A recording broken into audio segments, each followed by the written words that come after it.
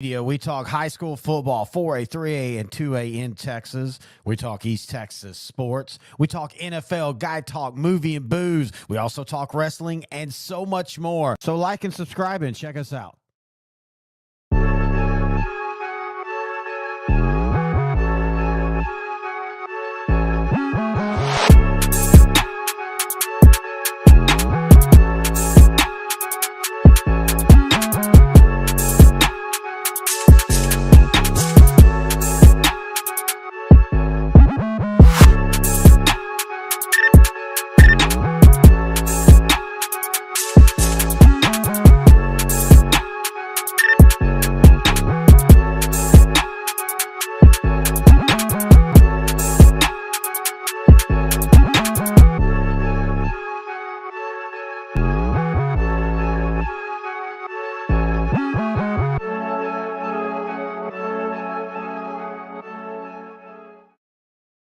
The Northeast Texas Sports Network is dedicated on delivering the most entertaining sports broadcasts in East Texas.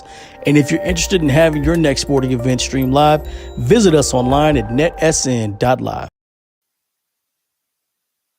Is your demanding work lifestyle in need of fire-resistant clothing that can keep up? Well, L4FR clothing should be your go-to for quality, affordability, safety, and style.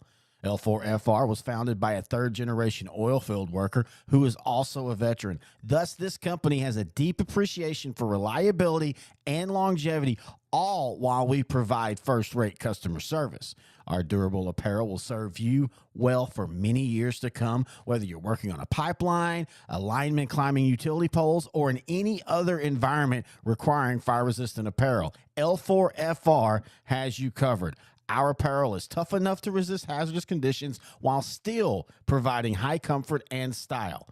L4FR provides clothing options to ensure your safety and comfort, whether you're on the job or not. To view our complete inventory of flame-resistant garments, please visit our online store at l4frclothing.com or give us a call at 817-757-4935. Si habla español. This special episode of Outdrank the Coverage, the live draft show, is brought to you by the Frisco Bar and Grill. They're located at 6750 Gaylord Parkway, Suite 120 in Frisco. You can find them online at thefriscobar.com. I'm telling you, folks, if you're a sports fan, a karaoke fan, or a fan of live music and trivia, this is the place you want to be. They not only have great food, great drinks, they have great prices, and they have a great atmosphere. I'm telling you, this is where old friends meet and new friends are found. I promise you, you will love the Frisco Bar and Grill. Intern Nohe and I will be talking about it during the draft show, but we love their appetizers. We love their wings.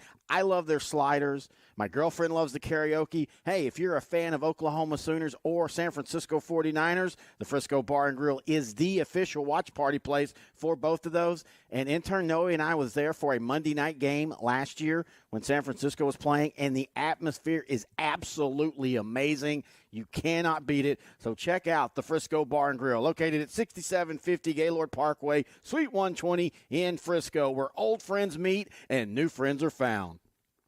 It's spring, and that means it's time to get outside and check out the wonderful weather. But the bad news is that means all the insects, termites, bed bugs, and rodents, they're all coming out as well, and they're trying to get into your home. Well, Grandeur Pest Solutions can be the one that helps you. They're here to service all of your pest needs, whether it's insects, rodents, scorpions, spiders. They take care of it all. You can find them online at grandeur4shore.com. You can give them a call at 469-602-8441. You can email them, grandeur4shore@gmail.com. You can find them on Facebook. Just type in Grandeur Pet Solutions. They service almost all of DFW area. Most services that they do, when you reach out to them, they will take care of it within 24 hours. You don't have to worry about, scheduling it now and it be 2 months before they get there. Again, you can find them on Facebook, on Instagram. Just type in Grandeur Pest Solutions. They are your one-stop shop if you have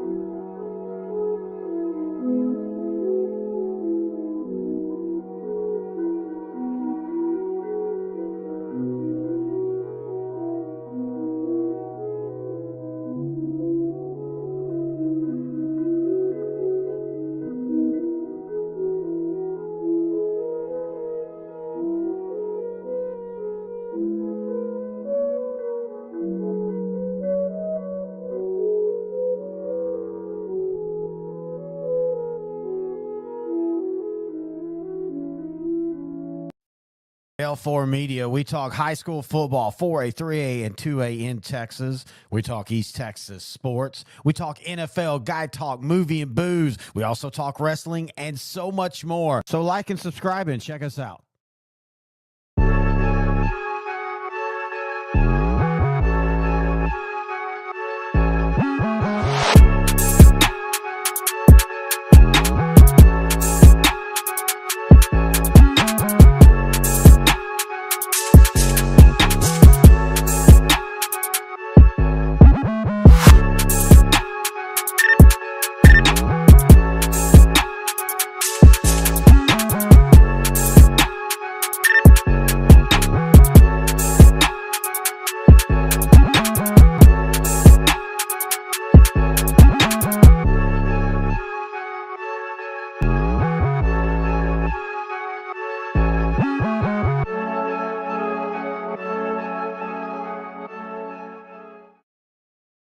The Northeast Texas Sports Network is dedicated on delivering the most entertaining sports broadcasts in East Texas.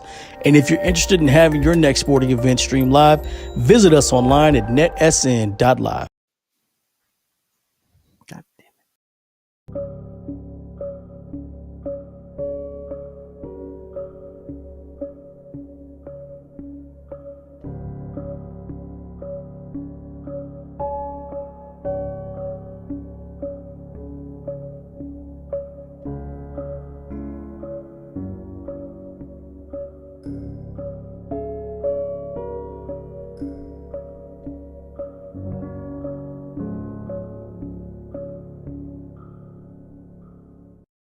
L4 Media, we talk high school football, 4A, 3A, and 2A in Texas. We talk East Texas sports. We talk NFL, guy talk, movie, and booze. We also talk wrestling and so much more. So like and subscribe and check us out. We are live for the 2023 NFL Draft. Hello, everybody. Terry Bennett, Intern Nohe here, as we are about 30 minutes away from the draft starting. So what we thought we would do is we would start this episode off kind of doing up-to-date news. That's normally one of our once-a-month shows that we do here on Outdrank the Coverage. But this last weekend, we were doing the league retrospective, looking back at the 1971 Dallas Cowboys. And so we just ended up having so much of recording there. We thought, well, we're going to record this live tonight. So we'll just start off with the beginning of it, the first 25 minutes or so being up-to-date news. And, boy, we got some good up-to-date news. But first, Intern Nohe, how are you, and what are you drinking? Hey Terry, what's going on, man? I'm doing pretty good, and today I am doing beer. Mm-hmm. I decided to try that Steve Austin El Segundo Broken Skull IPA, and it's 7% alcohol. For an IPA, it's extremely smooth. I think it could be one of those that kind of breaks through a little bit more mainstream. Yeah. Where people that are not, it's a way for people to get into IPA that typically are not into it. Yeah. And also, you're drinking the Steve Austin one in honor of our wrestling show. Yes, I am. Yeah, I wanted to do a shout out to the wrestling segment of L4. And this is just a little shout out. And I had tried it a couple of weeks ago. I liked it, so I wanted to drink it for the special live draft. Mr. Terry. And you like the wrestling show too. I do like the wrestling show. I listened to a couple of the shows. They were very good. They're very informative. As two Laps fans here, it was kind of a nice way to get caught up on what's going on in the world of wrestling. Yep, we'll have to tell that story. I have a feeling we'll have plenty of time tonight. Yes, I think I'm drinking vodka. That's what you're about to ask me. That's what I was about to. I was also about to ask you, how are you doing as well? I'm not doing great, but I'll live. No, I'm doing great. This is one of the things I think the NFL does so well now is their off season. Basketball is almost as good, but basketball, it's more individual. I mean, teams get better or worse because of those individual players, but it's not about as much as like, what are the Lakers going to do? It's what is LeBron James going to do? It's not what are the Heat going to do? It's what Jimmy Butler is going to do. And football still has it where we're, where do the players go in the off season, but how does it fit that team? Like, for us, for the Dallas Cowboys, or for two teams in the AFC. You want to talk about this. This is a discussion we can now have with Aaron Rodgers. Of course, if you do not know, Aaron Rodgers was traded to the Jets. You got to say that this might be one of the deepest eras in one conference having quarterbacks. Because when you look at every AFC team, I mean, even the bad teams have okay quarterbacks. And now the Jets are a team that they feel that they're a Super Bowl contender now. Yet, would you be shocked if next year they only won 6 or 7 games? Not because they're not good, but just the AFC is so deep right now. Thank God we're Cowboy fans in the NFC. I'm just going to say it like that and be honest. In stark contrast, the NFC is, I mean, it's a good conference, but if you think about last year, think about the best quarterbacks from last year in the NFC. It was Geno Smith and Jared Goff. Yeah, think about that. Yeah, and you could even now, of course, Jalen Hurts. Hurts, yeah, but I know what you mean. And you could even make the case that Justin Fields, even though Justin Fields was terrible at throwing, but he's so dynamic running the ball. Yeah. And you've been seeing a lot of that on Facebook and sports pages coming out with what's the top 3 quarterbacks in the NFC now. Jalen, I'd say number 1. I mean, historically, Dak's number 2. Yeah, I mean, we could go team by team, but yeah, I completely agree with you. Washington, Sam Howell, no. The Giants, Daniel Jones, he's getting paid like he's a top 5 quarterback, but he might be a top 5 in the NFC. Yeah, he could possibly be. Kirk Cousins. Kirk Cousins is Kirk Cousins. He's going to get you 40, 200 yards, 28 touchdowns, 13 interceptions. He'll be consistent. Yeah. So to me, I like that. He's definitely top half of the league. Green Bay, you don't know what Jordan Love's going to provide. He looked great last year in spot starts. Yeah. And then Detroit, Jared Goff, he had a great year with the Lions. But do you trust Jared Goff? Historically, I don't know. I mean, this is a guy that has went to a Super Bowl. He has went to a Super Bowl. At one point, looked like he was going to be the next great thing in quarterbacking. He was the number 1 overall pick for a reason. Yeah, and then he fell off after the Rams. And let's remember, the Super Bowl, Sean McVay's admitted that's him. He kind of choked when he got too scared of what Bill Belichick could do, and he outthought himself. Yep. I always felt it was almost like what that did to Jared Goff is almost like when you bring up a starter in baseball or a quarterback too early and they get gun shy and they lose their confidence. I felt Jared Goff lost his confidence. David Carr. Yeah, but David Carr, he became gun shy because of the hits. I don't think David Carr ever actually we never got to see what David Carr could be. That was a problem. But with Goff, I think he completely lost his confidence in going to Detroit, where it's just play, dude. Just play. You don't have any expectations. No pressure. Just play. And lo and behold, I think that's one of the things that revitalized him. Now, we're going to see if Detroit makes that next step up and becomes a playoff team. Does he revert back to the fold under pressure, the game is too big, or does he – because honestly – him and Kirk Cousins aren't too far off on how they play. Because I still, you put Kirk Cousins on San Francisco, and I don't know if San Francisco gets beat. Yeah, he's again, Kirk Cousins is Kirk Cousins. The thing I like about him the most is he's consistent. You know exactly where you're getting with him, and I agree. Good and bad, but you know what you're getting with him. And the 49ers made it to the Super Bowl with Jimmy Garoppolo throwing 8 passes in the conference championship game against the Packers in the 2019 season. Like that team, if they're humming on offense the way they should, they don't need to pass the ball a lot. But then you saw them in the very next game in the Super Bowl where that was a fallacy, because when they needed to score in that second half after they had the lead and Kansas City starts coming back, Jimmy G couldn't answer. Where I think someone like Kirk Cousins could. You think? I think so. Yeah. I think you're higher on Kirk Cousins than most of America. I am. Kirk Cousins. I think if you look on the outside looking in, I now see what non-Cowboy fans saw in Tony Romo. A guy that put up a lot of pretty stats, seemed to win really important games, but could never quite win the most important game each year. Yeah.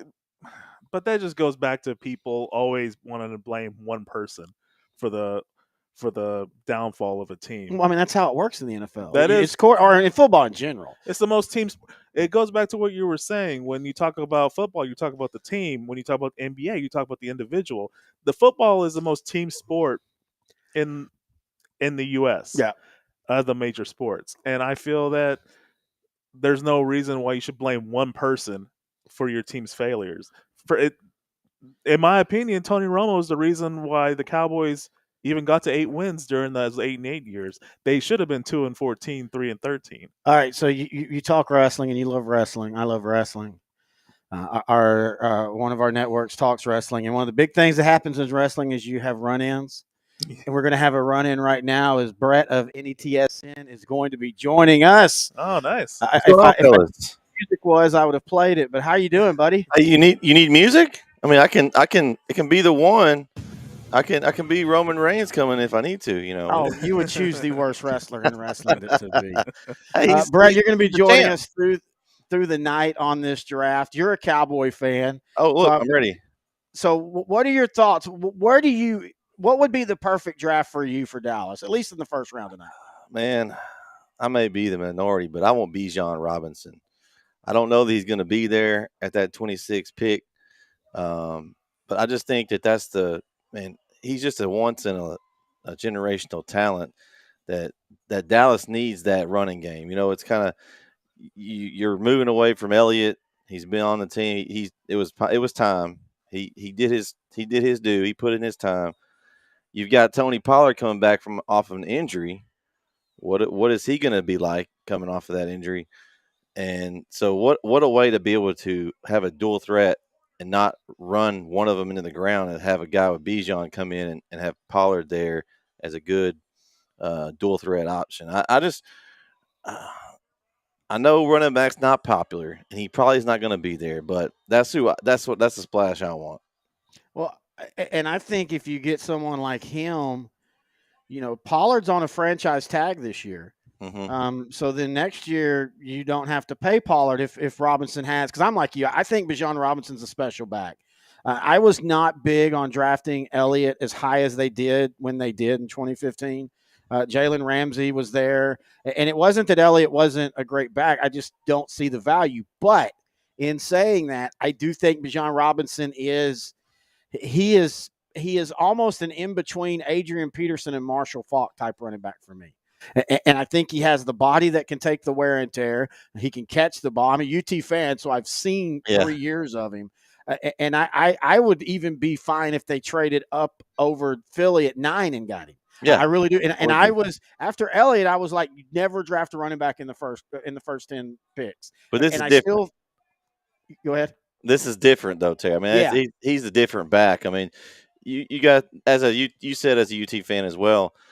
I'm that way as well. But I saw him play on some I'm not gonna say bad teams, but he was the offense for a couple of those seasons. And if not for him, they probably don't win, half as many games. He would get hit in the backfield and end up still getting 4 or 5 yards out of it. And that's the kind of guy that you want. Is somebody that can move the sticks. And I think that will help alleviate the pressure on Dak. And then he'll be able to find his weapons. If you've got someone like Bijan back there that you have to account for, even in the passing game too. I just think he's got so many things he can do for the offense. And the defense of Dallas has gotten so much better. I think that one piece on offense, it could be different. Now, we may be totally wrong because that's why they draft. If every GM knew exactly who to pick, there wouldn't need to be this big draft. Everyone would know who to pick, and they'd be fighting over. But that's the thing about the draft. You'd have to wait about 2 or 3, 4 years, and then see who had the best draft. And I think that's what's so much fun about this. So we can guess all we want, but until they go out there and play, you just don't know. Yeah, agree 100%. All right, Brett, we're going to take you off for now. We're going to actually take a break here for a couple minutes. We got about 15 minutes till the draft. And what we'll do is when we come back, we will talk more about Aaron Rodgers. We kind of teased it and then kind of got away from it because Brett jumped on. But we'll talk Aaron Rodgers. We'll talk about the trade. We'll talk about Lamar Jackson. Big news broke right before the draft. about 2 hours ago, Lamar Jackson has re-signed with the Ravens. A big deal, at least that's what it looks like. We'll have to see what it breaks down yearly. But I think you and I felt that was going to happen. But we'll talk about all that. And again, we're going to be here live all night for the draft, every pick. Unless everybody we want gets picked before Dallas, and we might just walk off and quit. But no, we'll be here all for that. So we're going to take a break, and we'll be right back here on Outdrink the Coverage, brought to you by Frisco Bar and Grill. This special episode of Outdrink the Coverage, the live draft show, is brought to you by the Frisco Bar and Grill.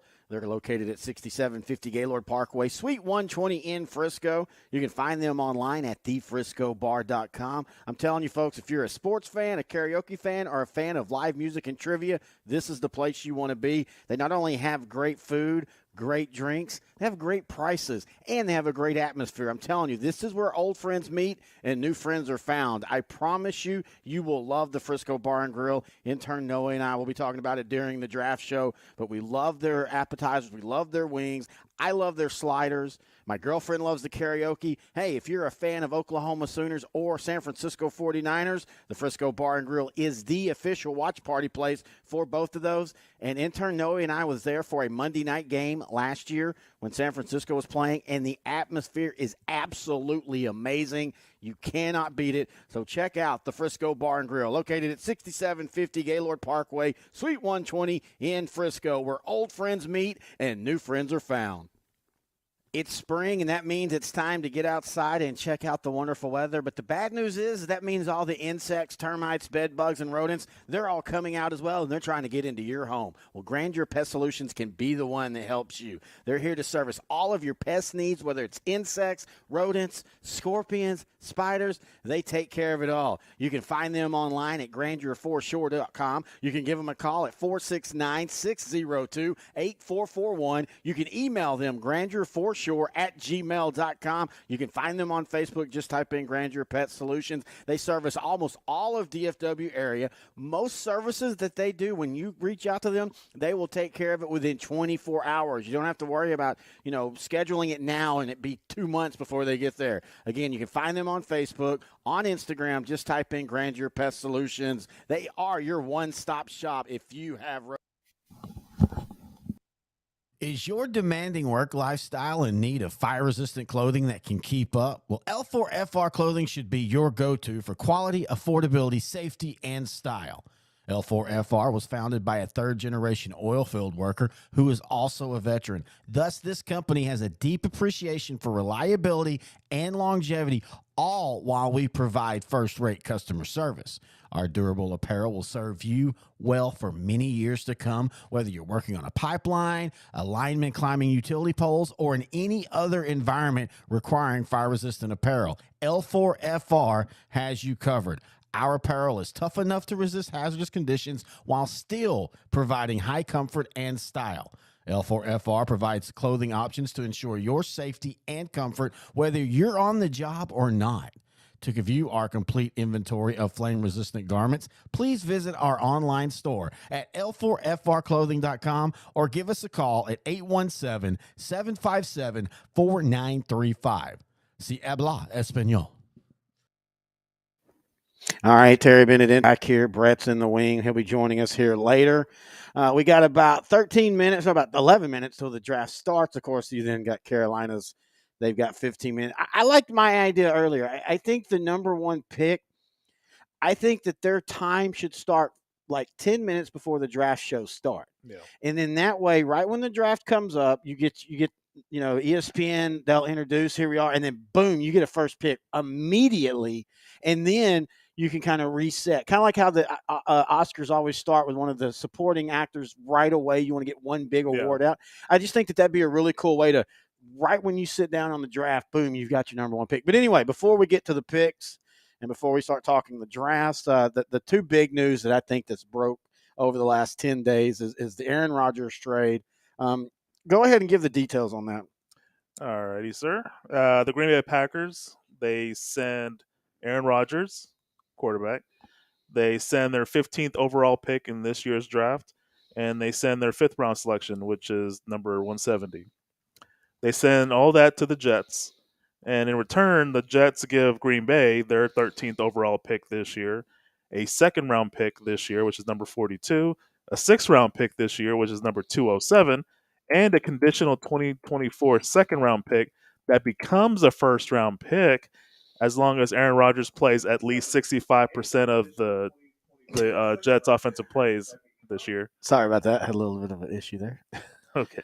So what is your thoughts on the number of trades? I actually think the Jets, that's a fair deal. Now they will end up. I mean, barring if the Jets have the season they want to have, they're going to end up giving another first round next year because that second round, I think it's 60. He has to play 65%. Yeah, and he will. I mean, if things are going good, he will. I think he's anytime or as long as he's been the starting quarterback, he's been relatively healthy. There was a couple of years there where he's missed some time, but overall he's played the full season. Yeah, he's not been one that gets hurt every 3 years for 15 games or anything.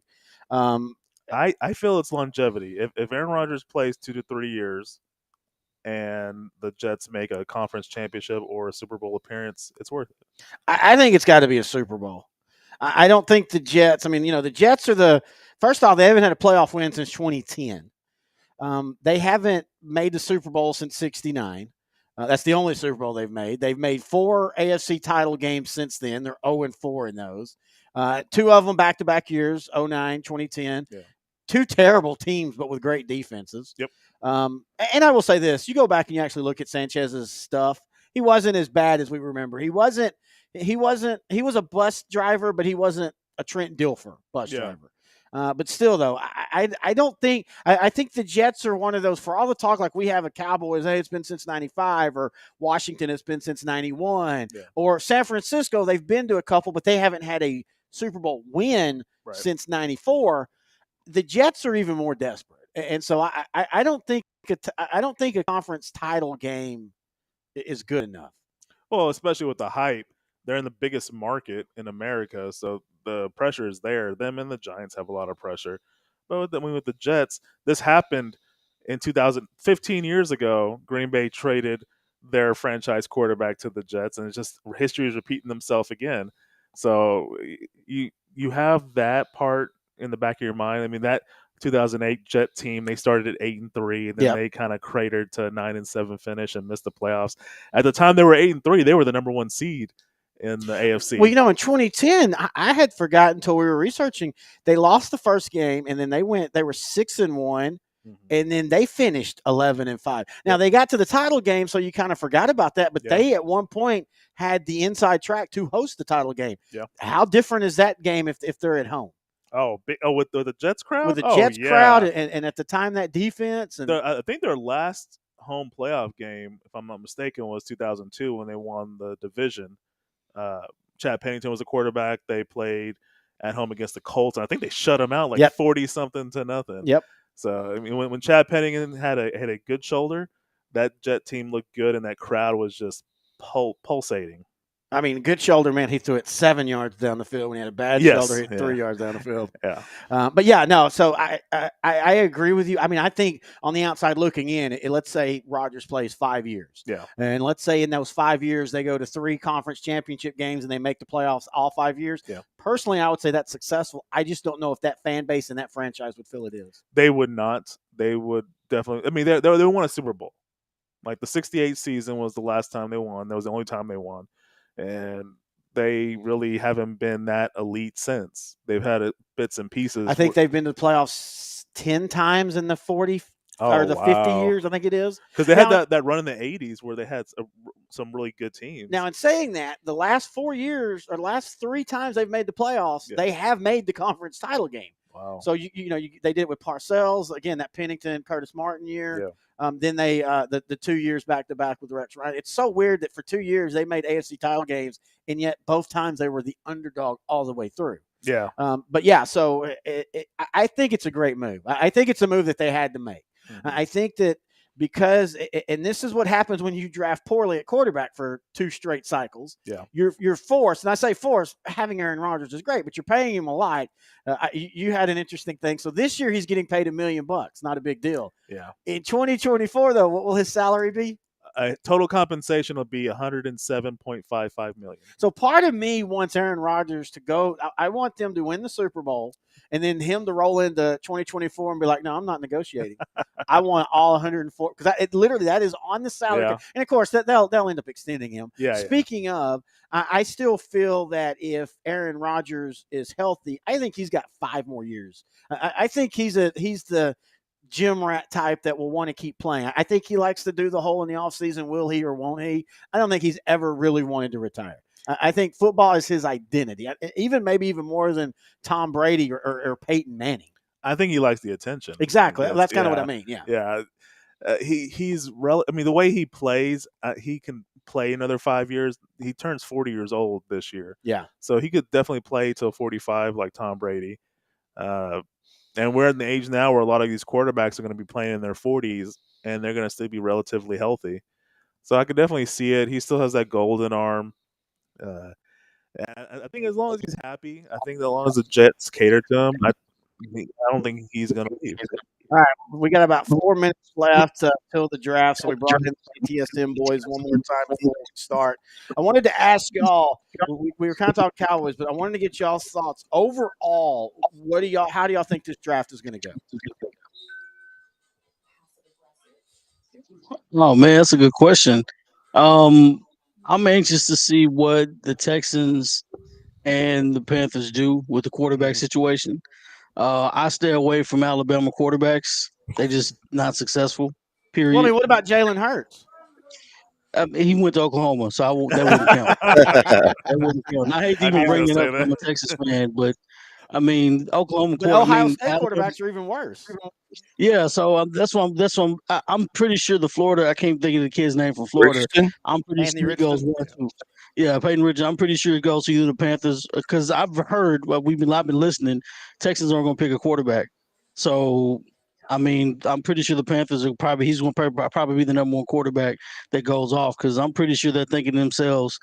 I mean, it's true. Like there's a quarterback curse, so to speak, from the programs that get drafted. Like eventually, those quarterbacks don't amount to nothing. I don't know why it is, but those quarterbacks aren't very valuable. I mean, they look good in college, but they just don't pan out very well in the pros. And I don't know, maybe they just go that other way. But I'm anxious to see who's the first quarterback and who the Texans pick. I'm interested to see how many trades we have in this first round. Because I think the main thing that I've been hearing, just kind of watching and reading, is there's not like, okay, this person's going here. It's like there's a lot of up in the air. It's like kind of more wide open than normal. So that leads me to think that there's going to be a lot of wheeling and dealing because these teams are going to have totally different draft boards. And if they find somebody that's still available at a spot, they're going to be wheeling and dealing, trying to get up the board to get their guy. So I'm just interested to see how many trades in the first round. I'm thinking there's going to be 4, 5, 6 trades possibly in this first round at least. Well, and I think that goes to what Houston and what Arizona do. I think those two, depending on what they go with and either who they pick or do they decide to go back down, especially Houston, because apparently they're like, hey, we're looking for edge rushers, and you've got 2 really good ones. So you could go back down 5 spots and still get one of those and let the draft kind of help you decide which one falls to you. But if you're Houston, do you want to trade with Tennessee, who might be looking to come up, or Indianapolis, who might? Those are the 2 that most people think want to move up. And if you're Houston, do you really want to help an AFC South team? Because let's go back to Dallas picking Micah Parsons. Part of that happened because them and Philadelphia did a trade. And so literally Philadelphia helped Dallas get Micah Parsons. And I know some people say, oh, that shouldn't matter. But I think it does. If you're going to trade inside your division, to me, you need to ask for more capital than you would a normal team outside of your division, because that's the team you're going to be facing 2 times a year for the next 5, 6 years. Yeah. Edge rush is everything right now. That's like that to me. That is the second most important position in the NFL today is the edge rusher, and because you got to get to the quarterback. Everyone knows that. Well, that's And why Dallas has Micah Parsons. They were second in the league in sacks, yet I have a feeling they're going to probably draft through the whole draft, not necessarily in the first round, but I could see them doing it in the first round. I think they're going to draft at least 2 edge guys because Dan Quinn likes to rotate in. He doesn't believe in having 2 defensive ends taking 70 snaps. He wants 6 defensive ends splitting between them. And I'm exactly like you. I think in today's football, it's quarterback, edge rush, and cornerback. Those are your 3 toughest, and then wide receiver right there. After that, you want to have good position players, of course, but you can figure those out if you have the other. And on saying that, offensive tackle is right there too, because there's the one that are blocking the edge rushers. All right, we're going to take a break real quick before the draft. The draft has officially started. Carolina's on the clock, but it's going to be probably at least 10 minutes. So we're going to take a break, and when we come back, we're going to be jumping right into the NFL draft, who we think goes where, and all the fun stuff. Brought to you by Frisco Bar and Grill. This special episode of Outdrank the Coverage, the live draft show, is brought to you by the Frisco Bar and Grill. They're located at 6750 Gaylord Parkway, Suite 120 in Frisco. You can find them online at thefriscobar.com. I'm telling you, folks, if you're a sports fan, a karaoke fan, or a fan of live music and trivia, this is the place you want to be. They not only have great food, great drinks, they have great prices, and they have a great atmosphere. I'm telling you, this is where old friends meet and new friends are found. I promise you, you will love the Frisco Bar and Grill. Intern Nohe and I will be talking about it during the draft show, but we love their appetizers. We love their wings. I love their sliders. My girlfriend loves the karaoke. Hey, if you're a fan of Oklahoma Sooners or San Francisco 49ers, the Frisco Bar and Grill is the official watch party place for both of those. And Intern Nohe and I was there for a Monday night game last year when San Francisco was playing, and the atmosphere is absolutely amazing. You cannot beat it. So check out the Frisco Bar and Grill, located at 6750 Gaylord Parkway, Suite 120 in Frisco, where old friends meet and new friends are found.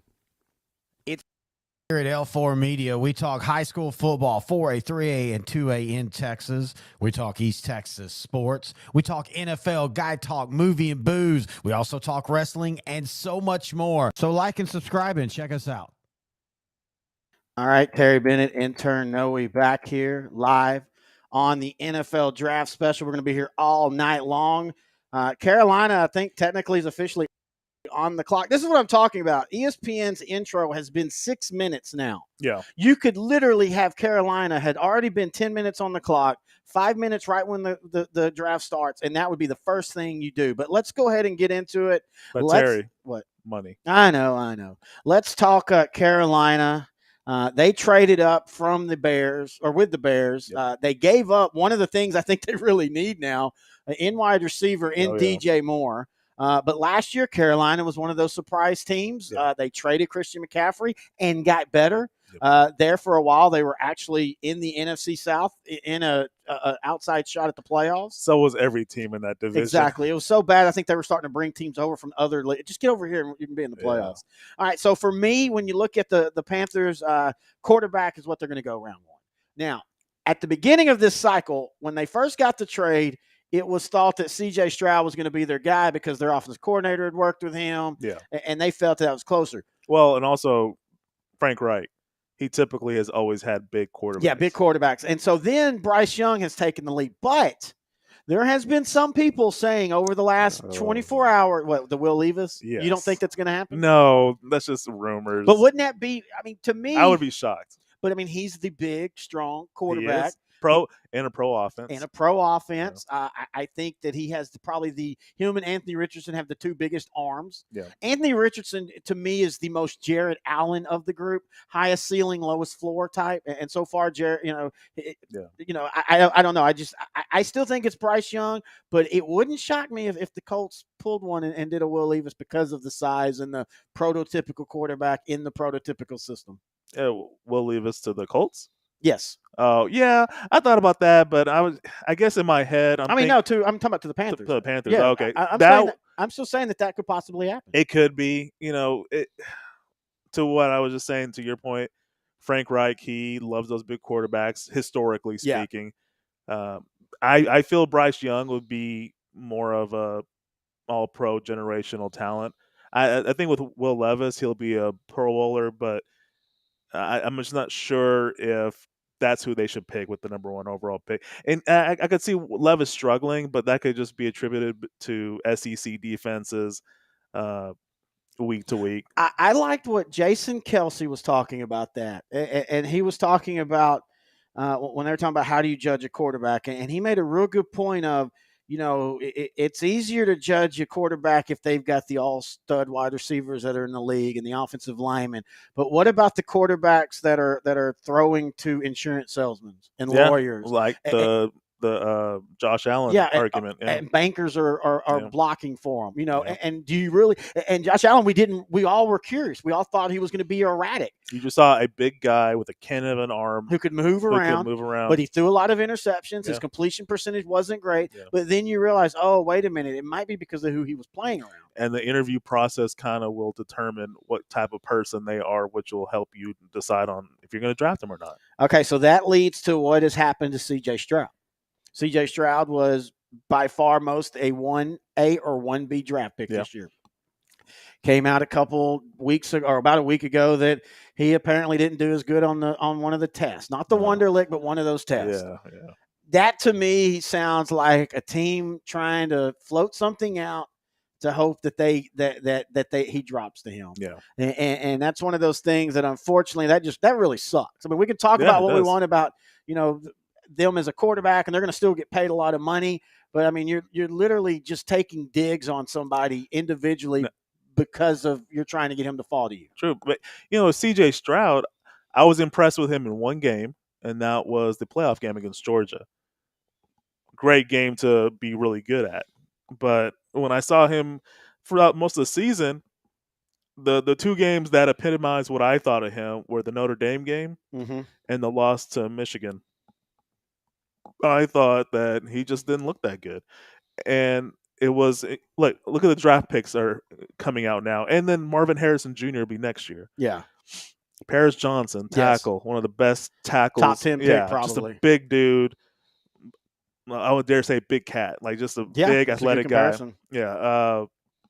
And then his receivers. Last year he had Garrett Wilson and Chris Olave. This year, Jackson Smith and Najiba is going to be drafted. Yeah, Najiba actually had a better year last year than he did this year because he was hurt this year. Yeah. Rockwall's own. We own. actually have personal connections with him. Yeah. Great wide receiver. Yeah.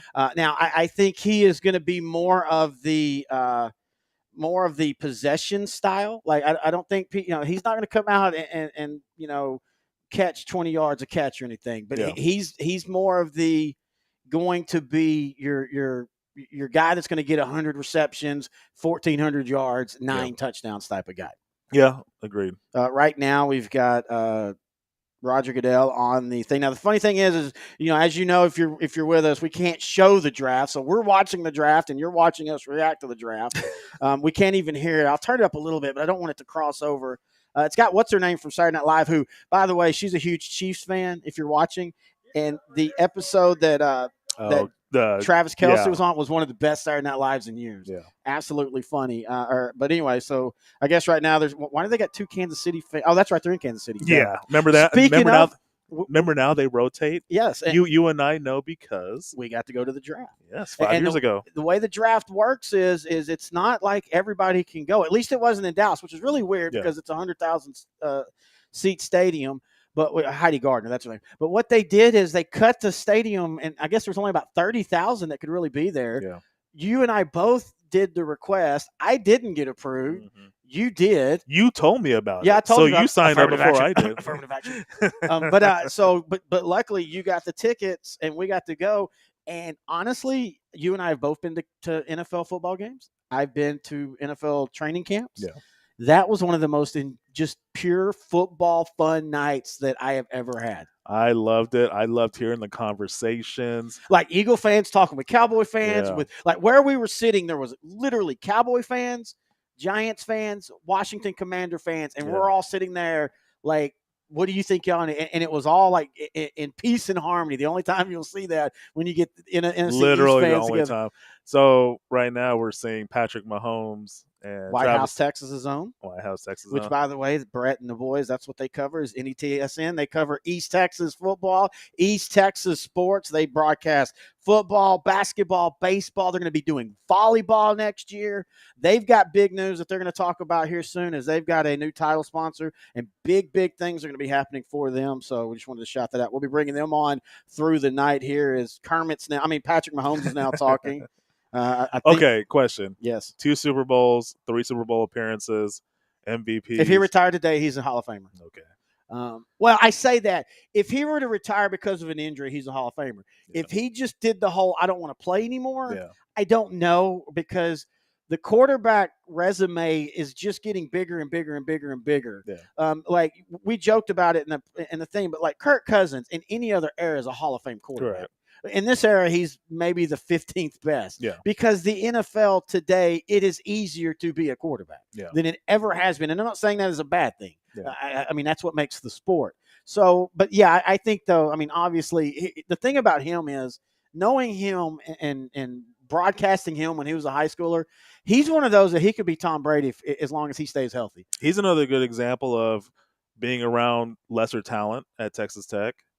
Yes, exactly. He was looking making erratic. Yeah, good point. Now, good point. a lot of these NFL experts praise him for all the crazy throws he makes in the NFL, but he was doing that almost every play at Texas Tech. He just didn't have the talent around him. And Andy Reid saw it, and he, of course, they do the. And again, it's a lot of this is mental. There's a lot of good college players. It's just, are they willing to take their game to the next level in the pros? All right, so while we're waiting, we're about 9 minutes till the Carolina Panthers pick. You know what you should do? You have all these extra picks because of free agencies and stuff. Yeah. They should set a rule: if you pick under 10 minutes, you get an extra 4th-round pick. Oh, just to speed things up. Yeah. And that you liked my idea. So if you don't know, if you're looking at the order, we got the draft order up. The Miami Dolphins do not have a draft pick this year. Correct. Not because they traded out, but because of the whole when they tried to get Tom Brady over and they basically and Sean Payton and so they got docked their 1st-round pick. Yeah. I believe the way they should do that, because it's rare that a team gets docked a 1st-round pick. Yeah. But if you do, there should be a draw inside your division, and one of your other division teams gets that pick. Oh, I mean, make it more punitive, and make it more fun too, and make it to where you don't know till draft night. Like that's literally like do it right when it comes to that spot. Say like, okay, at this point the Miami Dolphins would be picking, but now we're going to draw, and right then, and then you'd force those teams to have to make an on-spot decision. Oh man. Anyway, so here's the draft order. As we were talking with the boys from NETSN, and we'll bring them on here when Houston's about to pick. You've got Carolina, you've got Houston, Arizona, Indy, Seattle, Detroit, the Raiders, the Falcons, the Bears, and the Eagles. That's your top 10. And I really think the Texans and the Cardinals, that is going to be what decides, are we going to have a crazy 1st round or not? I think if the Texans do go with a rush end, I could see them trading down. Yeah. I definitely think you could easily see Arizona trading down, because I don't know if Arizona feels there's anybody that they have to get at 3 that they couldn't get at 7 or 8 or even 11. Tennessee's supposed to be a team that's possibly going to jump up. Houston has the advantage of having 2 picks in the top 12. Yes. So they can get really good really quick. And they're smart. I think they're smart. If they don't feel that a quarterback is there, they don't need to force it. You've got Case Keenum back. Yeah. You've got what's his name from last year? I can think of his name. Oh, Davis Mills. Yeah, you got Davis Mills still. You can ride out one more year and, hey, maybe get another top 5 pick out of it. And I think DeMeco Ryans and that staff, I think a lot of the signings that they did have been really, really smart. Oh, yeah. But Dalton Schultz. Yes. They need some weapons on offense. And he, for better or worse, he is a really good weapon to have. No, 100%. I mean, my only issue with him was, and he proved it in this franchise year, is Dallas could live without him. It's not, that doesn't mean he's not good. Correct. It's just what Dallas was going to have to pay him, and Houston didn't have to pay him. Correct. That much. And in fact, I think he only signed like a 1-year, $9 million deal or something like that. But anyway, so back to Carolina. Josh McCown, the quarterback coach, again, another East Texas guy. He played at Jacksonville. Jacksonville, Texas. They, in fact, used to be rivals with White House, where Patrick Mahomes played. There's a whole McNown family there that have played there, and one of them's a coach now in Jacksonville. And there's a quarterback that plays for Rusk. I think he was a senior last year. I can't remember off the top of my head. But yeah, Carolina, 6 minutes left. I'm going to go ahead and say that they definitely. I think they're going to do the safe pick at number 1. I think you almost have to. I think they're going to go Bryce Young. I would love to see them go like Will Levis or Anthony Richardson just to see what would happen. Yeah. But you and I also always, like we talk about on fantasy, we love chaos. Going back to the Texans, yeah, I do love chaos. Well, as long as it doesn't involve the Cowboys. Yes, exactly. Texans got Shaq Mason for right guard. They got Schultz. We've mentioned him. They got who else? They got Jimmy Ward. Now overnight, they're going to have one of the better secondaries in football.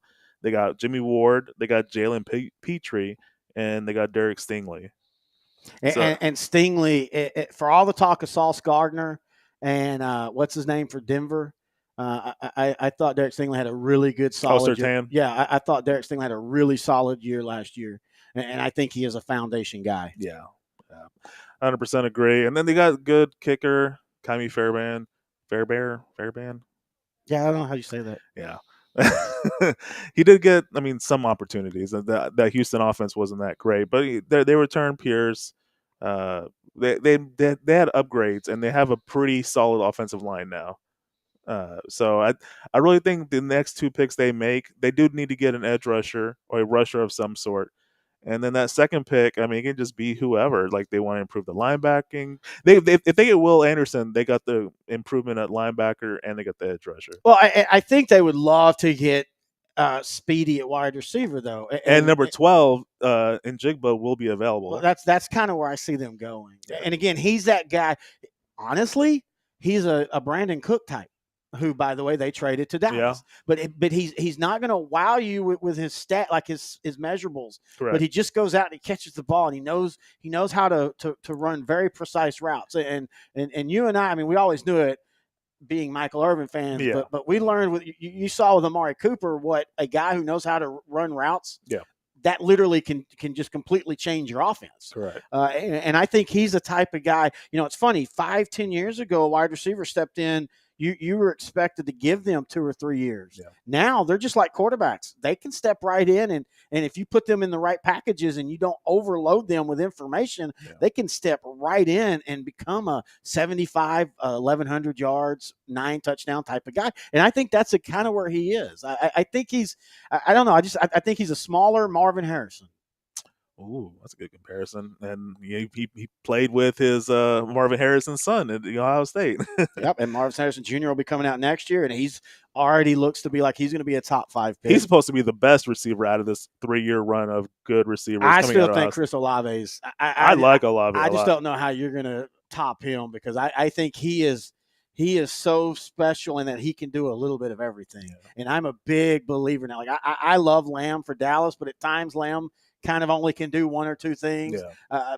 That's one of the things I like that they got Brandon Cook. I like the Panthers pick is in. Hey. So we're about to see who they're going with. You going Bryce Young? I'm going Bryce Young. All right, we're waiting now as they do the whole thing where it takes them 30 minutes. By the way, great story about Minnesota in 2002. Not picking in time, which if that happens, it becomes a free-for-all. Yeah. Whoever can get their card up after them can literally steal a pick, which people forget that almost happened to Dallas the year before. Yeah, the difference was that Dallas and Kansas City already had a pick or trade decided, and luckily for Dallas, Kansas City's guy got to the stand in time and turned his card in, or that could have happened to them. But we're waiting right now. Again, it's the Panthers picking and then Houston, and when we get Houston, we'll bring in the NETSM boys to talk a little about what they think Houston's going to do. I'd love it if they went like Paris Johnson, just completely blow off the. Will Levis. Bryce Young didn't look so happy right there. But is that meaning because he's not going to Carolina, or who knows? Is going to Carolina. By the way, Carolina, when they wear like the black and like mostly black and then that baby blue, that's one of my favorite looks. Oh no, they've got a great look, especially like at night, like a night home game. And if this is your first time listening to or watching and listening to Outdrank the Coverage, Intern Nohe and I are really big in uniforms and helmets. Yes. We End zones too. End zones too. Field, everything the look. Every week inside the season, we literally rate the best uniform games and the worst uniform games, and not just because of how they look, but how they look on the field together. Yep. All right, here is Mr. Goodell.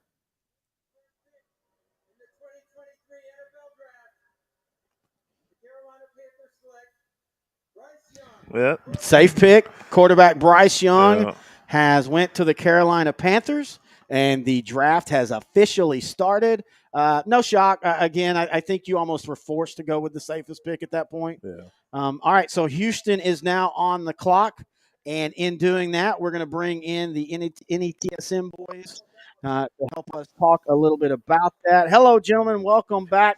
We're going to hand it off to y'all. What do y'all think Houston's going to do right here?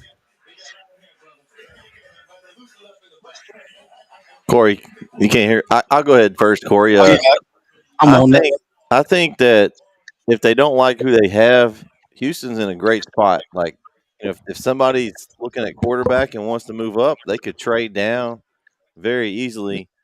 But if they don't, I mean, Will Anderson's there. I mean, he's a special player. I think that they either trade or they go with him. I mean, what do you got, Corey? Well, just before I get started, we got JD in the building. This is the other third of That's So Dope podcast. Be joining us this year on NetSN. So what's up, JD? Let's bring him in. What's up? But no, honestly, it's cliche. I mean, of course they're gonna pick Bryce Young. I'm not a big fan of it. He's a small quarterback. After what happened with Tua this year, I'm not buying it. But he's a good thrower. I mean, more has to him. He's a good thrower. He's a good passer. I mean, that's great. But maybe they didn't want to pick a sturdy quarterback. So we'll see what McCowan can do with him. We'll see what they do. But I don't know. It's like a commercial pick for me. You know what I'm saying? It's like, well, we'll pick him. He's the best passer. We'll go ahead and pick him. I don't know. But in regards to Houston, like I said, I don't know if they'll trade it, but they'll definitely pick a defensive player. I just don't see them picking anything else. Maybe offensive lineman, but defensive player for sure. I don't see them picking anything else at this point. I agree. Well, and we've been talking offense for Houston, but it is a former defensive coordinator, former middle linebacker that is their head coach. Yeah. And the one thing that they lack, they lack multiple things on defense, but the one thing they definitely lack is a pass rush. And as we talked about in the pre-show, pass rush is as important as any other position, if not more important. We're at a point now where if you get to the quarterback, you're going to win. If you can't get to the quarterback, you better have 2 lockdown corners and 2 all-pro safeties, or you're just going to get cut up. And what team has all that? Not many. Yeah, I mean, especially San Francisco apparently. Yeah. Well, so who do y'all think? Give us a name. 4 minutes left, or 4 minutes and 50 seconds left. Give us a name of who y'all think they're going to pick. I'm going with Anderson. Alabama. Wow, the pick is already in. I'm going to say wow, they knew they wanted. Or there's a trade. Yeah, it's true. Don't they usually tell you? Don't they usually tell you that they traded though in before they pick? Well, they won't know until the NFL is notified, because the pick is in just means they've notified the NFL that they know what they're doing. Okay. I know sometimes it's different with Georgia. Yeah, the NBA draft sometimes different. From Georgia, I think they go with him. Oh, now that's controversy there. Y'all hadn't really talked about that. What do y'all think about Terry, about the Georgia kid that's got a little controversy on him? Well, I mean, what happens is tragic, but you have to, for an NFL team, you have to look at that and say, is that something that's a personality flaw, or was that a one-time mistake that he probably wouldn't make again? I do think it's funny that I think it was Todd Archer that had literally came out before all that happened and talked about, some people had said that Jalen Carter had some personality issues, and everybody took him to task about that, talking about all the charities he did and all that.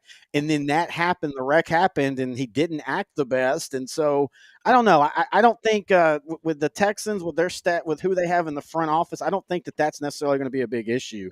I just don't know if Jalen Carter is. I still think pass rush is more important. If you've got to choose between one or the other, you can find plugger defensive tackles. You need your edge guys that are going to get to the quarterback. Yeah. Well, I'm going to say this. Let's look at the pro day that he had. I was not pleased with it. And yeah, he was overweight. I was just going to say, he came in overweight. Yeah. Now, let's be fair. He was on what's called the award circuit. And in the award circuit, you're traveling all over the nation. You're doing all these awards. You're getting what's called the rubber chicken dinners. You're not eating the best. So I can say that sometimes that gets overblown. But you would think after everything that had happened, right, you would think he would be like, okay, I need to show that I am on top of my game. And that was just a mistake, a bad decision in the moment. So for him to then come in overweight, that does seem to add to that. Is he a guy that you can trust? Because, man, defensive tackles and offensive tackles, if they get big and they stay big, that completely changes their game, and not always for the best. Because especially for somebody like him, who his explosive first step is so key to him, if he loses that, then he's just another fat dude in the middle. Yeah. Well, I look at it like this. You know, as a college player, that you're a potential first-round draft pick. You have to take better care of yourself. You know this. And when you step outside those boundaries and you decide, hey, I'm just going to do what's best for me in this instance, you got to look at it, the character. Yep. I know I'm a potential first-round draft pick. I can be as close as number 1 or top 10. Oh, take care of yourself. You know all the accolades are coming. But all right, the Houston pick is in. Oh, wow. Whoa! Wow, guys. Wow. That's all I got to say about that. So it took all of second pick to have the first holy crap pick of the night. The Houston Texans take C.J. Stroud. What do y'all think? I don't know. Man, that's bold is what I say. Bold. I'm not going to say it's bold. I'm not even upset with it. It's a Houston thing. They needed a quarterback. They need a quarterback. I mean, you need a quarterback. I mean, I was trying to find out what was on his suit. That's what I was trying to figure out. It just looked like something on his suit is bothering me. But I just didn't think they had it in them. Not a quarterback. Well, I mean, early. So think about this, guys. If you're getting C.J. Stroud and you've got the number 12 pick, true, doesn't it make sense to get his favorite wide receiver at Ohio State? Yes, it does. I mean, we sat here and talked all pre-show about your ranking the most important positions, and quarterback is definitely the most important position. And if they feel that C.J. Stroud can be a top-tier quarterback, then I have no problem with this. You have to make this pick. What we all question is he a top-tier quarterback, or could they have found something else next year? But I like it. I like the bold moves that the Houston Texans are taking right now. I think D'Amico Ryans has come in, and you people were worried that, oh, he's a defensive guy, and will he just be defense and not care about the offense? But everything that they've been doing in the offseason has shown that he realizes you've got to retool that offense and be able to score points. Well, even last year, I'm just gonna call a spade a spade. The Texans weren't horribly bad last year on defense. No. And so a lot of it has to do with Lovie Smith and his schemes. Just will say that he's pretty smart. But then you get another defensive coordinator comes in and he's retooled. They love him in Houston, and I think the defense is going to be fine. I think he's going to scheme them up well. The offense is the biggest issue at this point. They got a decent running back. They had a okay quarterback last year. They don't have any targets. Offensive line is suspect. And if you really want to start your offense right, get a quarterback, and you got to find some people to protect him. And they went bold and went to C.J. Stroud. I don't. It's a safe pick, to be honest with you. It's I like him better than Bryce Young. I just he's more durable than Bryce Young. I don't think he had to endure a whole lot. Ohio State's really good. I mean, he's got better wide receivers than pretty much anybody in the country, just about. I think it's a good pick. It's just a bold pick. Yeah, I totally agree with that. All right, we'll be bringing y'all back on here later, as we do appreciate them going to be joining us all night through this draft from time to time. So it took second pick to get a shocking pick, and maybe it wasn't shocking. I think maybe we got to give Houston credit for playing that like we're not going to do this, we're not going to do this. Yeah. Now, I think what they were hoping, and this is just me, and it could be totally off, I think they were hoping maybe Tennessee or the Colts would jump early to 3, and then they take Stroud, and it's like, hey, you just drafted, you just came up for nothing. Yeah. I like the pick. I like what the Houston Texans are doing in this offseason. I think that they have put themselves on the quickest path to being back as a team. I'm not saying it's going to happen this year, but I like the hire at coach, and I like all the moves that they've done. But let's talk about real quick, because this is the great thing when you have a surprise pick like this is how quick the draft can roll. We've got Arizona now.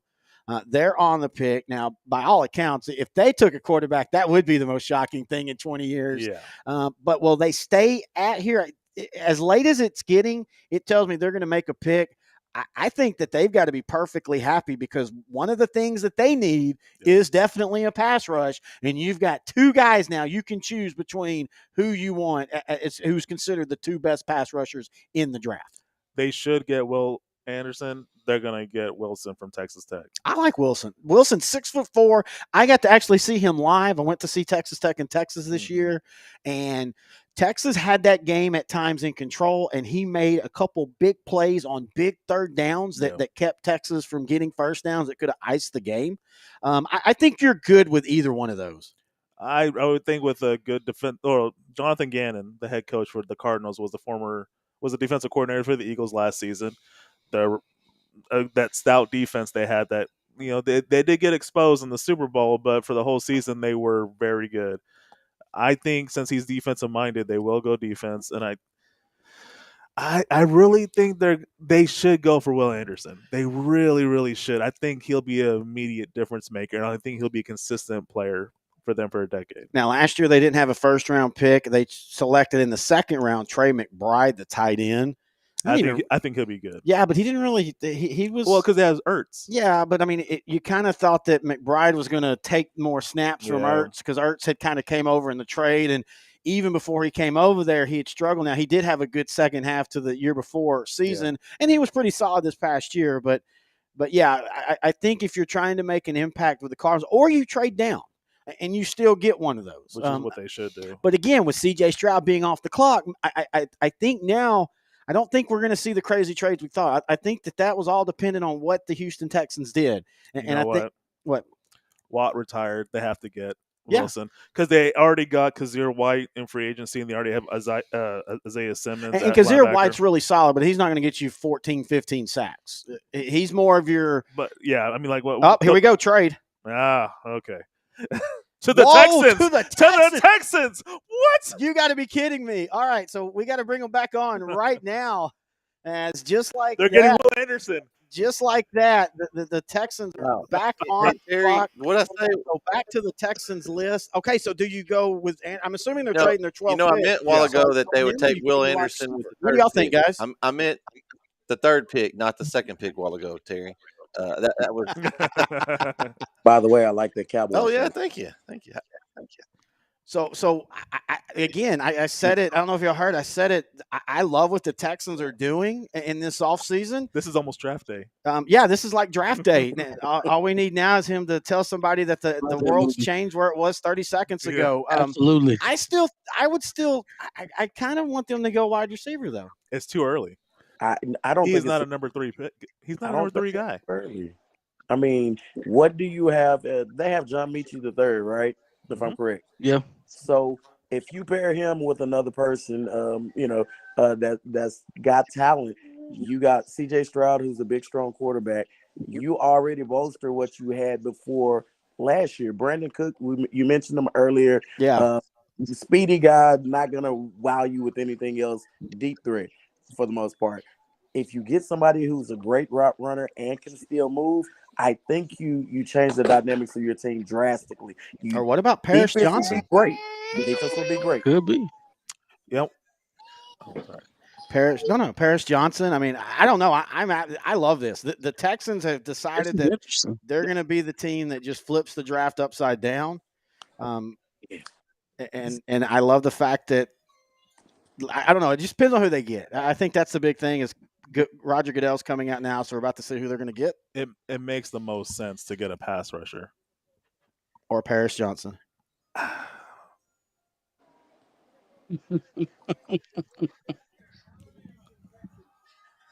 Well, of course, it'll be a linebacker. Well, I'm gonna say this: having a great defense, great coach that can coach up a defense, you don't necessarily. Will Anderson. Perfect. So the Houston Texans, we'll see if it works, but the Houston Texans in 2 picks back-to-back have got a foundation piece on the offense and a foundation piece on the defense. And what were we talking about in the pre-show? The 2 most important positions in today's football, quarterback, edge rusher. The Houston Texans, at least on paper, have taken care of that for the next 5 years. And depending on what they had to give up, I think this is a brilliant move. Right now, if the Texans don't make another good pick the rest of the draft, I still have them at least on paper. And again, that's all we can do right now is on paper. Yep. Yeah, you can't go wrong. Hey, whoever made how do you make this? So what? I was gonna say whoever made this draft card here, draft needs for the Texans, QB and edge, 1-2, did a good job there. Yeah, that would be intern Nohe, actually. I mean, you can say check for the 2 top needs that the Texans had. I mean, what else can you ask for in the first round? Right. Yeah, I mean, that's all you can ask for. Now, again, do they develop? We'll see. But we'll bring y'all, unless Houston trades back up here in the next pick, we're going to take y'all off for a little bit, and we'll bring y'all back on here in a minute. As now at least on paper, the Indianapolis Colts, another AFC South team, will be making a pick. And honestly, you got to feel that they might have. Let's see. So one of the things that you mentioned draft day earlier, one of the things draft day and all of its goofiness did show is how one team can completely flip how everybody else drafts. Oh, yeah. So will Indianapolis, are they going to panic now? Is this going to kind of throw them in a frenzy? Do they trade down? Who do you think they're going to go with? Will Levis. You think it's going to be Will Levis? Yeah. I really think Anthony Richardson is more of the Jalen Hurts type player that their new coach Thane Steichen had when he was the offensive coordinator for the Eagles last season. Having said that, Will Levis played in a pro-style offense. He played against a really tough SEC. All those defenses are pretty stout. So I really feel that if anybody, he's the most ready. If the Colts are wanting to flip it right now, they should get Levis. If they can wait a year or 2, maybe start Minshew this year, start Foles, start Ellinger, then Richardson's their guy. I honestly, this is just my opinion. I'm past the whole start a guy for sitting for 2 years. We're in a different world, man. These quarterbacks in high school are reading defenses that like Troy Aikman wouldn't have seen till he was in the pros. They're seeing those in high school. I think as long as there's a fan crying right now for the Texans. This is like some of our fans from Sports Rehab. This might be the greatest moment since the Texans beat the Dallas Cowboys game 1 of their franchise. I'm already giving them an A grade. I love fantastic. It. I absolutely love it. In free agency, they shored up their secondary with good, solid, without overpaying. Exactly. They shored up their tight end issues. They got some good receivers. They got Noah Brown and Robert Woods, along with the returning John Mechie. So they've already improved there. And then they get their franchise quarterback. And then they get their franchise edge rusher. So Houston's, like you said, man, if they're healthy on paper, 8 wins is very doable. And especially in that particular division. I mean, if you get a CJ Stroud pulls a rookie sensation, and you get now they still have some questions offensively. Wide receiver is a big one, but they did address that. Robert Woods is healthy. Noah Brown can be good for a few games. Mechie's still a concern coming back. He took the year off. Well, you got to wonder, is this? And I know part of it was because Brandon Cooks wasn't happy with where the franchise was. Yeah. But you kind of got to wonder now, do they have man, what if we'd have just held on to him? Especially because Dallas didn't give up a lot. Would they give up a 5th and a 6th, I think? Yeah, it wasn't that much. And you got to wonder now, because if you had Brandon Cooks in that wide receiver room with Woods and CJ Stroud, and but either way, like I said, I just love what they've done. The Colts pick is in, so we're going to see what they're going to go. I'm like you. I still, part of me still thinks that they're going to punt on the quarterback position possibly and go something else. They also could use a corner, a guard. They could use any defensive help. That's now corner is not too far off. Now I think the top cornerbacks are like in the bottom of the top 10, but they could reach if they really want a cornerback right now to replace Stephon Gilmore. Outside linebacker, they can wait on that. Safety, they can wait on that. Guard, they can. The best guard is probably Skoronski, and he's a tackle. Hey, Jim Irsay already looks like he's outdrank the coverage. Oh man, we need to catch up. Yeah, we got to catch up on him. Speaking of, let's do a draft. Oh yeah, draft salute to the Houston Texans. Congratulations! Yeah. If nothing else, you won the night. Doesn't matter what that means, but you at least won tonight with some great maneuverability. Anthony Richardson is smiling. Oh, I would love Anthony Richardson to the Colts. I'm telling you, that's a bigger Jalen Hurts. But I still think he'd have to sit a year. I don't think he's ready right now.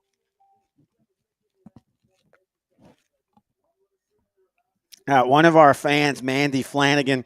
Now, to be fair, okay, her and her significant other are huge Michigan fans. She says Houston Texans will never get that suck ice smell out of their locker room now. I love it. All right, the Colts pick is in. Okay.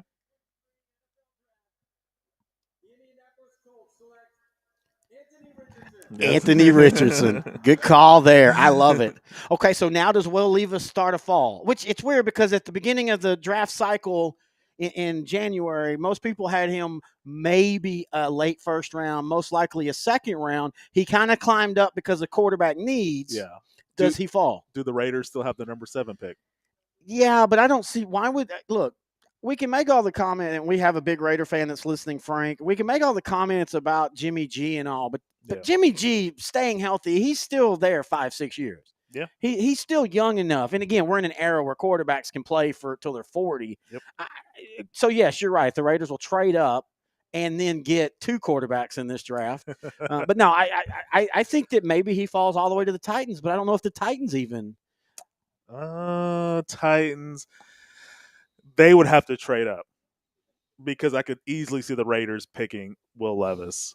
If the Titans really want that quarterback now, they need to trade up. If not, just get best available.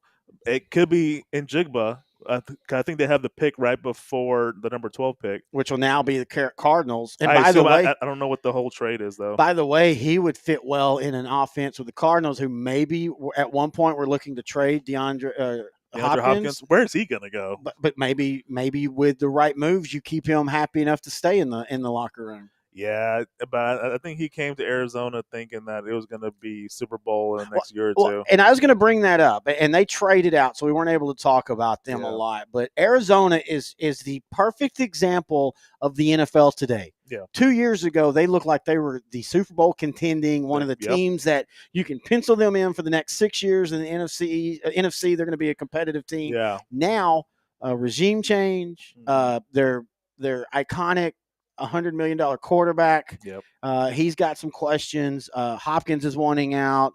They don't really, they have a lot of questions on offense and also on defense. So I think that's one of the reasons why I like what they did. We keep talking about the Texans. I like what Arizona did. There wasn't anybody that they felt they had to have there, so you might as well trade back and get some draft capital. Now, I haven't seen what the details are so far on those. But I do see Arizona does have the 12th pick at the very least. I'm assuming they probably got the 12th and a second next year. That's usually kind of how that works, going up 7 spots. Now, Seattle's on the clock. Seattle is one of those teams that do they take Will Levis? Because quarterback is definitely a need for them. Look, even though one of the top quarterbacks in the conference last year was Geno Smith. Look, Geno Smith is a great story. I felt he got a really raw deal with New York with the Jets.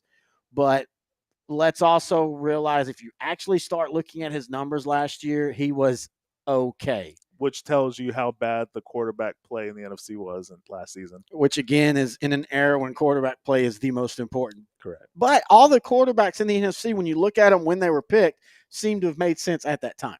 Oh yeah, for sure. Now, unfortunately, until somebody gives Jameis Winston the credit he deserves and makes him the starter, I mean, whoever would start him would win a Super Bowl in a heartbeat.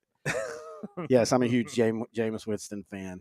He's a throwback. He's a throwback to an era when 30 interceptions and 30 touchdowns were always in play. And I miss that era. We'll be talking about that on our future show here, where we have talking about the era of the late 70s, early 80s, in an era where a great quarterback could throw for 22 touchdowns and 18 interceptions. Yeah, all pro. Let's see here. One of our guys are saying that Arizona gets the 12th, the 33rd, and the 24th. Wait, the 24th? Anyway, we'll figure that out. Okay. I'm terrible at trying to multitask. I don't know why I got into this career when I can't multitask. All right, so who do you think the Seahawks are going to get? I really don't know. They're a team. Jalen Carter would be perfect for them. Yeah. They need that heft on the inside. Yeah.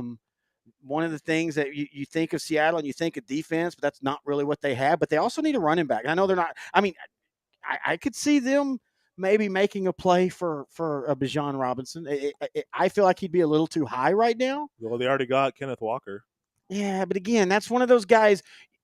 Those it is good to have two. Those come out of nowhere running backs tend to also go back to nowhere. I mean, look at Rashad Penny. I mean, he was the come out of nowhere. They drafted him in the first round. Everybody was shocked. As of right now, he's a starting running back for the Eagles. Yes, and now in saying that, he was always solid with Seattle. He just couldn't stay healthy. Correct. And Kenneth Walker, hey, I loved him. He was one of those off the heat picks I got last year in about week 5 and carried me through. But again, do you trust if a guy comes out of nowhere? Do you trust that he's going to stay there? Because they don't always stay there. That's a good point. But I also think that you could look at wide receiver, center. Now, center, there's not really anybody. Center is one of those positions you can wait. You can wait. As much as I love Travis Frederick, and he would have been a Hall of Fame player if he'd have stayed healthy. Yeah. You can get a center in the second, third, or fourth, a plugger type. Yeah. But yeah, I mean, Seattle's interesting. They're 9-8, and the last made the playoffs in 2022. Yeah. I could see them continue to be competitive, or I could see them completely take a step back and next year be 4-13 or 5-12 and completely rebuilding. Oh man, that would be terrible. And how much longer is Pete Carroll there? I mean, Pete Carroll's what, 76? He's over 70 for sure. Let me check that age. But I mean, how much longer do you go with Pete Carroll at quarterback? And so I know, coach. I know he's different. Yeah. He looks a lot younger. He acts a lot younger, and all that kind of fun stuff.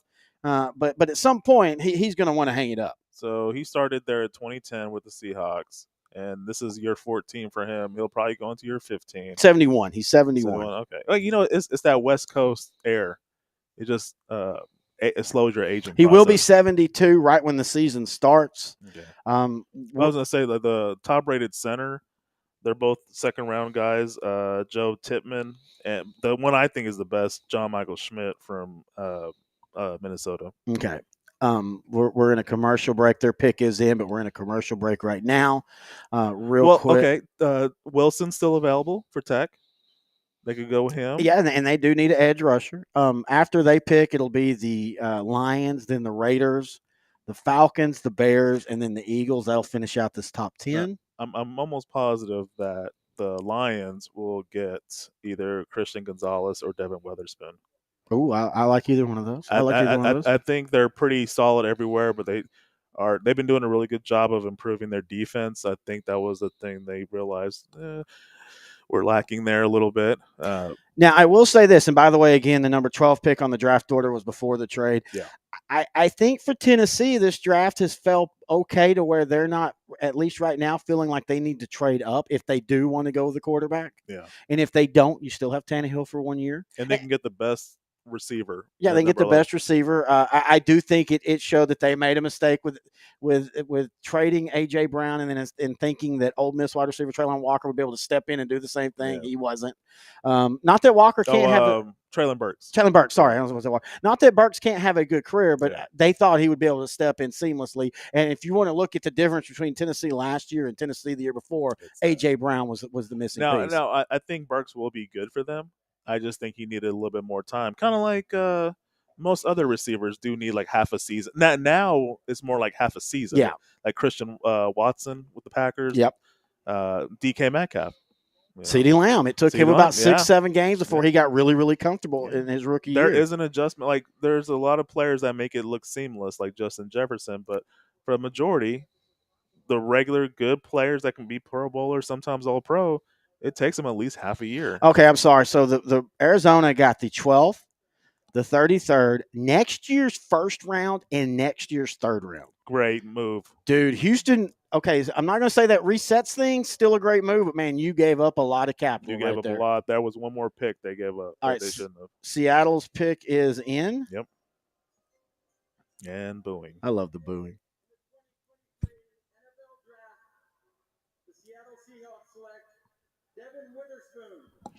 Wow. That's a little bit of a shock. That is. Now, not an overreach, but they really did need an edge rusher. I mean, it's not an overreach, but I don't think that. I mean, now you got to wonder if the Texas Tech rusher is going to fall, because I don't know if. Yeah. Well, I say that I think Atlanta could really use some defense.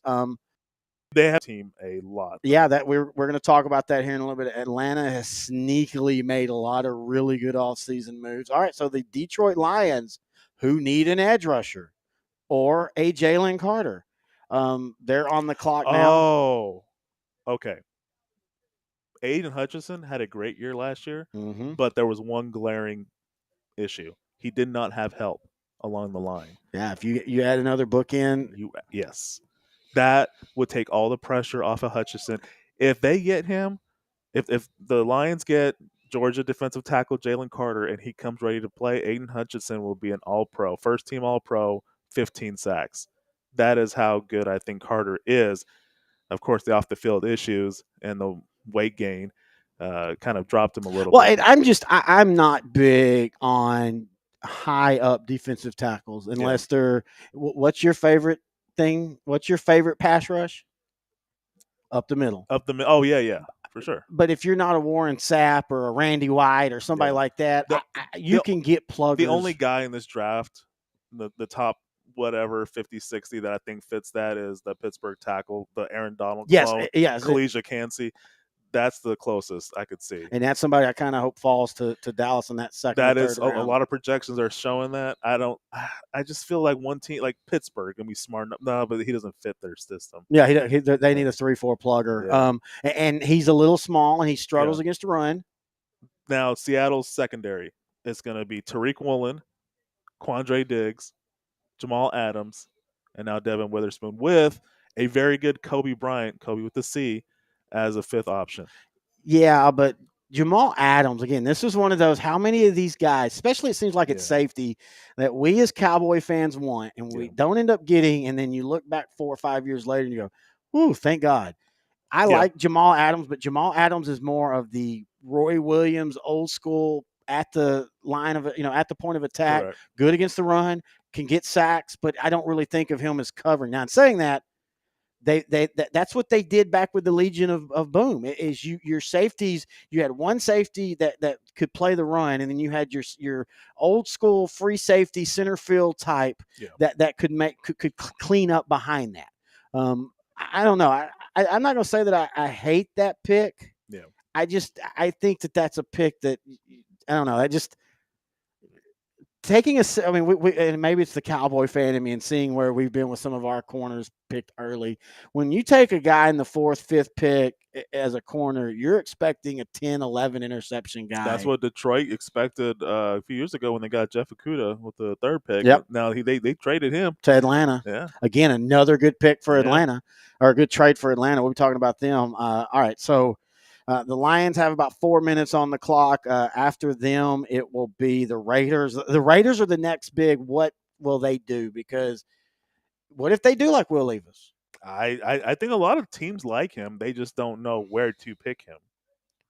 And I think with the Raiders, so right now the Raiders, they need a cornerback. They could go for Christian Gonzalez if Detroit doesn't get him. Mm-hmm. They need a guard, which they can always get later, or draft a little early and get Peter Skoronski and convert him to guard. They could go defensive tackle. There's a few good defensive tackles, assuming Detroit gets Jalen Carter, they could get the next available. There's the defensive end, Miles Murphy, Wilson for Tech. Tight end, I still think it's a little early to be getting Kincaid and Mayer. So there are options for the Raiders. Raiders are in a great position right now. And the Raiders got rid of Darren Waller. They did, and that must have pissed off his wife, Kelsey Plum, who plays for the Las Vegas Aces. What did you think of that move? I understood it. Look, Darren Waller's a great story. Yeah. Coming back from addiction and becoming, for a year and a half, maybe one of the best tight ends. Yeah. But the issue has been the last year and a half is injuries. Yep. Consistency has kind of become, but that's what happens when you're not on the field much. When you do get on the field, you have to shake that rust off. Yeah, and toward the end of last season, he was coming on. Yeah, and I think that was a great move by them and the Giants. Correct. The Giants need people. Somebody, yeah. They need playmakers. And the Raiders, but if to your point though, like you mentioned about running backs, they already have a really good young tight end, Bellinger. Adding Waller there only just makes them even stronger. Now, for the Raiders, and I know we're ahead of ourselves. That's what happens on these draft shows. Josh Jacobs.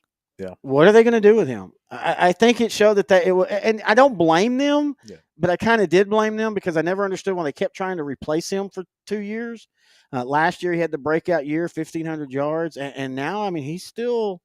What are they going to do with him? Do they try to sign him to a big deal? Do they try to sign him to a 1-year bridge deal?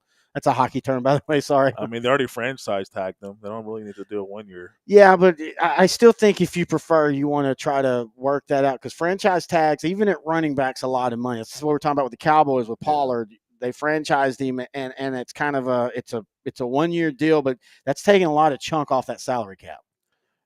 Yeah. I think if they're going to do it, they're going to do it next year. Detroit pick is in. Trade alert.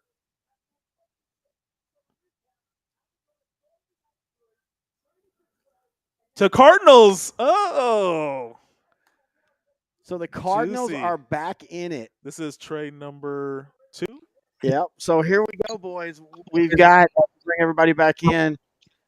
We've got the Cardinals doing the Texans thing of trade down, trade back up. What do y'all think here? Wilson. See what they do. I don't know what they're thinking, but they're making moves. 6 overall. Let's see. I think Wilson. You think Wilson? Because I mean, they really could use some offensive line help for Kyler Murray. They could. And Paris Johnson feels like a 10-year tackle. They really need a guard. Yeah. Not a tackle. He needs some protection for sure.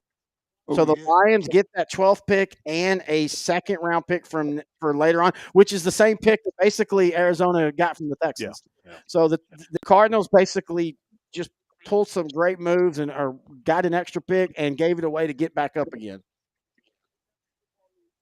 So I think they either go Wilson to replace J.J. Watt, or after that, I really don't know. Do they get Jalen Carter? I don't know. Go wide receiver. Does that tell us that Hopkins might be going to be traded? Yes, because they're reaching again. They should have just kept the 12th pick if they're going to get a receiver. Yeah. Yeah. Pick is in. Well, they got a good one. In the 2023 NFL Draft, the Arizona Cardinals select Paris Johnson. I told you. Wow. You called it, man. Oh, I mean, it makes sense. They need help all over the offensive line, but we go back to I got to admit, guys, we can pat ourselves on the back. We literally talked in the pre-show about what positions are most important. It's quarterback, it's edge rushers, it's offensive tackles, and that's what we're seeing go right now. And Paris Johnson just feels like a 10-year. You're going to set him at left tackle, and you don't have to worry about it. Is that a Kyler Murray protector right there? Exactly. And Kyler Murray's great when he's scrambling, but you don't want him scrambling all the time. And at times last year, their offense looked like jailbreak with the line. So I like this move. I think this is a really smart move. And the way they went about getting it, I think is even great because they've picked up that extra first round for next year to get the guy they wanted the whole time. That trade was amazing as far as Arizona's in. I think you hit it, Terry. the whole Houston, that was a great job, but they gave up a lot to get that. Arizona did a great job. I don't know if Kyler Murray cannot afford to scramble. He scrambles just about every time, unless it's a bootleg or something like that. Well, and he has to so he can see above the line. I was just going to say, like, he's got to be able to see above his offensive line. So, but I mean, he's got to have some protection. They got to have it. And like I said, if you paid that much for your quarterback, he's over $100 million guaranteed. He 180. Yeah, he needs to be protected for sure. Well, but look at it like this. I think you pointed out, y'all pointed out the biggest flaw in Kyler Murray. He can't see over the line, and he's never going to have protection when you're steadily rolling out or getting outside. And we saw the play. If you remember the play, non-contact injury that took him out. So I don't think it's a line issue unless he becomes a pocket passer. But I always question this though. I do question this though. I don't even. How long does he last in the league? I question that because of his size. But you gotta look at that as a franchise at this point, right? But I'm not going to question his size. I'm going to question his character. People have told him to grow up. I mean, when you got grown men telling you need to grow up, that's a problem. Well, Kyler Murray's issue is he never lost in high school. He never learned how to deal with that. And go back to when Texas beat OU in the Red River rivalry, and Sam Ehlinger goes across the field to shake his hand, and Kyler Murray just acted just like a baby, because that was the first time in like 96 games that he had lost in sports. And we can all joke about character and all that, but learning to lose is as important as learning to win. And you see it on the sideline when the Cardinals struggle, he sulks. And I think it gets overrated with how quarterbacks react and if a quarterback yells at a player or not. But there are times when your quarterback is sitting there with his head in his hands and you're only down 10-7 in the second quarter, but because he's thrown 2 interceptions, he's mentally checked out. And I don't know if you can catch that up. I think that might be a character flaw going the rest of his career, because simply put, he just never got used to losing. Not that you want to get used to it, but you know what I mean, handle losing. I guess is the better way. Right. Yeah. Quarterback defeat. Quarterback is your leader as well. And so you get your leader of your team that's acting like that. It rubs off on others. They either don't like it or then they start doing it. I started to question that when in high school. He went from A&M to Oklahoma. He didn't like competition. He didn't want to compete at A&M, so he goes to Oklahoma. And no competition there, so he goes and wins a Heisman. Yeah. And then of course he goes to Arizona. Cliff Kingsbury's there, and I bet this is me. I bet Arizona drafts a quarterback. It would be beautiful. I bet because they you draft don't a quarterback because he needs pressure. He needs somebody behind him. Oh yeah, I could see that. I could see that. I really thought that they would. I think they would be really smart if you bring in a veteran. Like I know Case Keenum's already the Texans, but a Case Keenum to Arizona would have made a lot of sense. All right, let's talk Raiders now. The Raiders are another one of those teams, man, that they could go 5 different ways and they all make sense. Jalen Carter. And I feel like maybe this becomes a thing where we just keep saying Jalen Carter, but they need edge rusher. They need a tight end, as we talked about. I think it's a little early. I think they could use a cornerback, but I think who they wanted this early was taken. Aeneas Williams. What? Aeneas Williams. Oh, is Aeneas Williams there? So where do y'all think the Raiders go? I'm gonna say this. I've had Jimmy Garoppolo as a quarterback for the past 3 seasons. You better get your offensive line together if you want to keep him healthy for at least as long as you want to keep him. So they better go offensive line. Well, I mean, Paris Johnson at the tackle spot this year, that's a big drop off from Paris Johnson to the next offensive tackle. I feel like the Raiders, the pick is in. I was going to say I could have seen the Raiders maybe trading out, punting, and making a decision later. I think if you're them, you got to go Jalen Carter. I think that's the best available on the board in a position that they really could use the help. Yeah. I think they go Levis. Man, if you're going Levis, then what's the point of bringing in Jimmy Garoppolo? Let Levis I sit for mean, a year. Jimmy Garoppolo You know- is not. I mean, why are you? That's a guy you're bringing in to win. Well, Garoppolo has also proven that he's okay with sitting and being a team player. Is he? I mean, I don't know. That to me, to be honest with you, that's the most Raider pick that could happen. I just think No, the most Raider pick could happen would be the 4-2 receiver that runs like that has no hands. Yeah, but no, if they take Will Levis, then to me that's a really dumb pick. Jimmy Garoppolo was there to make the head coach feel safe about a quarterback. He didn't trust anybody. He's used to Jimmy Garoppolo before. Jimmy Garoppolo ran the same system in New England, so that made him feel comfortable. But like I said before, eventually Jimmy Garoppolo will show his bones, and you're gonna need a quarterback behind him. Jimmy Garoppolo wins games. San Francisco had a pretty good defense. Jimmy Garoppolo threw a lot of picks. He's not that great. He's slightly above average. Yeah. But they need a bridge quarterback, and that's exactly what he is at this point. But he did have his best career year with Josh McDaniels as his coach. Hey guys, that trade, Arizona gave up that 12th and the 34th pick to move, which is the pick they got from Houston. So that's not even a loss to them. Yeah. So they still got the picks for next year. And let's not forget the Texas Tech guy's still there. Wilson's still there. Yeah. And he would look good and that would be a great blessing for Max Crosby. Yeah. Again, talking about Aiden Hutchinson, Max Crosby the same way. Yeah. He's amazing, but he doesn't really have a lot of help on the other side. And that would be that bookend defensive end that you need, because you don't want one guy with 18 sacks. You want two guys with 15 sacks apiece. There you go. And I feel like the Raiders are one of those franchises right now pressed for win.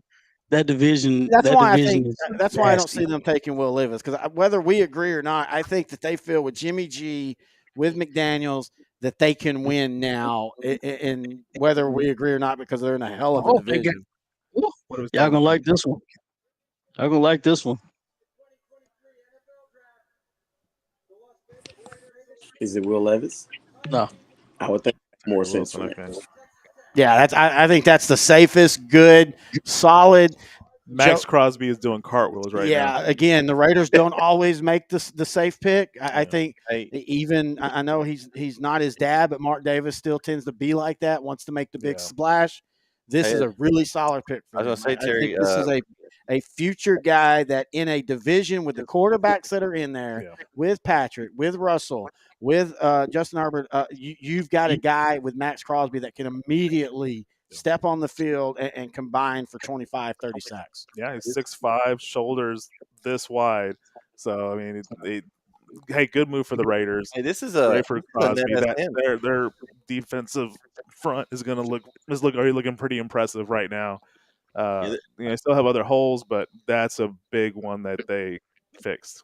So that puts the Falcons on the clock, and the Falcons are another team that, and I feel like maybe Jalen Carter is going to fall, because it feels like this is the fourth team in a row that Jalen Carter would fit in well with them. Yeah. Is it too early for wide receiver? Because the Falcons do need that. Oh, they got Drake London and they got Kyle Pitts, but they don't have much else outside of that. And Kyle Pitts was and I know he was hurt last year, but even his rookie year, he got 1,000 yards. He had like 2 touchdowns. Yeah. So Cordell Patterson's fun to watch, but he's a year older. And people need to realize Cordell Patterson's been in the league now 13 years. Yeah. I feel Atlanta needs speed and athleticism and somebody that can move the chains. So they go offense. What about a running back? Running back. I mean, they don't. Algier was pretty good rookie year, but they could. Bijan has been rumored. Bijan would be a big splash for them. Yeah. They do Bijan Robinson. I've always thought Atlanta was the hotbed. Please no. I want to plead that. That's a great listen. Atlanta's a great market. They need to put it together. They really do. They really need to put it. This is a great market. They just need to put it together. And they got a nice fan base, and that division is wide open. It really is. Because I think you got Carolina, everybody's in a race to get better. Carolina, Tampa Bay, and who else? And the Saints. Well, you know how really got better is if they would have took that quarterback out of Baltimore. I got some more options out of there, but they didn't want to put their hand in there. So Yeah, I'm not about them. we're They not don't. gonna talk. We're gonna say that for the podcast. We're not gonna talk about that one. Y'all already know where you go with that one. I got That's some a a little riled up. little tempering issue, but we're not gonna talk. Falcons pick is in. Yeah.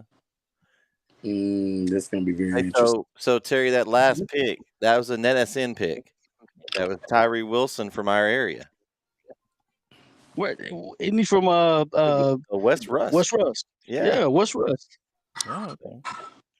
We got a chance for another an art player to be picked at some point in the draft. Everybody says he's going to the Cowboys. Russell. Hey, Over Sean, Falcons have already got their pick in too, and apparently a couple of y'all are ahead of us. Because I like seeing y'all's reaction before we see the pick. I'm trying not to say anything because I know we're ahead. Yeah, so I've just been muting my microphone to make sure I didn't give it away. As long as the Cowboys don't pick a no-name guy, I'm good. Van Der Esch was the best no-name ever. You know what? I'm never mad when they pick a defensive guy because the defensive guys that they've actually picked for the most part have been pretty solid. It's when we start picking offensive players like I can't even think his last name, Semi L from out of Stanford and stuff like that, where we start getting in trouble and they don't even pan out. You know, the thing you got to give Dallas credit for, we all like to joke about the GM and all that, but since 2010, their first-round picks have all been just almost all on point. The weakest one would be Van Der Esch, who's actually still been a hell of a pro player and honestly might have had his best year last year. For all the talk about his rookie year and making plays, you saw the difference in the Dallas run defense when he was healthy and when he missed those 3 games at the end of the year last year. And even in that San Francisco game, again, let's remember, San Francisco didn't dominate Dallas with their offense. Dallas's defense stood the toe, and I think Van Der Esch had like 14 tackles and was an absolute beast. So for me, where Dallas has struggled over the last few years is that second round pick. It seems like they reach for that second round, and it's at a time when it's like there'll be some safe picks on the board, and they try to go ahead of that. Taco Charlton being the biggest one. They went for the measurables, and you saw what happened. He never could find his footing. Now, in saying that, let's say if Taco Charlton would have been drafted when Dan Quinn was there from his first year, it might have been a completely different career path for him. I doubt it very seriously. I doubt it. It was just a bad pick overall. It really was. It was a reach pick. Again, it's that whole measurable. Sometimes the high ceiling, low floor type guys, sometimes they hit and sometimes they don't. And it just seemed like in that second round, Dallas tries to take too many of those in the last few years. Because you got to think after you've gotten all the players that you wanted, or the second or third picks you wanted, then it's just time to check boxes. You know, we need the. Does he fit? Can he fit in this role? Yeah, okay, let's go. You know, what do you think about this guy's a good athlete? Okay, let's go. You know, that's why the NFL draft. It's by committee. It's just bodies. Yep. You know, if you get to like the third round, I mean, you really trying to, unless you just know the guy, unless you just know exactly what you're looking for, it's tough, man. Those evaluators, they got to be on it.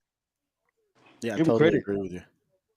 All right, the pick is in as we're back. There was a commercial there for the NFL, and then we will see what the Falcons do. Again, the Falcons, one of those that I don't really have a good feel on them because I feel like they could go 5 different ways. I know earlier they talked about that they could be a trade candidate, but I kind of feel like what the Texans and Cardinals have done, everybody's now is just kind of sitting back and going, okay, let's just pick what's ahead of us, and let's not try to reach. You know what, man? Bijan sounds really good right here. I think it would be a stretch, but I wouldn't be shocked. Yeah, I would. I say they really need somebody who can run. I think with you sticking with Desmond DeRitter, you almost have to go running back. But I'm not gonna say that's their choice. You know, so they're gonna pick who they want to. But I think that's why when I said running back, they could definitely use it. I don't think they'll go that route, but they really could. And I wouldn't be surprised if they pick Jalen Carter, the local guy. All right, we're getting some kind of blah, blah, blah. Goodell, they're not going to like you anymore. They're still going to hate you. Oh, that kid's nervous, man. Yeah, you can see it is written all in his face. It's 100,000 people. Come on, kid. Yeah, he's never been in that moment. He's like that rookie quarterback taking his first snap. Got him. Mm. Must be Well, Bijan. well. Must be Bijan.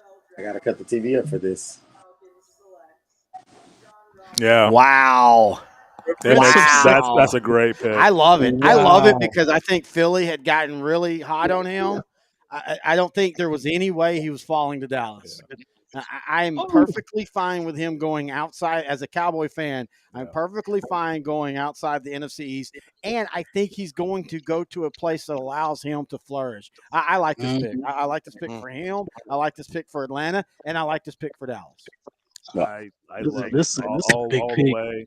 I like Uh, that, Dallas. I'm in love with these suits lately too. No, but yeah, Bijan's a 3 down back. He fits perfectly with Atlanta, what they're trying to do on offense. Uh, this is perfect. Atlanta, if you look at them on defense, they got Calais Campbell. They have one of the best. They got Jesse Smith or Jesse Bates the third at safety. So they're actually sort of kind of good on the defensive, and they got Luther Ellis's son at linebacker. So Atlanta, defensive wise, I think they're pretty good. And they got 3 really good offensive linemen. They got a couple of parts, skill positions. So adding him is just makes too much sense. Build around Ritter. Well, it had to. You had to. And if they didn't, Algier, like you said, he was decent in his rookie year. I just don't think he was an every down back. He's probably a spell Yeah. back, the spell. But I think Bijan Robinson, he fits the bill of what they should have. And if they work it out right, this is a great pick. Look at Yep. look at the division that they have. They if they go 8-9 next year, which honestly may be best in their division, they have some of the youngest core, and they could keep that going for a little while. And they actually do. Devin Ritter does decent. Bijan Robinson runs over 1,500 yards. Which is very possible. That team could be looking really good in a couple of years. Well, You know I what I'm do saying? think So Did wait? Eagles have the 9th pick. I thought it was the Bears. They make a trade. they must have flipped. Oh, they traded with the Bears. So the Bears had the number 9 pick. They traded with the Eagles. So for one pick? No, but the Eagles have 2 picks in this round. So maybe the Eagles gave the Bears No, that no, I'm late. saying the Bears flipped for one Well, spot. the Eagles must want someone the Bears also want. Or did the Eagles want? Did this trade already happen, and the Eagles thought that they were going to be getting Bijan Robinson? Yeah, I think that's what they thought, and they Ooh. out, which was great because I don't Jalen want Carter. to have anything. Hey, I'm the one that called that at the beginning of the show when you were talking. I said, watch out for the Eagles if they go Jalen Carter because they've already got Jordan Davis, and all of a sudden their interior line.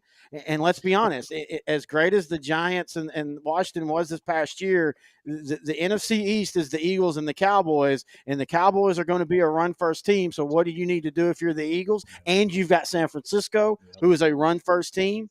You're going to want to shore up that interior line. They already have Javon Hargrave's replacement and Jordan Davis. Now they got Fletcher Cox's replacement with Jalen Carter. And let's say they might do that. But I still kind of wonder if this trade had already been made and they thought that they were going to get Bijan Robinson. Because I don't think Chicago – I mean, as much as I like Jalen Carter, I don't think Jalen Carter is enough to lose capital for one spot. That's just a weird trade for me. It depends on what they gave up.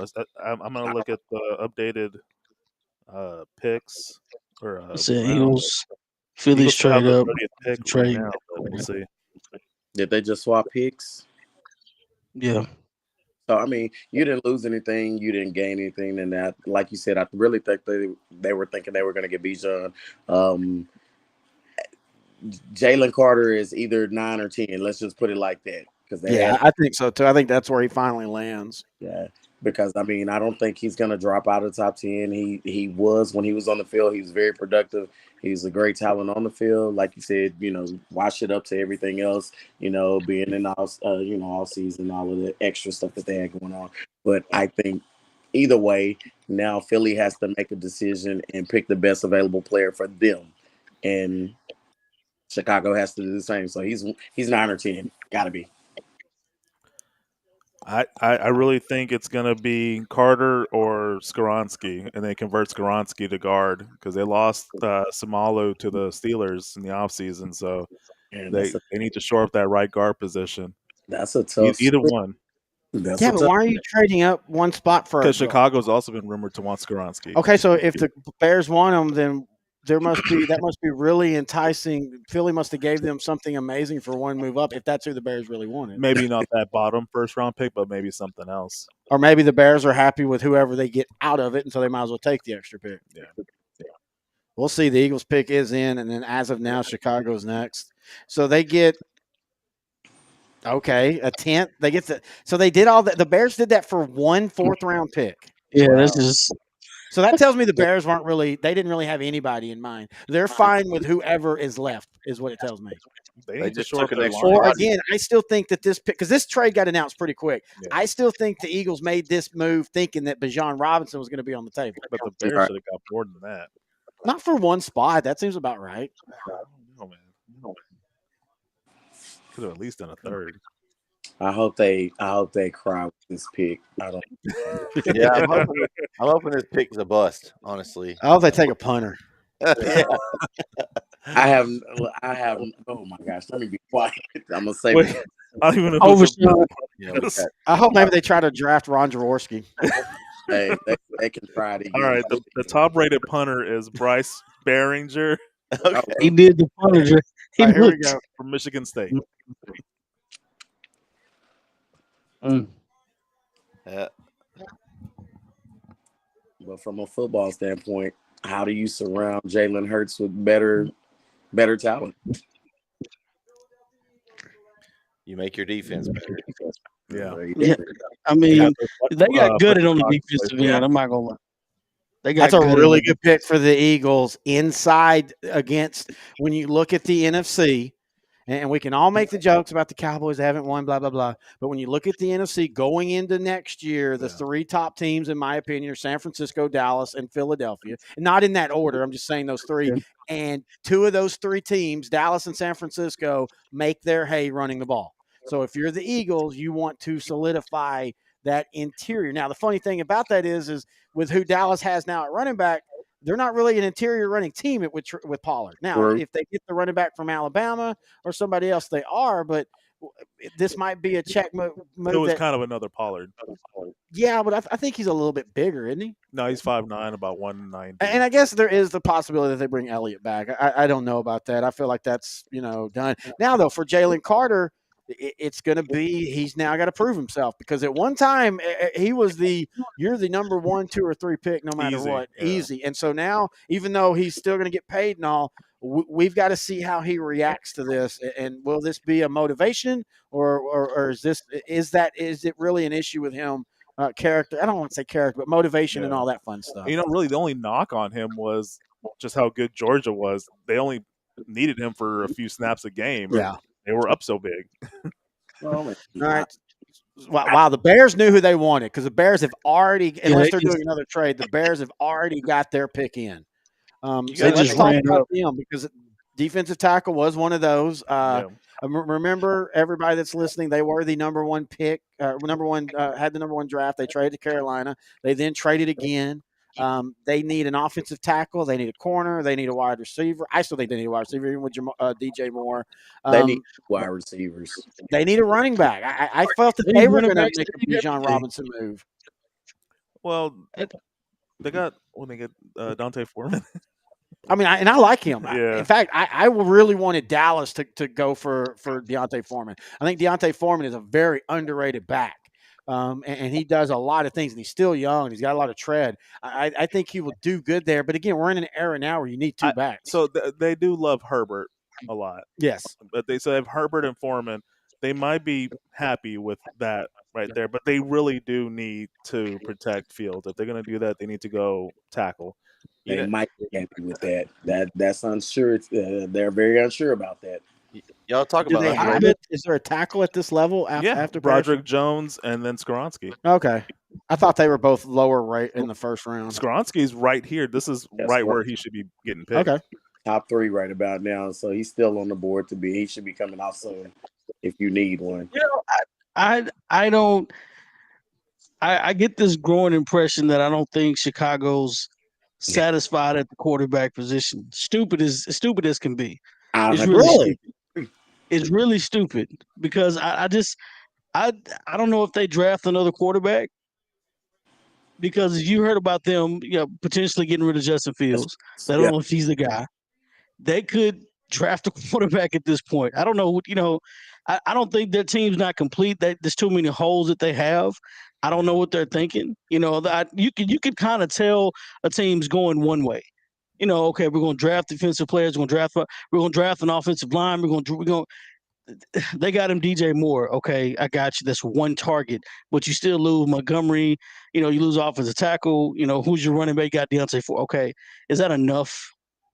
I mean, everyone's scoring right now. Is that enough? And you running your quarterback left and right, and the grumblings of all of this has been they don't know if he's going to be the guy of the future. Yeah, but if you're going to draft a quarterback, you'd have to trade him because the fans. I know there's a little concern about how he throws, but the fans are so electrified by him. He's already kind of become a Chicago fan favorite. I just don't think that. I mean, it would be a Chicago thing to do. There you go. But I think Chicago's at least got to go for the next 2 years that Justin Fields is your guy. And I think he can be what they want him to be. Again, we're evolving into a different era. I don't think you have to have a quarterback that always throws for 5,000 yards and 42 touchdowns. He can throw for 2,800 and run for 1,200 and have 15 touchdowns. And Justin Fields has a body that he looks like he's not gonna take a lot of injuries. And again, he could knees and stuff, but he's not like Tua where you feel like every hit he might be gone. I mean, heck, I'm just literally waiting for Tua to be buried into the turf at some point. Yeah, with the injuries that he's taken. I don't think Fields can do that. I don't think Fields will do that. I mean, we're all making sense here. I'm thinking that the stupid franchise guys and the guys in the box that don't know a lick about football, they just look at money and say, you know what, let's get another quarterback. I don't like the kid. Let's get another quarterback. Like, really? I will. If he regresses this year, I definitely could see that next year where there's supposed to be a better quarterback class. I actually 100% agree with you there. Because like you said, it's the Bears, and it's funny how different franchises just kind of have the same themes. And for the Bears, they just can't ever have a good quarterback. When they do, it's a Jay Cutler who's at the end of his career or something like that. But for whatever reason, the Bears can never have a good quarterback. You heard that, Corey. Rex Grossman, baby. Rex Grossman. Sexy Rexy. Sexy Rexy. Yeah. Okay, That too. Yeah. Do you ever think back in his days, like he'd go like it's beginning of the game? Oh, hang on, picks in.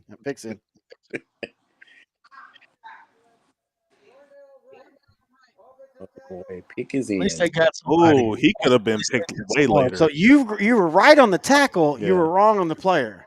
His game against Alabama when he shut down Will Anderson, that's what got him this pick. Yeah, I agree. Now, what I was going to say, I got to finish this. So, do you think back in the day, Rex Grossman went to the defense and said, look, y'all just get me 4 interceptions, 8 sacks. I will get y'all 13 points, and we'll get out of here. And then he went to Devin Hester and said, can you meet me 1 kickoff return, 1 punt return? I still don't know how they made it. It's like Tyler Smith with Dallas. Yeah. We'll just have to see if it works. Maybe they just liked what he did better. They're showing it right now. Yeah, they're showing that Anderson shut him down. Yeah, great feet, good hands. Wow, I will say this: the last 4 picks, these teams know what they want. The Titans have already got their pick in. That was a ferocious block on Brees. All right, so Titans. I put money. They go quarterback. I think they go quarterback. So Will Levis right here. Oh no. They go Will Levis. They go Will Levis all the way. I'm sorry. I guess for them, they have to decide: do they feel like they have one more year left? Tannehill's got one more year left. No, this is an AFC South that should be winnable. I mean, the team they have this year should win the AFC South next year. Skoronski or Njigba. Oh, Njigba's a good one because they do need that getting rid of. We talked about this before. AJ Brown, getting rid of them proved to be like Dallas with Amari Cooper. It proved to be the mistake, and now they're two different style receivers, but that's a good one. I like that one. But you have to have someone to throw it to, or throw it to him. So, I think Tannehill's perfectly serviceable. What's the I can't think of the young kid's name, but he's not going to be the guy. Oh yeah, that was a terrible. What's the Mississippi or not the Liberty quarterback? Yeah, Malik Willis? Yeah, he's not going to be the guy. He was terrible. Like I mean, he's the guy that needed to sit. I'm just going to say this: when Quincy Carter played, Quincy Carter looked like he knew more about defenses, and that's saying a lot. Wow, Hutchinson looked better. I feel bad for the kid because I do too. He's thinking, okay, I'll just sit for a year or two, learn some. No, now you have to play right now. Oh wow, okay, my bad. That's every kid's dream, though. That's every kid's dream. It is. But sometimes that ruins a kid's confidence. Maybe he's not ready to play all the way. Maybe he gets gun shy. Maybe he gets hit too early. Maybe the game is a little too fast than what he thinks it is, and that hurts him. That ruins his development. That all of that could happen. They need a seminar with Mark Sanchez. They need a seminar. That if the game's too fast, they need to present it to him, and that all rookies should go through that class right there. They go through that class. And look, there's no excuse. You got drafted to the NFL. I can't live with that no more. I can't live with that. Malik Willis, you took that call. Said you was the guy. You better be ready. I'm sorry. So I do have to ask this. So in the AFC South, I think it's the Jaguars to lose at this point. Like honestly, they may be a 12-win team. Well, we were talking about that off the record or off the air before we started, and I still think a little bit of what Jacksonville did last year was fool's gold. Say it again. They had that stretch at the end of the year where they had like 5 games in a row where they came back from 10 points down or more. And that's great, but that's very odds. That's very cyclical. Like you look at the Cowboy game. Dallas should have won that game. Dallas twice had that game won. Jacksonville did nothing to win that game until Dallas gave it to them. And hey, give them credit for taking advantage of it. But you even look at the playoff game against San Diego or Los Angeles. I always call them San Diego. That was more about what the Chargers didn't do than what Jacksonville did do. Yeah. And so, to me, Jacksonville just reeks of that team that everybody thinks is going to take the next step, and then they end up either treading water or actually taking a step back because they still have a lot of questions on their team. And I think Hunter Lawrence took a really big step, but you go back to that playoff game, and he finished strong. But, dude, he threw 2 interceptions in his first 5 passes in that playoff game. He looked like a deer in headlights. Luckily for him, the Chargers know how to lose better than anybody, and they let them back into the game. They may have the best offense. They may have a top 10 offense in the NFL. I think possibly with Etienne and with their wide receivers, and if Hunter Lawrence takes that next step, Hunter Lawrence, whatever. Trevor, I don't know why I said Hunter, but if Trevor Lawrence takes that next step, I totally agree with you. But I also still think that they're a team that I could easily see them being in the exact same spot last year, or even taking a step back. It just felt like a lot of what happened to them last year was a lot of luck that they didn't create. Can 10-7 win the division? 11-6. Now that's a good point. I know people say the NFC South. I think the NFC South is actually going to be a little bit better than what people think. The AFC South, I think, is absolute trash. Right. It's been trash for like 10 years. It's been bad, but the AFC South, the NFC South may be a little bit better. I think Carolina's going to be okay. Atlanta. And I think Atlanta's going to be okay. And that's why I think Tennessee might say, hey, let's just roll with what we have one more year. Let's add to that, and we'll worry about quarterback next year because the quarterback class next year is supposed to be better. So Derrick Henry stays? Yeah, I never really believed that was a possibility. I never thought so either. I thought maybe I could have seen them doing the whole let's draft Bijan, trade Derrick, but I never really thought that they were that serious about it. Yeah. So my question is this. Do you take a chance on what's his name out of Arizona? I can't think of the wide receiver's name in Arizona. I can't think of his name. Hopkins. If you're Tennessee, is there any kind of way they could take a chance to get Hopkins to Tennessee? that would drastically change their wide receiving core. I feel like any of those drafts or any of those trades would have either happened before the draft or now. But I do think that that's in play because, again, I think the whole difference in what Tennessee was last year compared to the year before and the year before was A.J. Brown. They really misjudged what A.J. Brown meant for them. Well, and I think in order to get this right, Tennessee, I think if you're going to do it, I think you said it perfectly. It's draft time. Wait till the second round and see what you can give up then, because if there's nobody good that you're looking for, let's package this and let's see what we can get for them, because I'm not going to waste the pick drafting somebody that doesn't fit my system. And if That's a good point. DeAndre Hopkins for a second round pick and he's got some years left and we know he's going to produce and we got the quarterback that can get him the ball, let's put him on our team, because now that opens up the run game from Derrick Henry. Your defense is pretty darn good. Let's just see what happens. And I think that's day two. I think that's the day two. Well, they went safe. They go guard Peter Skoronski, who I think is a great pick. It's not a sexy pick by any stretch, but they talked about last year. They talked about in the offseason that they wanted to that's pretty cool. Go back to the run game. Not that they gave up on it, but they felt that Henry started taking a lot more hits last year than he did. This is a safe guy. Plug him in. He's going to be a multiple time All-Pro. Yep. I think this is a real good pick. I think for people as Cowboy fans, he's kind of a Zach Martin-esque type blocker. Yeah. He's really good run blocking. He's great with his technique. He seems to never be hurt. Yep. I like this pick. I think this is a Tennessee type pick. They make these type picks 10 times out of 10. Yeah, I love this pick. All right, so are we already back to the Houston? No, it's Lions picks in. Yes, the Lions. Again, these teams know what they want. This was the Houston picks that we had, and then they traded it to the Lions. To the Cardinals. Who traded it to the Lions? Yeah. This is the pick of will someone actually make this pick, or will they trade it again?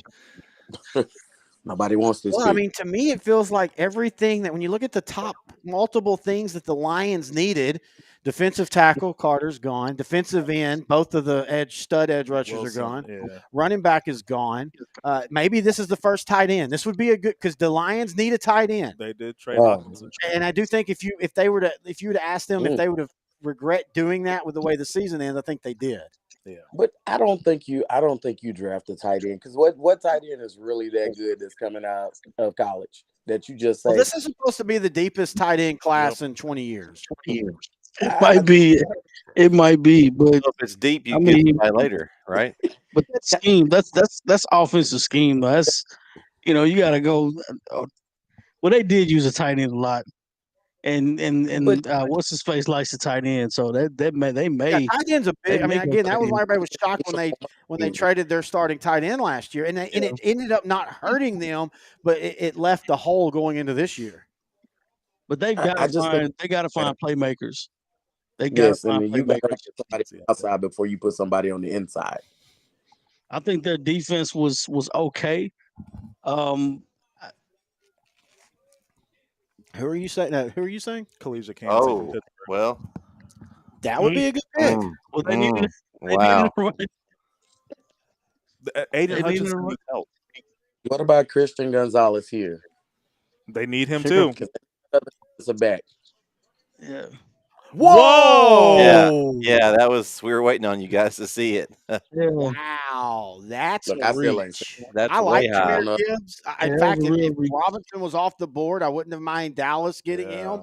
But as this high of a pick, I don't know, man. Whew, that's a stretch. But why you have DeAndre Swift? Oh my gosh! No, he didn't take a wide receiver. No, I like Jahmyr Gibbs. I think Jahmyr Gibbs is a solid running back, but in today's age, I just don't. They can every down back, or is he one you have to platoon? Every team's gonna platoon them. Nobody's gonna do it every down back anymore. That's. I hope they don't anyway.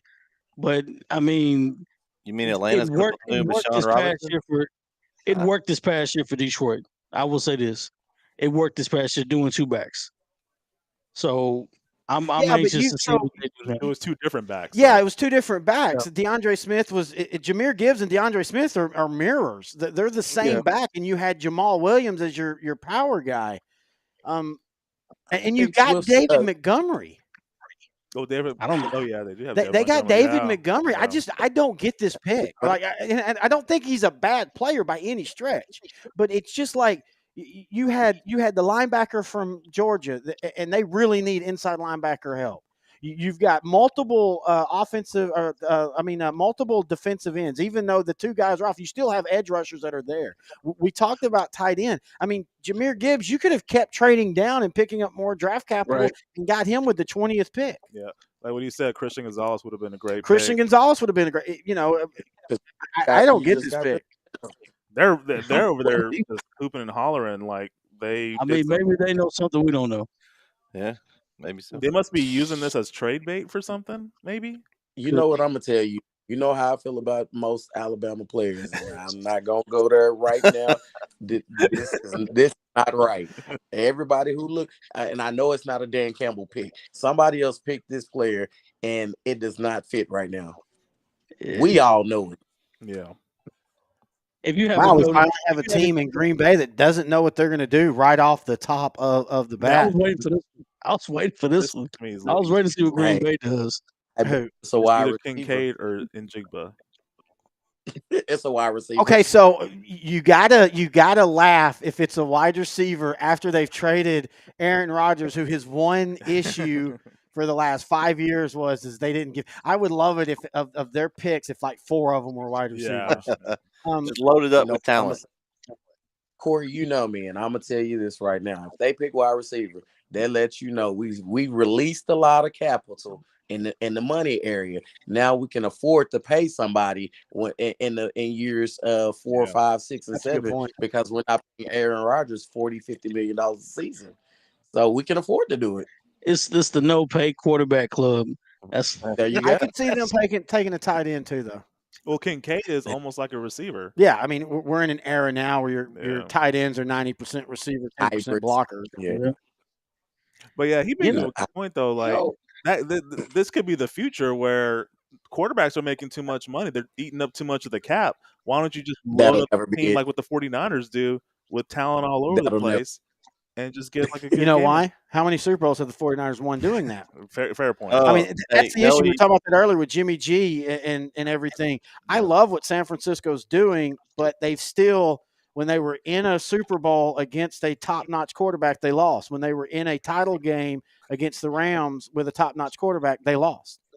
And I don't even count this past year because Brock Purdy got hurt before the game even got to really develop. Yeah. But as great as that San Francisco philosophy is, until it actually wins a Super Bowl, it's still proving that at the end of the day, you need that quarterback playmaker or a Nick Foles special season. Yeah.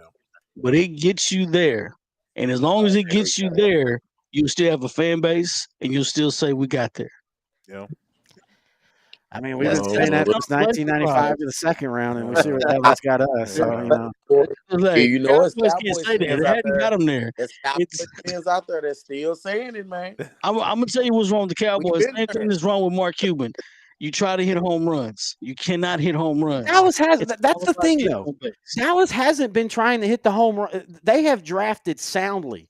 I mean, you look at their first-round picks since 2010. And their picks are on point. You're going to have 3 Hall of Famers out of that, possibly 4 if Micah Parsons continues the career he's having. They at this point, Dallas is doing everything right. It's the odds are just not breaking for them at the right time. And at the end of the day, a lot of that when you're in the salary cap era, when the difference between one team and another team is simply 3 plays, it's all about luck and odds at that point. Yeah. I changed my mascot. Something's got to change. Something's got to change. It's just like you say, Rowdy has to go. Rowdy has to something go. You got to change. I've hated Rowdy since he showed up. I'm waiting for Rowdy to be arrested for doing wrong things to kids in the corner or something. Oh my God, that sounded bad. Definitely got to do more shows together. Trade. Oh, we got a trade. Oh wait, this is the trade. This is okay. Yeah, sorry. This was the Aaron Rodgers trade. But the pick is in. The pick is already. I want to commend all the teams. They all know what they want to do. Like we haven't had anybody. And funny, I think Carolina with the first pick went the furthest, and they knew who they wanted the whole time. Yeah, they had several months to make their pick. Right. Yeah, and they said there was only a few people who actually knew who they were picking.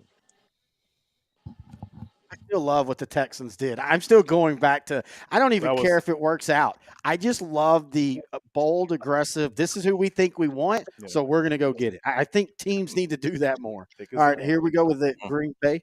Interesting. That's a odd one. Got to be. Please be. Wow. Yeah. Don't do that. Great Don't player, do that. I don't. But why? Don't say that. Wow. Well, I mean, let's be honest. He looks like a Green Bay player. Yeah, he does. I'm just going to point that out now. He looks like a 15-year Green Bay player. The entire Iowa team looks like Green Bay players. Yeah. Bro. I'm just saying, you don't see many Grambling players going to Green Bay. Just want to point that out. Well, this is one of those picks that it's perfectly fine, but I don't think he'll ever be able to play up to where he's picked. He might be a good player, but I don't think he'll ever be able to play up to where he was picked. They just sabotaged Jordan Love. Yeah, they just sabotaged. Gosh, bro. Like we just talked about it. He couldn't get wide receivers. This was the perfect opportunity. This was it. Yeah, I think they're picking for Green Bay thinks they're smarter than what they are. Yes, good. I really a great think way to describe it. what they are. Or sometimes you got to play with what you. If beating teams, if you got to beat teams by 40 points a game, beat teams by 40 points a game. Don't try to be smart. Give an all-pro, all-world quarterback 7 wide receivers to pick from. Give him an offensive line. Just go for it. Like, come on, man. Let's just do that. If this is really your future, you give him everything. He's not highly paid right now. You give him everything that he needs to be successful. And I think going defensive end, man, get out of here. If they couldn't win with what they had with Aaron Rodgers, you think they're going to be any more successful with Jordan Love? And it's not about the success in this aspect. If you have the inclination that you want him to be successful, Patriots this trade is where their you pick give to him the a Steelers. receiver. Oh wow! New England trades their pick to Pittsburgh. I don't blame them. Really? Pittsburgh could surprise some people. Pittsburgh could definitely surprise some people. In Jigba? They need a wide receiver. To go with Pickens, I like it. To go with Pickens, a wide receiver. But I'm give Broderick Jones to address their line issues as well. That could be it too, but Pittsburgh is really good about finding pieces. Yeah, they find value regardless. It just seems like what they do is they're gonna go. Like I said, they don't hit home runs a lot. They just want to get on base. Like, and I think Kenny Pickett is they got to give him something. They're gonna give him something, and I was like, "This is what you should have done for me." Kenny Pickett's got 1 year, and I think that he's got 1 year to prove what he's going to try to prove, and that's it. They're not going to wait too much longer in Pittsburgh for that. Hey Terry, did you see Derek's comment? Hang on. All right, sorry about that. Now what? Oh, it's Derek Del Rio. What's up, Derek? Yeah, Derek's a Green Bay fan, I believe. Well, Derek. Oh, Del Rio. Yeah. He said he's going to tell us how that Iowa defensive end is going to solidify the defense for years to come. He said we're complete idiots. We need offensive line because he's from Mount Vernon. Oh, okay. This point, Derek, I feel your pain, bro, because I thought they could have went wide receiver and they went O line. They went D line. I'm sorry, Broderick Jones is smiling. Yeah, but he's got 25 hats behind him. He does have 20. Yeah. Hey, look what I did with the old. Oh, I love the logo. I love that Steeler look. Well, I don't love the team, but I love that logo.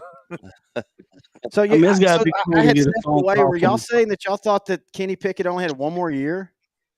I was saying that the Steelers were probably going to be impatient. See, I love him. He wants the quarterback gone after 1 year. Like this is like the 7th team he's been like he's like, you know what, man, Patrick Mahomes. If he doesn't do it next year, I think he should be gone. I'm just saying, like I don't see. He's I been think using. I think they really like Pickett though. Like that, Yeah. he is the Pittsburgh, the tough as nails, the gonna throw as he's getting hit type of guy. So I think they really do like him. He got better as the season. Yeah, went he got along. real better. And again, they pulled a what looked to be a 5-win season and turned it into a 9-8 year. Mike Tomlin yet again another Mike winning Tomlin, season. that's Tomlin for you. Terry, you have to forgive Corey. He's used to trying to get rid of Jimmy G every year, so he's used to that. On That his is Trying to get rid of Jimmy G. But guess what? You needed to get rid of Jimmy. And now that he doesn't know what to do, so he wants every other team to get rid of their quarterback too. Yeah. Like, I'm looking at our quarter. Because I like Pittsburgh. Don't get me wrong. I like Pittsburgh a lot. I like the culture there. Okay, so we're gonna turn him off since he likes the Pittsburgh team. Hey, Corey. Look, I thought it would have been me first. Like, what's going on? Admire what they've done as far as just being a consistent program since the 70s. They had a few bad years in the 80s, but then from about 88 on, they just always are there. They might not always be a Super Bowl contender, but they're always going to make a play, and they're going to be a team that's always a force. All right, here we go. All right. And the Jets right there too. So if they don't pick in Jets, oh my gosh, Aaron Rodgers might have a new toy. Roger Jones. That's a good pick. Really good, solid. Again, that's solid right there. As Corey was talking about earlier, some teams try to be too smart. I think Pittsburgh always they let the draft come to them most years, and this is a safe, solid pick. He's going to be able to take. He's a 3-down defensive tackle. He can rush the quarterback at times. No, this is the offensive tackle. This is Offensive tackle. Sorry, Yeah. that's what I meant. Sorry, I got flipped on that. I was thinking Jalen Carter in my mind. Yeah. But he's a guy that you're going to be able to put there, and you're going to be able to protect Pickett. And again, that was one of the things that was weak about them last year was their offensive line. Yeah. And they've kind of transitioned over the last 3 years. They had an offensive line that I think in 2019 was the oldest offensive line years together. To last year, they had one of the youngest offensive lines. So I think this is just a solid, safe pick. Yeah, you protect your young quarterback. I mean, that's what you want. You don't want your quarterback of the future taking too many shots early. So I mean, I like this. It's solid. And again, I'm not trying to pat all of our backs, but we talked about this in the pre-draft run-up. In today's football, it's quarterback, it's rush ends, it's secondary, and it's offensive tackles. Those are your most important positions, and that's what you're seeing right now. You're seeing how many offensive? Yeah. How many tackles have already been drafted? It's what, 3? Now the Jets are right now on the. Let's see if they stay there. I think the Jets take a wide receiver just to throw a shot at I mean, they got Garrett Wilson. Might as well get his teammate, right? They did trade Elijah Moore. Yeah, which I felt they gave up on him a little too early. Yeah, they did. Or he gave up on them. I'm not. Yeah, sure that's a good point. He was bitching about not getting the ball and things like that. I think it would be funny though if the Jets just continued the Green Bay thing and just not drafting wide receivers when Aaron Rodgers is your quarterback. That would be awesome. I think in this case they're gonna. Well, they also need a lineman too, and most of the good ones have already been gone. They need a linebacker too, though.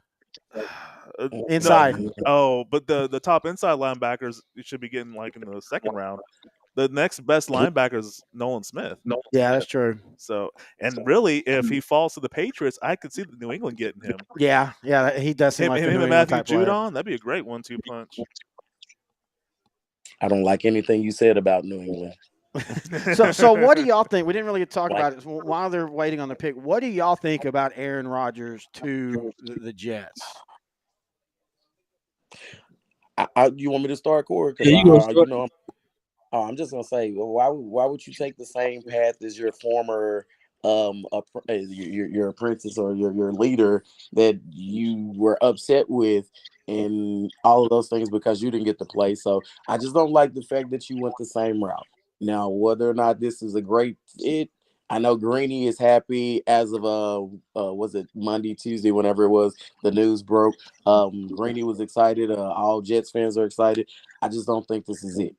I really don't think it's it. It might be successful. I just don't think it's the way you ended your careers, even though you say you want to play more time.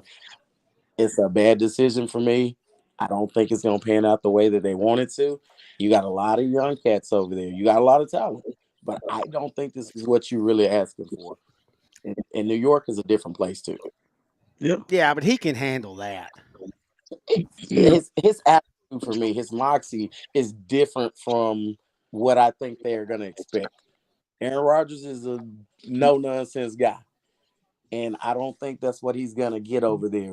He can handle New York to an extent. I just don't think these young cats are on his level.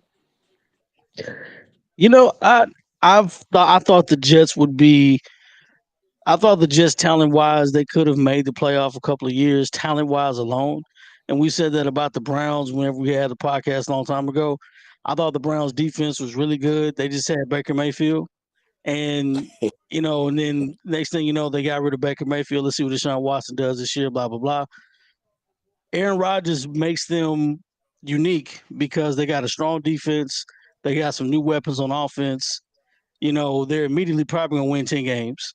I think that the I think Jets roster outside of a quarterback last year was a top 4 roster in the AFC. yeah, that's what I'm No, I saying. got Like you. it's legit. Like Yeah, like Robert Salas has built them the way that you want to build a team, inside out. They've got the edge rushers, they've got the cornerback, they've got a running back. If Brees Hall comes back healthy, they've got wide receivers. They just need a quarterback. Now, I do agree, Aaron Rodgers, if he buys in, then all bets are off. The Jets might be the best team in the AFC. But will True. Aaron Rodgers buy in? Or, as you talk about, will the New York media annoy him? Because, as Nohe said when we were talking before the show, Aaron Rodgers is one of those that I think he thinks he's smarter than he really is at times. And he's really, like, he's been on, Pat McAfee's show, and he thinks when he talks politics that people listen and stuff. And so if you get that Aaron Rodgers, then I still think they're a good team. But if you get an Aaron Rodgers that says, hey, this is my last 5 years, I could easily win 2, 3 Super Bowls, and buys in, the Jets are scary, scary good. Yeah, True. I'm on the fence. I hope it doesn't work out. I think it's a good place for him to go. The Jets are going to be solid, but I just don't like his attitude. Aaron Rodgers, he kind of his just whole demeanor to me just turns me the wrong way. Like could poison a franchise. Well, he was one of those that the less he talked, the better he seemed. Yeah. Like he had that gunslinger. I just come in, I throw the ball, I do my thing, I leave. I don't talk a lot. Everybody loves me. And then when the whole COVID thing hit, and he started talking more, and it doesn't matter what you think of his stance. It was just like, okay, dude, shut up. Like, just shut up. Just be a quarterback. Remember, you're a quarterback first. We're not falling to your knees and hoping that you give us great wisdom. We just want to see you throw 45 touchdowns a year. Yeah, he's good. It's just like his demeanor, like his team player has kind of gone away. It's more about him. Like give me receivers, give me yeah, and he's a great quarterback. Don't get me wrong, but you got to still be a I team blame player. it. He wants to blame everybody I else. blame it on Green Bay. I'm gonna blame it on Green Bay because Green Bay thinks they're better than everybody, and they put Brett Favre on the pedestal, and they put Aaron Rodgers on the pedestal. But you know what? You see exactly what happened. That pedestal got broken because Aaron Rodgers, he knew he was up there. Yep. And either way, the Jets people are happy. Whatever pick they just made, they're very happy. So we'll see. The pick is in. You know what? If a 39-year-old quarterback make you happy, a little more power to you. God, Nolan Smith makes that top 5 defense into a top 3 defense. I think they're happy with the receivers with Mecole Hardman and Alan Lazard additions. So we'll see. Yeah, I agree. Alan Lazard, I'm not really that. He didn't do anything. it was decent on my fantasy. Target that Rodgers likes. That's really all that matters. Yeah, you're right, though. Alan Lazard feels like he's underperformed, and maybe it's because I've always seemed to have him in fantasy. And he has. I don't play fantasy, but I'm like, name a game where Alan Lazard stuck out. Name one, and I can't go back and give you one. I watch football, I know football, and he's never done anything for me. And I just think that name right there is just like, who is he? I really don't know. I agree. He's not a wide receiver. He's not a Donald Driver. He's not a I can't even think his name. I can see his face right now. Nelson. Yeah, Terry, you jinxed it earlier about the time they were taking on picks. I think the Jets hurt you. Well, they've had the pick in for 3 minutes. This is more TV where they're allowing them to talk. Yeah, Jordy Nelson and all of those guys. I'm just like, man. After this pick, we're going to take a quick break. To the halfway point. Gosh, I can't wait to see the 26th pick because I'm going to be very devastated probably. There's nothing out there that I can see you, but it'll probably be an offensive lineman, and I'm not mad. You know, I think the problem now is they're going too fast that they're just having filler time, like you were saying. I think this has to go 3 hours. Yeah, they have to at least make this go 3 hours. Well, they better be like the Major League Baseball. Cut down some time. We don't do 3 hours. I know over you here. can look on the stage and scream entitlement. Just going to say. Man, this is tough.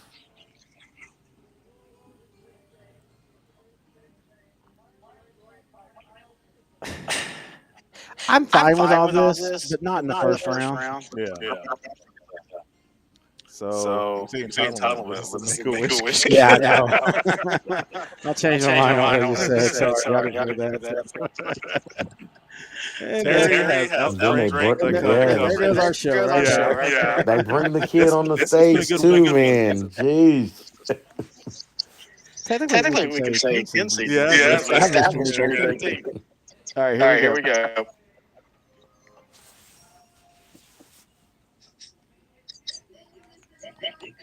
Loves of the Cleveland Cavaliers.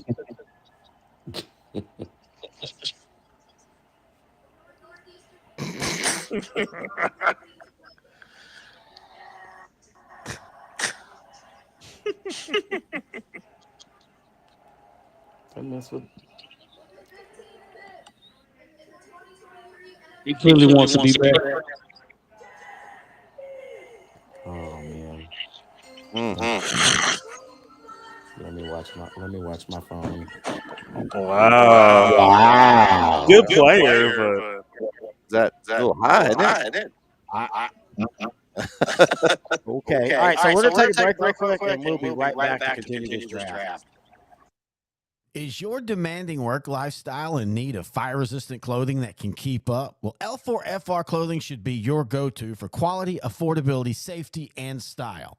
L4FR was founded by a third-generation oil field worker who is also a veteran. Thus, this company has a deep appreciation for reliability and longevity, all while we provide first-rate customer service. Our durable apparel will serve you well for many years to come, whether you're working on a pipeline, a lineman climbing utility poles, or in any other environment requiring fire-resistant apparel. L4FR has you covered. Our apparel is tough enough to resist hazardous conditions while still providing high comfort and style. L4FR provides clothing options to ensure your safety and comfort, whether you're on the job or not.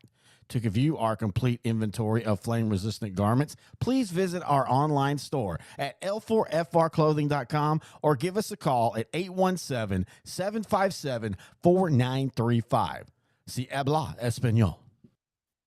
This special episode of Outdrank the Coverage, the live draft show, is brought to you by the Frisco Bar and Grill. They're located at 6750 Gaylord Parkway, Suite 120 in Frisco. You can find them online at thefriscobar.com. I'm telling you, folks, if you're a sports fan, a karaoke fan, or a fan of live music and trivia, this is the place you want to be. They not only have great food, great drinks, they have great prices, and they have a great atmosphere. I'm telling you, this is where old friends meet and new friends are found. I promise you, you will love the Frisco Bar and Grill. Intern Nohe and I will be talking about it during the draft show, but we love their appetizers. We love their wings. I love their sliders. My girlfriend loves the karaoke. Hey, if you're a fan of Oklahoma Sooners or San Francisco 49ers, the Frisco Bar and Grill is the official watch party place for both of those. And Intern Nohe and I was there for a Monday night game last year when San Francisco was playing, and the atmosphere is absolutely amazing. You cannot beat it. So check out the Frisco Bar and Grill, located at 6750 Gaylord Parkway, Suite 120 in Frisco, where old friends meet and new friends are found. It's spring, and that means it's time to get outside and check out the wonderful weather. But the bad news is that means all the insects, termites, bed bugs, and rodents, they're all coming out as well, and they're trying to get into your home. Well, Grandeur Pest Solutions can be the one that helps you. They're here to service all of your pest needs, whether it's insects, rodents, scorpions, spiders. They take care of it all. You can find them online at grandeur4shore.com. You can give them a call at 469-602-8441. You can email them, grandeur4shore@gmail.com. You can find them on Facebook. Just type in Grandeur Pet Solutions. They service almost all of DFW area. Most services that they do, when you reach out to them, they will take care of it within 24 hours. You don't have to worry about, scheduling it now and it be 2 months before they get there. Again, you can find them on Facebook, on Instagram. Just type in Grandeur Pest Solutions. They are your one-stop shop if you have. Get it together, Bennett.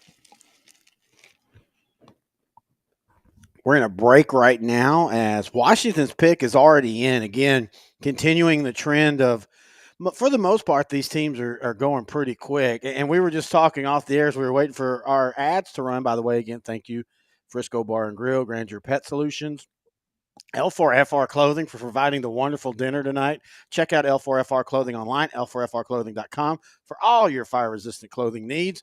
But Washington, this is one of those guys that Will Levis, Yeah. Hooker Hendon. Hendon Hooker. Hendon Hooker from Tennessee. I still think he's a more of a, because of his knee and everything. Yeah. I still think Washington's at a weird spot because it felt like 2 years ago they were a quarterback away, and then Chase Young has been injured and he hasn't been the same. They're not picking up his 5th-year option, at least as of now. Right. And their defense that was 2 years ago you couldn't score on has kind of not been consistently that good, but they're still a good defense. Stat-wise, yards allowed, they're still top 5. Yes. You got to wonder, though, where Ron Rivera's spot is, because it feels like Washington's kind of treaded water. Yeah. They made the playoffs his first year, but let's be honest, Dak was hurt, and then it was 7-9 year. Yeah, it was a 7-9 year. Dak was hurt, and then if Andy Dalton doesn't get hurt in the Washington game, I still think Dallas would have found a way to sneak into the playoffs that year because they actually finished pretty strong. They did. Philadelphia was off; they weren't where they're at now, and so did maybe Washington overvalue where they were at that point, and if kind of I don't know. Last season that was their best year. That was the first non-losing year for Ron Rivera. Yeah, 8-1. 8-1. I'm looking at their lineup right now. They have 2 solid running backs. They have a receiver. They have a good tight end. Who is a receiver? Terry McLaurin. Okay, so what do you think about Dotson, their number 1 pick last year? He's good. I want to see more in year 2. Yeah. They have Curtis Samuels, a 3 receiver is perfect for him. Mm-hmm. They have a good line. They have a really good tight end. Defensive line, one of the best in football. Who is their tight end? Logan Thomas. Chris Cooley? Chris Cooley. Yeah, Logan Thomas. Forgot about him. He's really solid, actually. Everything looks pretty good. If it was me, they have Jacoby Brissett as a veteran backup quarterback, and then Sam Howell. I would probably – this is tough, man. I would either go corner or I would go quarterback or receiver. Christian Gonzalez. In Jigba. Here we go.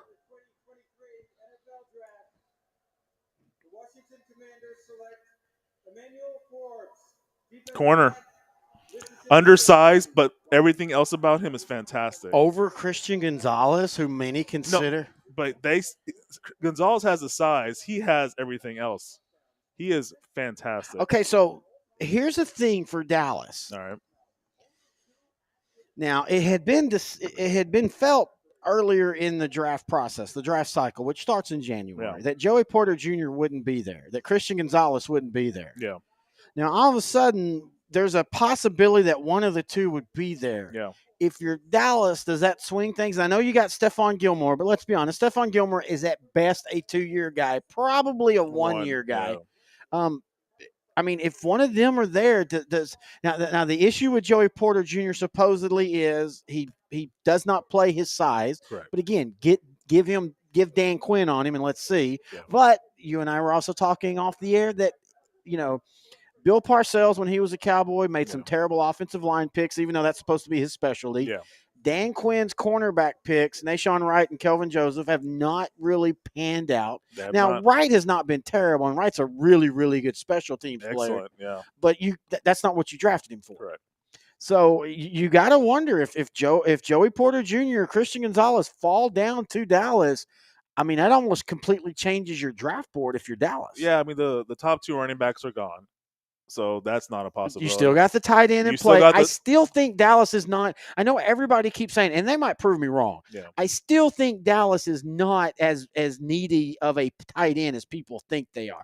I think Jake Ferguson has the chance to be at least, at the very worst, as good as Dalton Schultz, if not better. And if you get just average Dalton Schultz, you're going to be okay. What is the most immediate need for 2023 for Dallas? That's a good question, and it's a good thing to say that they really. I don't know if they have a complete 100% immediate need. Depth, but not like don't do 2009. Oh, hang on, the Patriots. We didn't get a chance to talk to them. I was trying to find their thing. I think they get Nolan Smith. Well, there goes Christian Gonzalez. Well, that takes care of that for us as far as one of them. I don't know anything about drafting, apparently.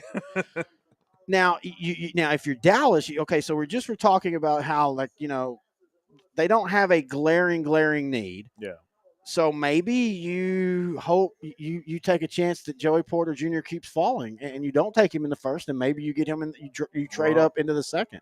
I'm gonna look at the draft or the next few teams up. Right now, it's the Lions. All the trading has got I had all these in order. And now they're all crazy. So we're back to the Lions. You were supposed to prepare for this, Terry. Well, I mean, I prepared with shots. But all right. So right now, it's the Detroit, Tampa, Seattle, Chargers, Baltimore, Minnesota, Jacksonville, Giants, and then the Cowboys. Does Joey Porter, Dalton Kincaid, Michael Mayer, do any of them go before the Cowboys get a chance? I mean, I would assume one of them, but you got to start wondering, Brett, if maybe Dallas might be in the position to where if you've got 4 or 5 guys that you want, maybe you're trading down to the early second and picking up a third or fourth or an extra fifth. Because remember, they had a couple comp picks that they traded for Brandon Cooks and Stephon Gilmore. Yeah. So maybe they'd like to get an extra fourth or an extra fifth back. I think the draft is falling very well for Dallas. I don't feel like Dallas is desperate no matter where they go. And like we point out, I don't really think Dallas has oh my God, they've got to get this position to be successful. They need some good bodies, I think, more than anything, some good pieces to go with what they have. But I think you're right. I don't think that's at this point, unless they've just got somebody that they just are zooming in on right now, I think trading down wouldn't be a bad move for Dallas, and maybe getting 2 picks for 1 type deal, move down and get an extra pick. So I'll have to ask everybody, since we are kind of, we're at now officially pick 18, so we've passed a little bit of the halfway mark. What do y'all think about where this draft is so far? It doesn't feel like there's been some questionable calls, but I don't feel like anybody's made a holy crap, that is the stupidest pick ever type of pick at all. You don't think Jahmyr Gibbs? No, I still think he's a good player. Yeah, it's not haven't been a big splash. The biggest splash has been the trades for the Texans. I think that's pretty much it. They got two picks that they needed, and other than that, I think everything else has been pretty much scripted. Not scripted, but pretty much to par. I like what Arizona did with their trades too. I think it really worked out for them. They were able to trade down, get.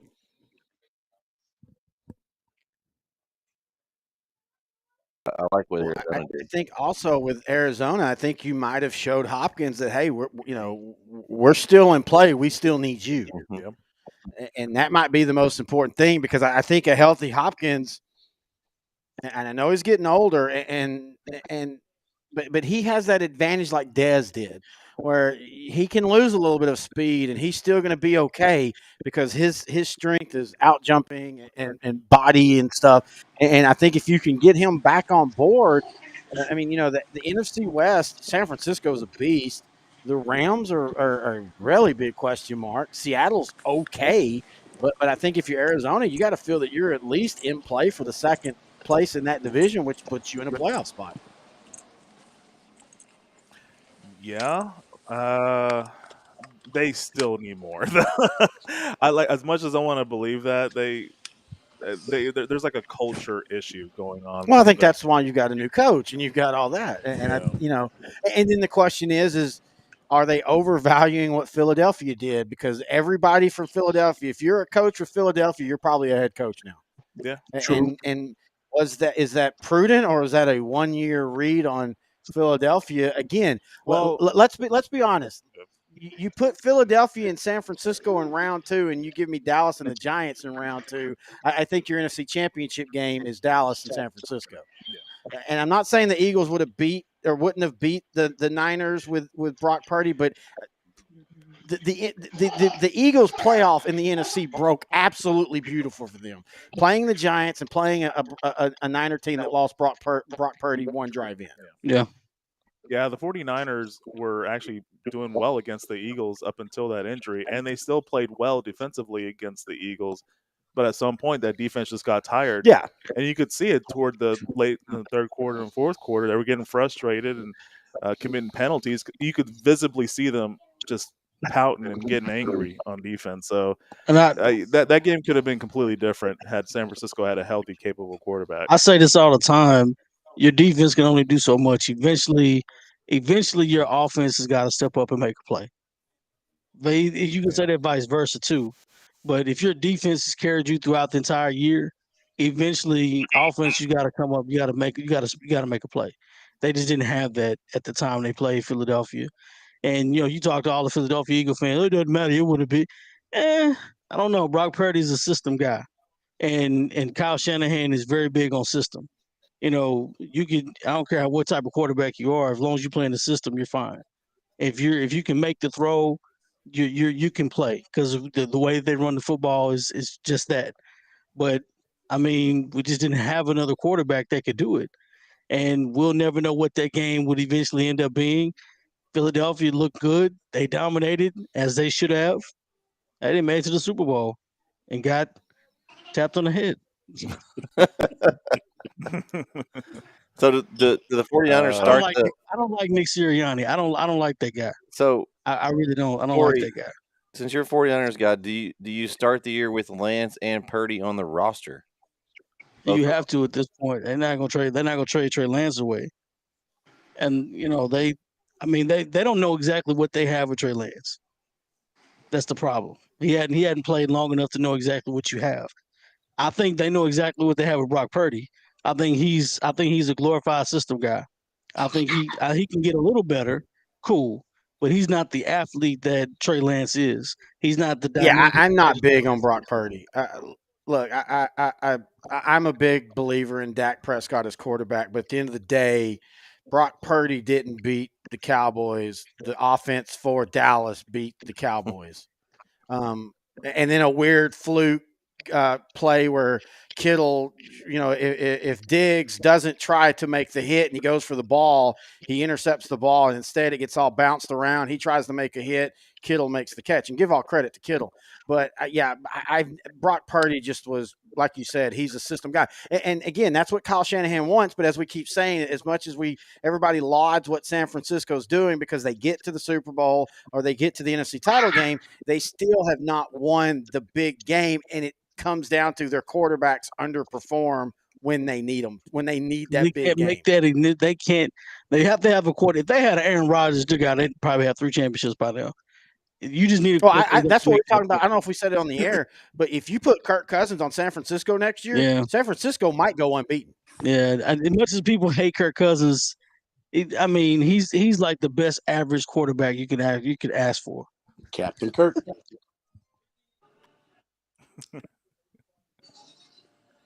Oh, Lions pick is in, so we're waiting on them to see who they get. Do you think they stay offense or Oh, they finally go would. defense? You know what? At this point, They got Jahmyr Gibbs, so it could be anybody at this point. yeah. Iowa is racking up. I know, right? That is Mm. so that is somebody said earlier that they didn't feel Gibbs was a Dan Campbell pick. This is a Dan Campbell pick. This is saying, okay, yeah, Is that his son? him. Did he pick him because he was his son, Jack Campbell? no, it's not his son. Is it? No. He's going. No. But he's exactly what Dan Campbell wants. A tough inside the tackle linebacker that's going to hit the A and B gaps and going to control the run game. This is a really solid pick. You literally could have flipped this in the Gibbs pick, and I'm perfectly fine with it. So at the end of the day, they've balanced out the Gibbs pick being a reach with taking a guy that in a lot of years, Jack Campbell would have been a top 12 pick. This is a tackle machine type of guy. True, but both of their picks in the first round are second round guys. I don't think Jack Campbell's a second They round both guy. were rated as second round. I'm just saying, I don't think he's a second round guy. I think this is one of those guys. He's not gonna do a lot of pretty things. He's not gonna be Micah Parsons, but you're gonna look at the end of the day, and Detroit's gonna be a top 4 against the run team, and he's gonna have 120 tackles. Yeah. And these are the type of guys you have to pick. Buccaneers are next, and their pick is already in.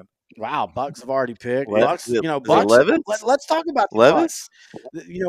We talk about the NFC South, and we can make all the jokes we want about Baker Mayfield, but I mean, the Bucks are still really good. They've got a really good, solid roster. They have 2 great wide receivers. They have, I still think the Bucks are going to make a play in the NFC South. So you don't think they'll go with Levis here?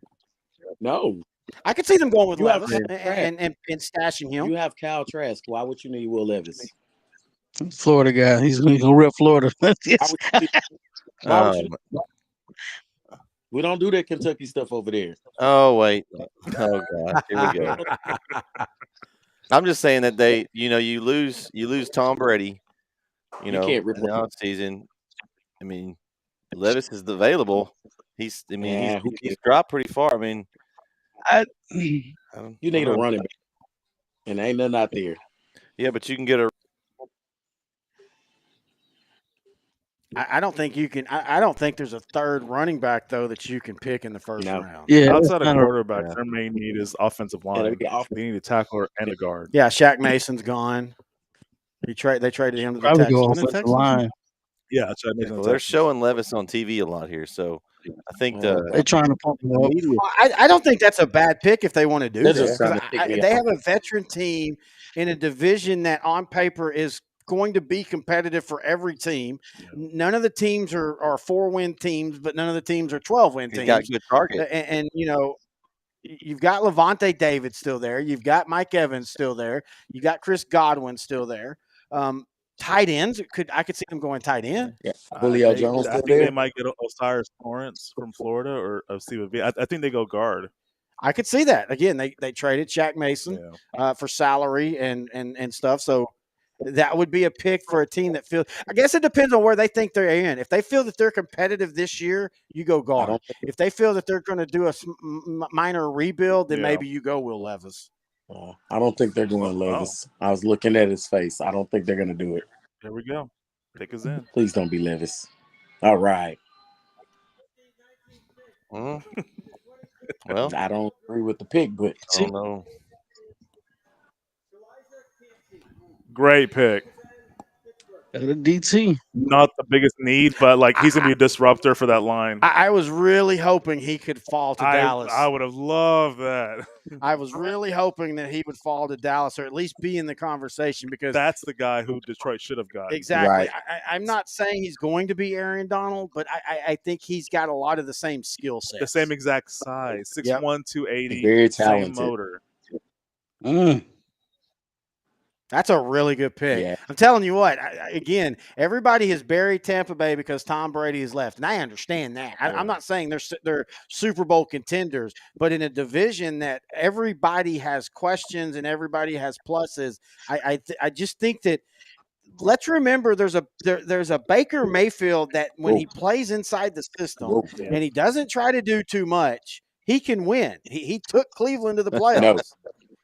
And he can do the same thing with the skill set He around him. won't do the same thing because he won't be the starting quarterback. Wow. Who do you think is going to be the starting quarterback? Kyle Trask.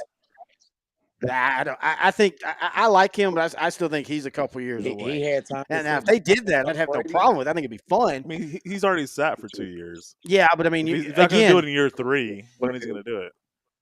So I mean, we've seen nothing though. I mean, not that it's his fault, but we've literally seen nothing that can. That's the one negative about having a Tom Brady. You're not going to get to develop your guys. Yeah. And let's be honest, Tom Brady is not as upfront about not helping like Aaron Rodgers. Yeah. But by most accounts, Tom Brady isn't one of those that puts a quarterback under his wing and teaches him all the things. So I think now is the time that someone picks a receiver. Because nobody picked receiver yet. I'm gonna say this. I've been wrong 10 times, but this time I'm gonna be right. I'm going to say this again. If this keeps happening, if Najee Smith falls to Dallas, it'll be Baltimore. Man, do we not remember CeeDee We Lamb? need somebody to throw the This ball is literally to. how CeeDee Lamb became a Cowboy. But he just kept falling down to Dallas. There's both the tight ends are still available.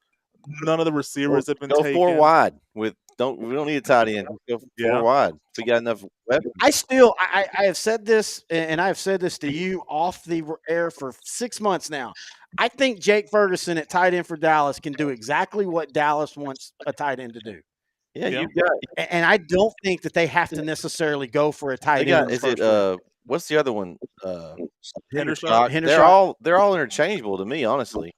Yeah. And see, that's exactly how I feel. So why hook yourself up unless you feel that they literally are the next Jason Witten or the next? Didn't Travis Kelce praise one of them? Yeah, Travis Kelce praised Jake Ferguson, said that they asked him what about the young tight ends, and he's the one that called. He said, I think Jake Ferguson of Dallas is one of those to watch out for. So I'm saying you've got him on a rookie deal. You've got 3 more years of him on a rookie deal. Yeah. Go with him and see if he can do it. And I think he can at least do what Dalton Schultz did. I don't. Worst case, you get another skill player and you take the pressure off the tight end position. Yeah.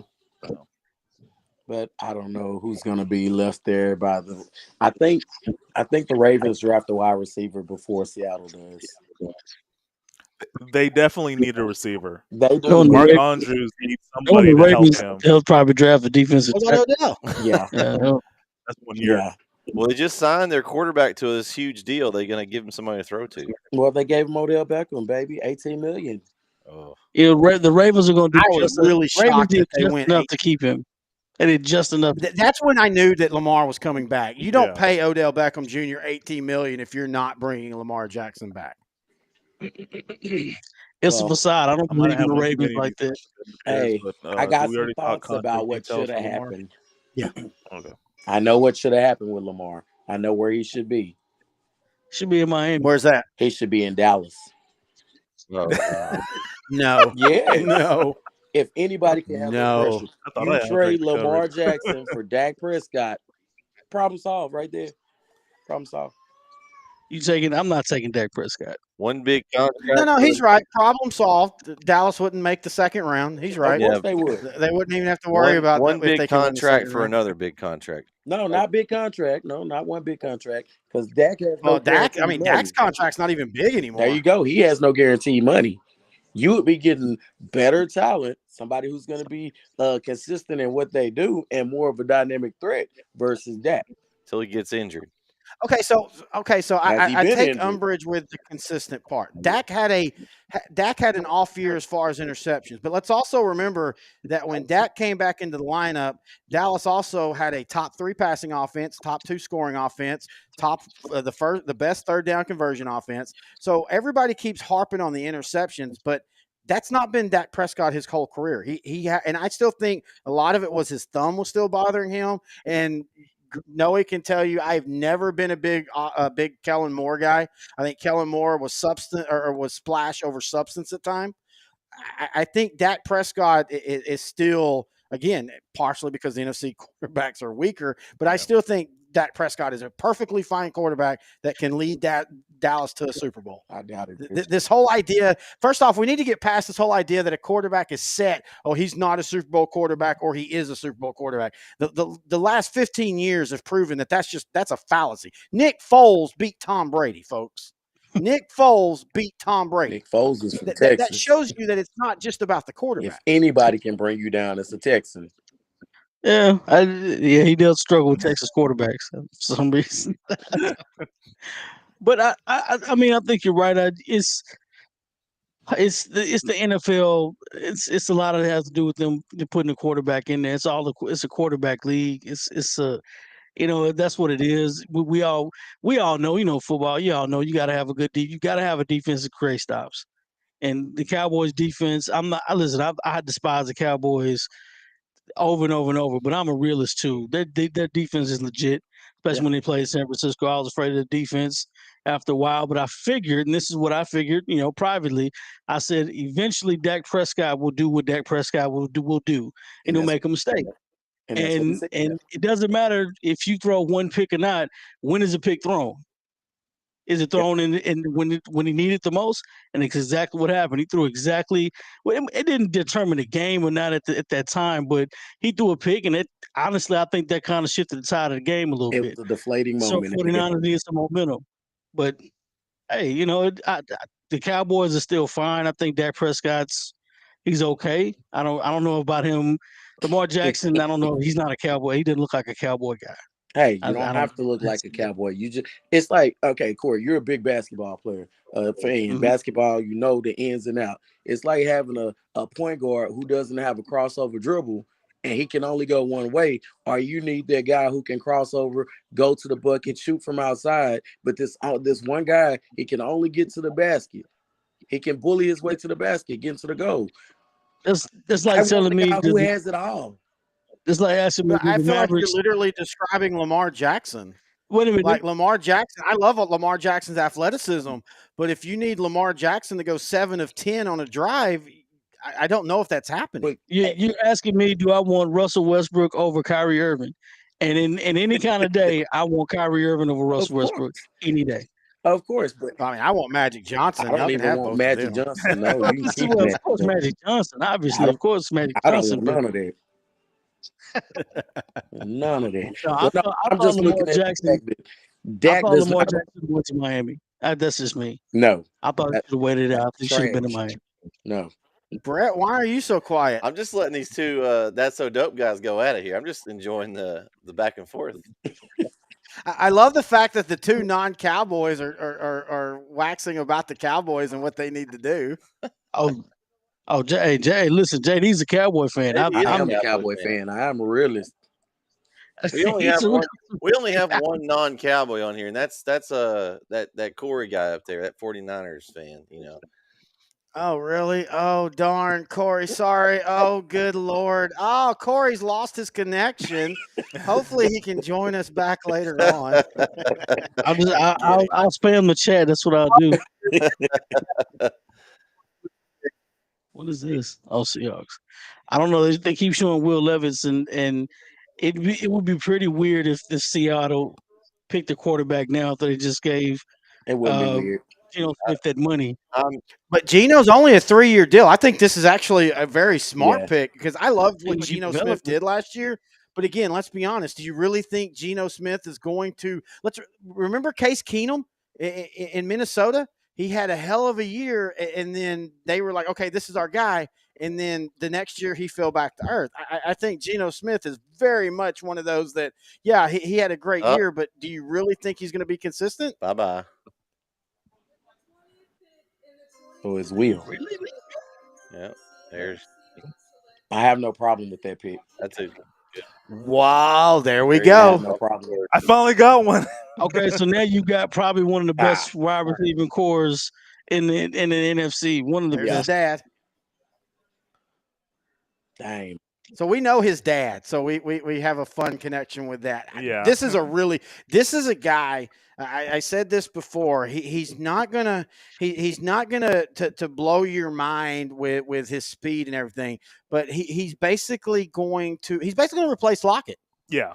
He's literally the replacement for Lockett. He's going to get you 95 to 100 catches, 1,300 yards. He's going to play a lot in the slot. He's with him. I really like this move. Yes. Oh, This I is love a this great move. pick. This is exactly who they Yeah, needed. I'm surprised he fell this far. Honestly, this is a good selection for But you know Seattle. what? This is great for him because he's going to sit there. He's probably going to be one of the hardest working wide receivers out there, and it's going to show. Like you said, 95 to 100 catches in your rookie year, and now you just need Geno Smith to make sure that he throws the ball to him. That's it. Lockett's still on the roster too, isn't he? Yeah. Yeah. But eventually, But no, I'm just saying, Yeah. you're putting this dude in the slot 95% of the time. good- All of a sudden, Seattle's offense. And They got a good Wait, wide and they got receiver Noah core. Fant at tight end too. You got so. Noah Fant at tight end. Yeah. You've got Kenneth Walker at running back, who I again kind of came out of nowhere, but he had a good year. You got to wonder if Russell Wilson in Denver is like going, wait, son of a bitch. Well, he's thinking No, something. Because this looks like a no. Russell Wilson You offense. give now. Russell Wilson everything he wanted. He wanted out of Seattle. That's exactly what he wanted. I don't care what he thinks now. I don't care what he thinks now. He got what he wanted. He's gonna have himself out of the league if he keeps playing like he did last year.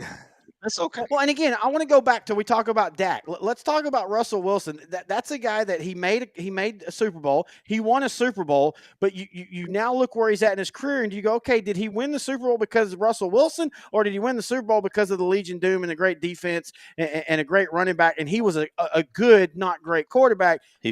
That's why I say we're in an era where quarterback means everything, but also you can have a quarterback that gets hot, Joe Flacco, who gets hot in a stretch and can win a Super Bowl. So I said this defense. Joe Flacco didn't win nothing.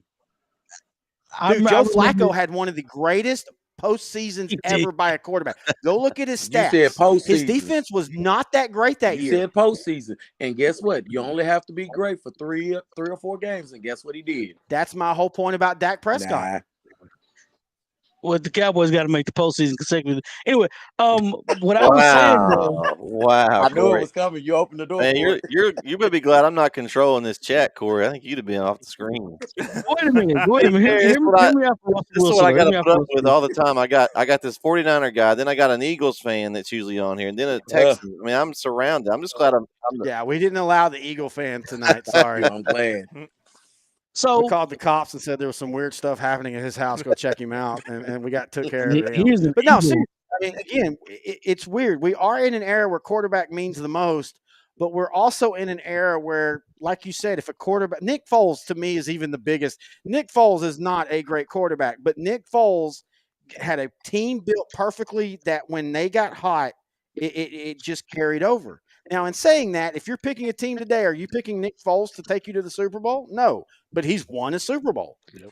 That's why none of this whole idea that a quarterback is a Super Bowl quarterback or not a Super Bowl quarterback, that's just a fallacy. It always has been, but it's proven more and more as we go deeper into Super Bowls. And we're now in, 58th, 59th Super Bowl. You're understanding that, yeah, a great quarterback matter, but you can also get a quarterback that gets hot for 3 games, and that's enough to win your Super Bowl. It's just something we hadn't seen out of Dak Prescott. He just – it happens. Let me say it like this: in the postseason, we haven't been there enough. In the regular season, he can have that 3 or 4 game stretch, like you said. Provided last year he threw the interceptions, I'm not worried about that. I just haven't gotten the consistency once we get there. You brought up a good point, though. You brought up a good point, though. The thing that Dallas finally did, and Nohe can attest to this because I've always said this, all I want every year is Dallas to make the playoffs because the more playoffs you make, the better chance you have. This was the first time since 05 or 06, 07 that Dallas made back-to-back playoffs. Yeah, consecutive, right. That's the biggest thing. Get into the tournament, and then things will eventually break for you. Well, unless you're Marty Schottenheimer. Things never broke right for him. Or the Chargers in general. But yeah, exactly right. Dallas just getting to the playoffs is the most important thing right now. I give some credit to the coaching staff, honestly. We finally got I love Jason Garrett to death, but they let him stay way too long, and it's just basically it was just kind of mediocre. And I know Mike McCarthy's. It's easy for some reason for people to talk about him, but outside of hiring Dick Nolan as defensive coordinator his first year, Mike McCarthy has made all the right moves. Mhm. I mean, this Dallas team is young. This Except for Dallas that team game is against talented. the 49ers. Huh? Bad clock management. Again, that's one thing that you can say that he needs to. But again, no coach is perfect. Let's look at Andy Reid. Right. Andy Reid is the worst at clock management. Yet Andy Reid is probably considered right now the best coach outside of Bill Belichick in the NFL. Doesn't hurt that he has but Patrick Mahomes. He has a fail safe. He has Pat Mahomes who can manage a little bit better than he can. Yeah, I mean, even with Donovan McNabb, he took Donovan McNabb into what 4 straight NFC title games and a Super Bowl. Yes. Yes. I think that's correct. Wow, you're slow there, buddy. I think about that one. All right, here we go with the Chargers. I didn't even talk about the Chargers. I think Chargers get Nolan Smith or Zay Flowers. Okay. Nice. Well, say anything. Good pick. Oh, the TCU wide receiver. Big target. He's a Joey Porter of receivers. He has the size, but he doesn't play like someone with that size. Yeah. And not in a good way. Yeah, I think he's not. Honestly, I mean, I like TCU. I don't know about that. I mean, we'll see how it pans out.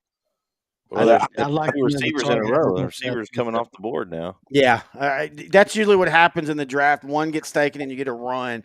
I like Quentin Johnson. I understand what Noe's saying, but again, you're going to a team that's got Keenan Allen and Mike Williams, so you're not asking him to be a guy. Why aren't you? They're always hurt. He's gonna be the guy. Exactly. But I mean, what I'm saying, you're not asking him to make 100 catches. Why not? I want you to.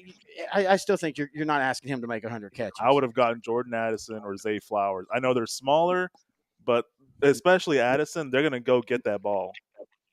And but Quentin Johnson went. I mean, it's not like Quentin Johnson had a bad college career. He did not, but I'm telling you, he could have been much better. I just feel like I think at times we start asking way more than what people can do. Like the dude had for TCU, he literally took the top off their offense for them. And I think he can do the same thing in the NFL. So in the championship? Okay, he doesn't have Dugan as your quarterback. So he doesn't have trophy right away. No, don't even. So is it 3 in a row receivers here with Baltimore being up next, guys? He's got a great quarterback. I'll say that. Who would that? Would you think they take Zay? I mean, Zay or Addison. You got Zay or Addison sitting there. I mean, you just got your quarterback signed and you got to give him some targets. I did want to say this about Russell Wilson, though, because we had this discussion a few years back on our podcast. We had it going.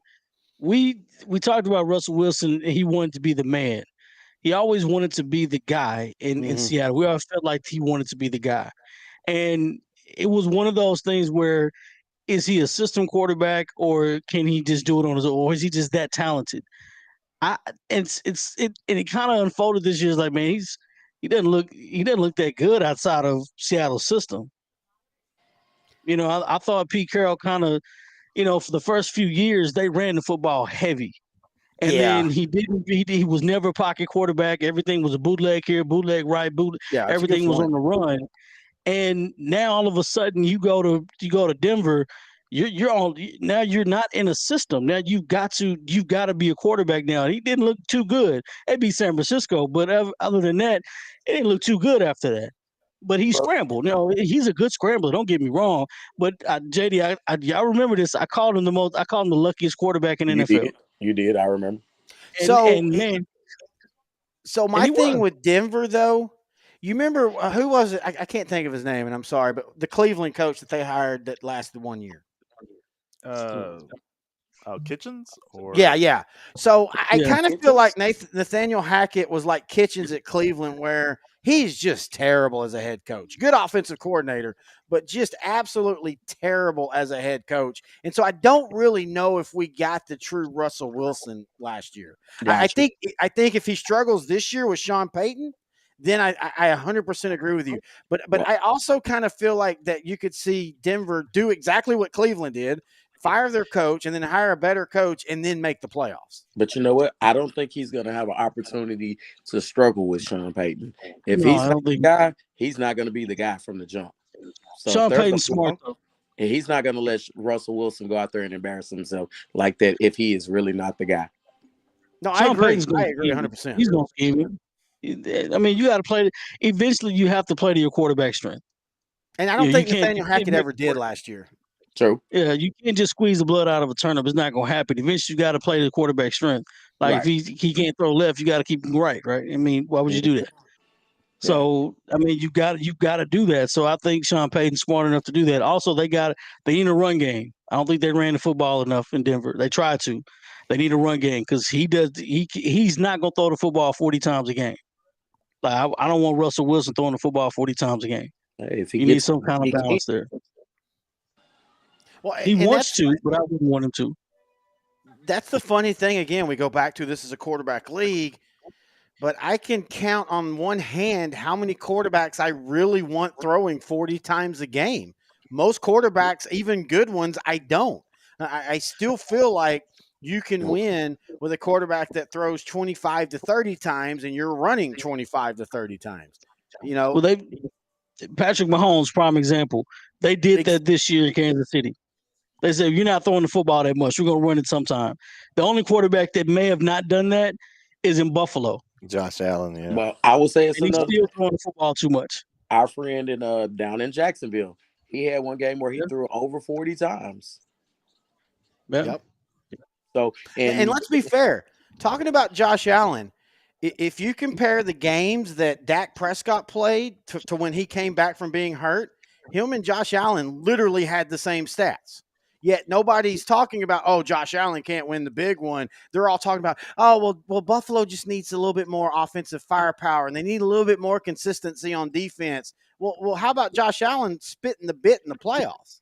Because let's remember, the week before they almost lost at home when he kind of spit the bit for most of that game. Yet nobody talks about that. Well, they don't talk about it because he's young. He's younger. That's the problem. And the spotlight isn't going to be on Buffalo to actually win. He's great talent. We know that. Got a big arm. But when you look at it versus Dak, when you're a Cowboy, you're in the spotlight America's all the time. Team. Yeah. I agree 100%. Yeah. All right, so we now got the Ravens are happy about whatever they did. Yeah. I would love to see just one time the war room after the picks in being all pissed, like son of a bitch. Why did we do that? What if they sent the wrong card in or something and they took that was the Dallas Maverick war room like 2 years ago. Yeah. Well, let's not even talk about where the Mavericks are. Oh, I can talk about that all night. Oh, I don't even want to. Yeah. Oh, is Luka the most unlikable superstar in the league? I told my brother, I said, if the Mavericks traded Luka, I wouldn't be mad. I'm the same way. You don't have to have him to be successful, but I want to win with him because I know he's a good basketball player. And I know he wants to win. Dallas, look, Mark Cuban owes Luka Doncic a championship because he's ruined his early career from being successful. He owes him. The Brunson blunder was the biggest. That was man, that just Mark Cuban pisses. You know what? I don't want to talk about it. Mark Cuban has lived off of one NBA championship. And everybody has forgiven him because they got a championship. Should have been two. I haven't forgiven him. Should have been two. The ref gate cost us to one of them. Yeah. Well, yeah, that's fine. Yeah. But I'm talking about from the moment they won their championship, Mark Cuban gave up. But nobody wants to call him on that. Well, you have to look at it like this. He may have gave up, but as some other people on the other side, they've done a lot to try to get that team back to where it needs to be. They made some moves. Unluckily right now, it just hadn't panned out. So, because Corey knows. Zay Flowers, great pick. Yep. 3 in a row. We're on a roll. They always make great picks. So I think, in my opinion, again, looking at the draft through a Cowboy fan, this has taken wide receiver off the board, if it even was on the board. Yeah. Has taken wide receiver off the board in the first round. You have Addison. That's I'm just not. I don't know if I'm looking at him as like that's a first round pick over even tight end. Even though I'm not as big on them selecting a tight end, I do think the value is at tight end more than wide receiver at this point. And I think Minnesota's going to pick Addison right now because they want a compliment for Justin Jefferson. Yeah, I totally forgot to put him on the Minnesota sheet. Adam Thielen left. He went to the Yeah. Carolina Panthers. And you could say that Minnesota is in need of a second wide receiver. You know what? I don't know. They could go guard too. On Joey Porter Jr. because they really Joey Porter. So because they lost Peterson. well, for and the 2 years Steelers. ago, they made the whole change where they basically drafted all defense, and literally that's all just been crap. Minnesota. Well, that could have been scheme. Well, it could have been, but still, for all the talk about Kirk Cousins, last year's issue wasn't the offense; their defense was terrible. Yeah. I mean, look at what Dallas did. I mean, Look what the Giants did in the playoffs. twice. Look what Yeah. Giants did twice against them. Yeah. I'll say, but I think they got that corrected with their new defensive coordinator. I think it's Brian Flores. Yes. Yeah, so that's a definite upgrade. And they got Marcus Davenport, who I've not been a big fan of. He came out of UTSA. He was with the Saints, and he had like 1.5 really good years. He's been hurt and then been inconsistent since then. Like you said, they lost Patrick Peterson. They lost Eric Kendricks, who I thought was a okay, linebacker. Last year they drafted Lewis Cine, I think it is, Cine. He was okay. Again, Minnesota. Everybody wants to focus on Kirk Cousins, but Minnesota's issue is defense. Yeah. And what do they do with Dalvin Cook? They don't. I don't think they're not renewing his contract. Well, now the rumor has been that he was on the trade block, but again, I think that's just. I'm a big believer, and I know we work in the media. I'm a big believer in 90% of the pre-draft trade talk is just people clickbaiting. I don't. It never made sense, and unless Bijan Robinson or somebody like that was available, it would never make sense for them to get rid of Dalvin Cook.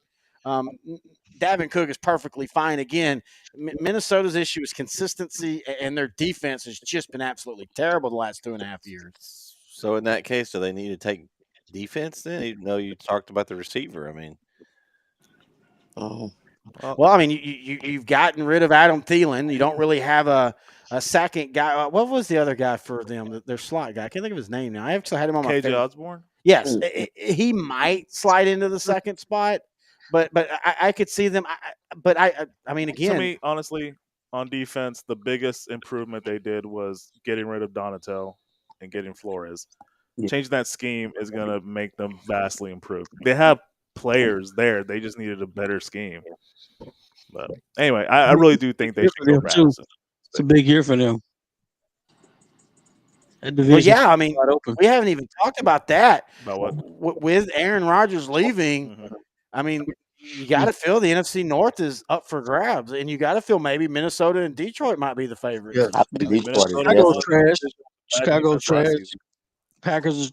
I don't want to say the Packers are going to be trash, but they're not going to be the same. They normally are. Yep, trash. You know, Packers are trash. Go ahead and say it. I mean, honestly, is all the Vikings the favorite? I've honestly listen here. I don't know about y'all, but what I wouldn't want to play. I wouldn't want it to play Detroit in the playoffs. If they would have made it. I thought Detroit was rolling. Yeah, and they were a dangerous team going into the postseason. If they would have made it. And if they can keep that momentum going next year, I think they finally bought in. I think they finally bought in as a team. Yeah. And I don't know that they could be 10-7 and be dangerous. But will Jared Goff playing well at Detroit because there was no expectations? No, I think it would. Or so he didn't listen. Detroit's like the Minnesota of the NBA. Yeah, like you reach the outer portion of the NBA where you can't go. This is it. Like I don't know if you can go anywhere else besides here. So I mean, is he a good quarterback? Yeah. Is he a star? Possibly not. He can make a Pro Bowl, maybe so. But he's exactly what they need at this point. Exactly. There's not many. If the only way you can go is up from here. You've been in the Super Bowl before. You got a young team. You're still young. He could be there the next 5 or 10 years and make 4 or 5 Pro Bowls. Yeah. And he'll still be the best quarterback they've had since Scott Mitchell. Okay, so going back to Minnesota, Stafford. So let's go back to Minnesota though. Kirk Cousins is 1 year left on his contract. Is there a chance that they take Will Levis? If you're smart, you do. Yeah. If you're smart, you do. And now you say if you're smart, you do. But at the same time, I think this is you look for the replacement because Kirk Cousins is like I'm gonna call him the king of what am I trying? manipulation. Well, not just manipulation, but to an extent, yes, because you're the one who gets franchise tag. So if it comes down to it, do I want to pay him what he just made 80 something million over 3 years? Do I want to give him a contract worth 40 something million or 30 something million next year if I decide if I don't take a quarterback and I don't have a backup that's decent? Do I want to pay you 30 or 40 million dollars for one season? Now you've made over 120 something million off of us. Or do we sign somebody who can take over and we can let you walk? Yeah, you've done great things, but you haven't been the guy. Or maybe you lead us to the Super Bowl this year. I don't know. And we decide to work something out. But I think you take that chance of maybe putting Will Levis behind him and letting him grow from there. Because you don't have any expectations of Will Levis coming in and starting right away. That gives him time to learn the playbook, gives him time to learn his receivers and get to know the system versus just throwing them out there in the fire. I don't know if it's gonna be Will Levis though. Well, who could it be, man? Yeah, Who could it they're showing Hendon Hooker on TV here. Oh, I forgot about Hendon. That would be a little bit of a reach. It'd be a twist for me but then again, that plays to my point. Now you give Hendon Hooker time to learn. Hooker. They're showing the two quarterback. Yeah. Yeah, because So- because they see it. I mean, you got an aging quarterback. How old is Kirk Cousins? What, 34? Yeah, 33, 34. You know, I mean, he's still fairly healthy. Hadn't missed much. He can Right. still throw. I mean, Well, and we're also in a different era where quarterbacks, if they want to, can play into their 40s. True. Well, There you go again. Minnesota's fired up. Go figure that. They're celebrating in the draft room about I something. mean, the Vikings are always like, I don't want to say like one of the fake tough teams. Like the Vikings can be 13-2 and always lose in the first round. Yeah, yeah. Yeah. Like they're always the fake tough team. Like, but you think about the Pittsburgh Steelers, they could go 8-8 and make it to the Super Bowl. Yeah. You know, this just I'm always afraid of Steelers if they win a single digit season, they're probably gonna make 2 or 3 rounds in the playoffs. And that's the scary part. But they're a well coached team and they pick strong players that they pick in different spots. Yeah, I just think the Vikings are a fake tough team. And regardless, I don't know, maybe they could change their persona. But I don't know. Kirk Cousins, they got to do something. Kirk Cousins isn't bad, but I mean, it's kind of like what Kansas City and what they had with Patrick Mahomes. You had Alex Safe, which I always call him Alex Safe. He's not going to do anything damaging. There we he's go. He's going to win some That's games. just because he was a 49er, Corey. He was like Kansas City. I didn't say he was San Francisco. He was Jimmy G before Jimmy G was there. No, Jimmy G was a crash dummy. Eventually, something bad was going to happen. Eventually, he'll do something. I'm not talking about Jimmy G. I'm talking about Alex Safe. Alex Safe was pretty good in Kansas City. He won you some games, but it wasn't dynamic enough. They needed something. They needed a spark, and they got a spark. Yeah. I wonder who this pick is because they're really excited about it. That dude's shaking. There's the commissioner. Shaking hands like crazy. Here we go. There's another. They go after dynamic. Okay, so got it. So the wide receivers go out in bunches. I'm on a roll now. Yeah, we're on a full wide receiver runoff. Wow. Who's up next? Jacksonville. Yeah. So, yeah, Jacksonville's next. So, they're not taking a quarterback. Just because we are a Cowboy podcast. It does kind of feel now that Dallas either does just take a tight end because, I mean, that's what's there, or trade down. I was going to say just trade out of the first round because I don't see anything left that's going to really. So this is crazy, but do we see a Dak Prescott replacement? No. Stop it. Jerry Jones would never. You can say what you want about Jerry, but the thing is he's loyal to his guys. And he believes that Dak will be the guy. He's going to stay with him. To a fault sometimes. A big fault. Because I bet you guys still remember the safety that we drafted out of Eastern Washington. We kept him for 4 or 5 years. He was hurt. He never stepped on the field. But Jerry said it was he really liked the guy. Oh, well, the Giants are now on the clock, fellas. Trade. They traded the Jaguars. Just traded. I figured the Interesting. Jaguars are going to get Miles Murphy So- from Clemson. Like, who are the Giants trading up to get? Maybe a That's tight what they end. need first. Well, they need wide receiver. They need They don't wide need a receiver. tight end because you got Darren Waller. You don't. Oh, yeah, I And forgot Bellinger. Darren. You don't technically need a running back. Well, you can move Darren Waller out to a slot receiver if you needed to. That's how good the guy is. Yeah, They're no, I jumping- they're agree. But jumping ahead of- I don't see them. I mean, because Darren Waller has a big contract. I just don't see Right. them They're paying. jumping ahead of the Cowboys for some reason. No, they were already ahead of the Cowboys. Yeah. Unless they're going to They take were Nothing one spot Smith, ahead maybe? of Dallas.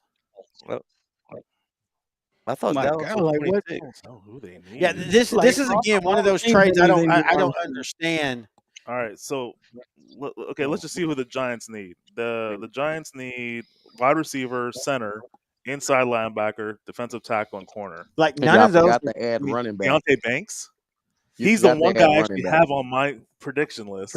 Yeah, I would love for this to actually be correct. yeah, that's not a bad pick. Actually, it's not a sexy pick, and I don't know if you needed to trade up to get it. I don't think Jacksonville would have. Like, I don't know. Like, is there a wide receiver we're not thinking of? No, The top wide receiver that I show on my list would be Mingo from Ole Miss. no, Now thank you. he's a good looking player. I really like him, but I don't think he should be going in the first round. Well, and again, why I don't understand trading one spot up because you're giving something up, even if it's a 4th or 5th round. You're still giving one spot a pick to move up one spot when you probably could have got what you wanted in the spot, unless they were afraid Dallas was going to try to leap them. Maybe. Is there a chance the Giants are actually going to try to go for a tight end? I would say- They have I two would say good you ones do right it. now.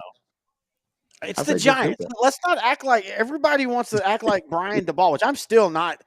I want to go back to, what was it, 2016 with what's his name when the Giants made the playoffs? And everybody thought that, the Giants are set. And then I'm still not sold that the Giants have figured things out. They haven't.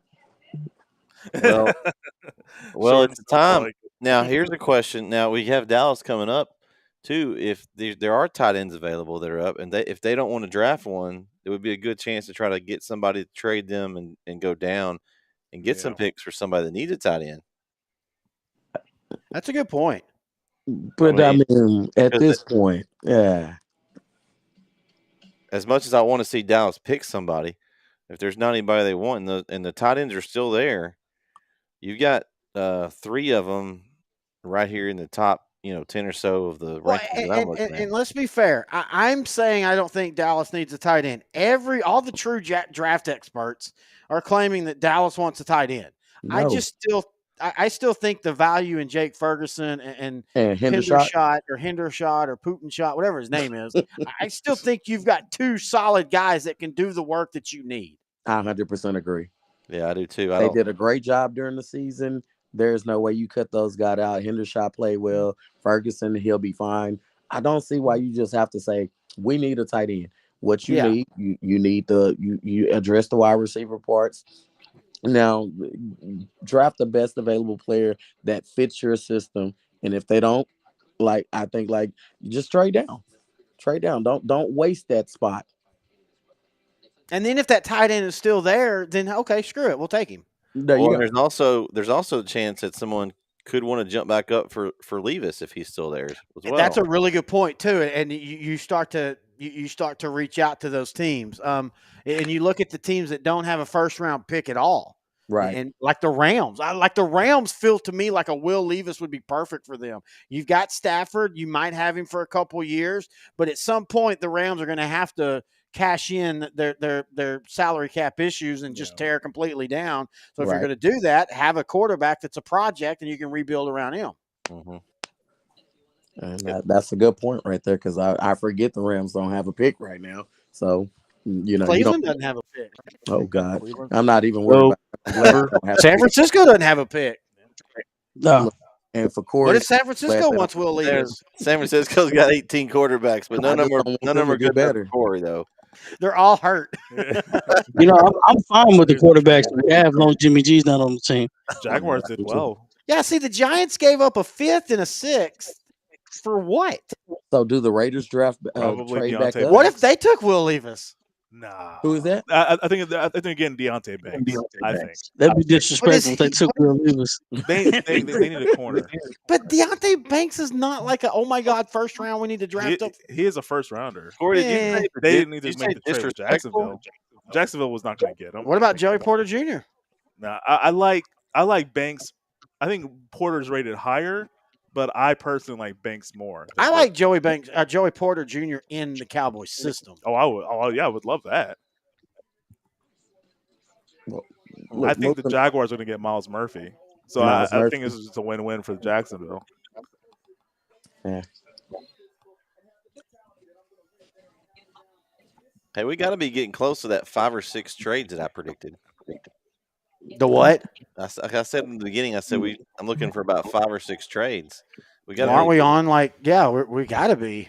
Hell, the Texans made like 42 trades. There you go. I was Yeah. gonna say they made them all in the first Yeah. first 5 Them minutes. and So, dude, Joey Porter Jr. is now like I don't think that if you'd have talked to any of us as Cowboy fans, Yeah. 3 months ago, 2 months ago, we thought Thought he would Joey even Porter be Jr. here. would be in Right. play.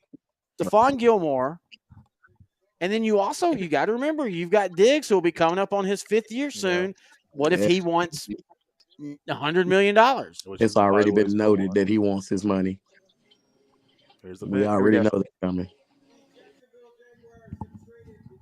wow, good call. But in the Giants case, I got a question. Since we don't know if Saquon Barkley is coming back or going to play on his Call, deal, Noe. what are they Yeah, going to do? Good call. He's right on. Good call. I still just don't understand a couple of these teams moving up one position for these picks. I mean, Jacksonville, I mean, yeah, they could have used him, but I don't think that they were like, oh my God, we've got to have him. Yeah. I think it's just something. I'm sure it's some betting going on somewhere. So somebody made some illegal bets because it's not on football season. I'm sure that's what it is. Oh man. So I think the Jags get Murphy. And by the way, they're showing it right now. Deontay Banks kind of did like the Tennessee tackle where he had a really good game against Ohio State's wide receivers, and that kind of put him in the spotlight, which there's nothing wrong with that. Yeah. And I'm fine with the Giants Jaguars taking it. I just just still don't traded down. think you needed to trade up for it. Jaguars just traded their pick to the Bills, so they're just keep on. So yeah, Jacksonville's playing this perfectly. Maybe the Bills get Nolan Smith to replace Terrell Edmonds, who went to the Bears. That could be true. So let's talk about. So we kind of alluded to it earlier, Yeah. but Josh Allen and Buffalo. I think Buffalo is in that weird year now where you look at the Jets and they've improved. Whether we can agree with what Aaron Rodgers is going to do, they've improved. Right. You assume if Tua is healthy, Miami was really, really good last year when Tua was healthy. The Bills are all of a sudden they went from being they're the future of the AFC to are they going to continue to underperform when it comes to the playoffs? And their defense was part of that issue. And I think that's why they were perfectly happy to let some of their defensive guys go. Well, offensive line was an issue against the Bengals in that divisional round. Right. Well, the fact that Buffalo just will not run the ball. Well, they don't That- have a running that- back. that- That can run the ball. I guess they could go That's three guard. things they need. Osiris, They need a Torrance, pass rush. Florida. They need a pass rush, offensive line, and running back. That's what they needed. They got to have a running back, and that's their biggest problem. They have the small back. Singletary was too small. What's the other guy's name? Starts with him. Zach Moss. Yeah, Zach Moss. He was very productive, but they didn't give the ball to him enough. I don't really think there's a running back worthy of this pick, so There is not. So Yeah, therefore, I don't know where they go. what do but you do? I think they go guard. I really do.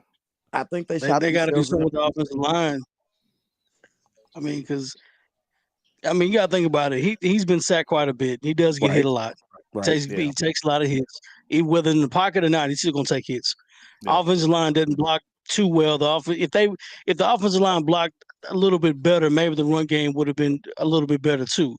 There could be something to attribute to that. Defensively, they still need a pass rusher. You know, they hadn't gotten they don't get to the quarterback enough.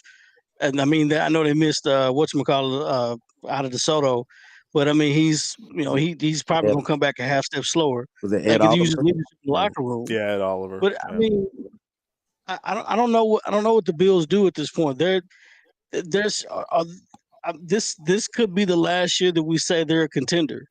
Well, because like I said, when we address the running back situation, and you look at it, unless they make a trade for Saquon Barkley or something like that, that makes them a better running team, there's no options. I mean, you can build your defense, but your offense is gonna suffer somewhere because you don't have a running game. Well, and we go back to what we talked about with Dak. Josh Allen is a great quarterback, but I think there's a line in the sand where when you start to ask Josh Allen to do too much, you're going to have the interceptions, you're going to have the fumbles, you know, and there's nothing that, like, people think that that's a negative. There's nothing wrong with a quarterback having, okay, at a certain point, you don't want him to throw. And I think Buffalo has got to commit, especially in that weather. Commit to running the ball when you need to, and that just is going to make Josh Allen a better quarterback. So guys, the Bills and Jaguars, this trade basically was around Dallas. So basically, they went above to get. So do we think they think that they were going to get Porter, and so does Buffalo jump ahead and grab Porter at cornerback? That makes fine sense. I mean, I'm like Nohe. I think Joey Porter Jr. is one of those that he had a really good junior season and he had a solid senior season. But when you start looking at the tape, he does tend to play under his size. He's a 6'2" guy that is not as physical as you want. If he ends up with Dallas, I think that's good. But if he doesn't, I don't feel that's some big miss either. Yeah. So if they want to take him, that's fine. I just wondered because they did jump Dallas to get this pick. They just basically flopped around Dallas. But if do they feel that maybe there's a tight end? I hope not. Well, if they take a tight end, that's great because I look at what you said when you mentioned Diggs. Diggs wants his money. So if you're replacing somebody, you're replacing Diggs with Joey Porter Jr. in the future, hoping that he becomes what Diggs is supposed to be. So. Because he's gonna leave for the money regardless. I already know it. He's not staying in Dallas. If he's not getting his $100-something million contract, he's walking. He gonna go already know brother in Buffalo. Well, hey, brothers flock together. There's added pressure in Buffalo. They're building this new stadium. Yep. You know, you don't want to be like the Los Angeles Clippers, and you got two aging all-stars, and the stadium opens up in a year and a half, and nobody you want to make sure your team is competing for a championship by the time that stadium opens. You have a decent enough quarterback that can get you there. Let's give him the tools to win. Let's take a load off his shoulders where he doesn't have to go out there and try to win it all by himself. Yeah. You know, they need to try to project it to where we're still competing every year for 5 years. No, I agree 100%. Now, as far as talking about Diggs with Dallas, I agree that he wants his money, but I also I think I can see him staying with Dallas. I don't think it's a foregone conclusion that he's going to leave Dallas. I don't know. I just have this big reservation looking at his brother Stephon Diggs and how he left Minnesota. He went to Buffalo, and it's nothing against him. You go where you go, and that's a choice that you get to make. I just think with him being so young, he's going to try to get the most for his value right now. Here we go. While he can. I Will Levis. It's not Will Levis. He is sweating bullets over here.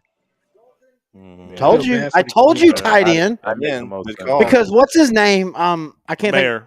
No, the tight end for Buffalo. Dawson Knox. Yeah, Knox was very hurt. Well, inconsistent too. Yeah. He had a stretch at the end of the year where he had a touchdown in 6 straight games, but before then he only had 1 touchdown. Yeah. I think they want from there. I think they want the quintessential check down tight end that's going to get him 85 receptions, 800 yards. And the funny thing is, and I still say I don't think Dallas is going, oh no, we lost Dalton Kincaid. And Buffalo just spent draft currency to get a guy that they probably could have got at their normal pick. Yeah. All right. And you know what? I think this pick makes sense because Kincaid went to the school where Dawson Knox's brother went to, and there's a relationship. And I think that's out of respect of his brother. And Yeah, I don't think it's they're trying to replace him. I think with Dalton, with him being the way it was, with Knox being the way it was still mulling his I agree. brother's That's death. So I think that's this a is just a tribute to him, and move from that point. All All right, right, so well, Dallas is now on the clock, and here we go. Oh it God, kind of feels like the draft has fell in a nice way, but then it also, I mean, like I don't think there's a running back that they would want. I don't think there's a wide receiver that they'd want. hey, Joey Porter Jr. is still sitting there, and I tell you and what, I Penn don't State have has a been good problem with to them us. trying for Joey Porter Jr. at this spot. Yeah, the Penn last State Penn has been State good. defense. Yeah, the last Penn State defensive player worked out pretty well. Yeah, so Yep. I wouldn't see them passing him up. The only thing I can think of is if they get a good enough offer on a trade. If someone's trying to move up to grab Will Levis. the quarterbacks, with Levis specifically right now, or Was there's still draft a Will couple tight Levis? ends up there that are now one tight end fail. You know how that goes. One goes, and then sometimes they can go on a roll. So I don't know. Do we Well, need and to again, put pressure I on that? hope. I think it's a trade or Porter. That's what I'm leaning towards. Shit, I just realized Nolan Smith's still on the board. Yes, sir.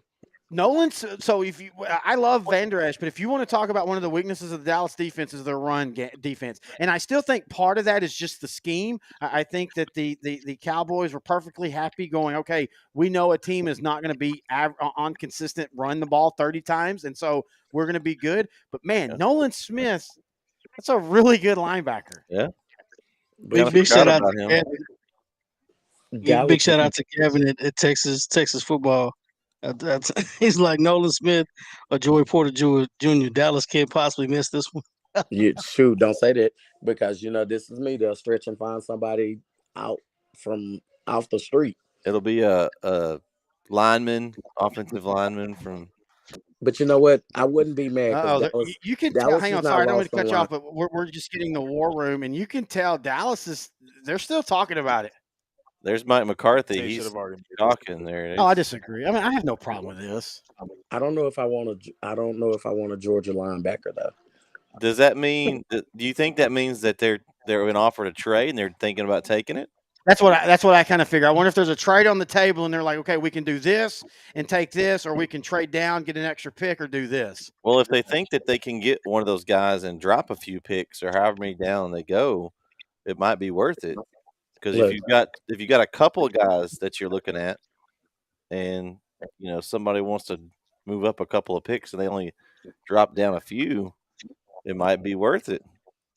Well, and this is again, Dallas is in a good position where they don't have to there's not a oh my God, we've got to draft this position this round or we're screwed. Yeah. And they're showing the mayor, the tight end, most likely Jason Witten. I have issues with that. I love what Jason Witten did, but I also think Jason Witten was part of the problem at times with Dallas back in the day.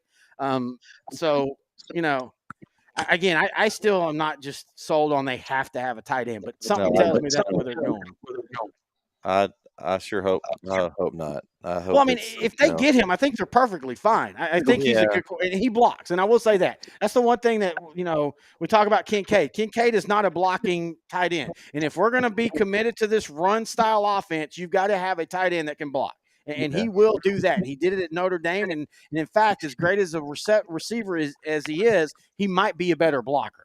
I just don't think that you have to do him unless Jake Ferguson's going to be split out more. Possibly. That's very possible, Dave.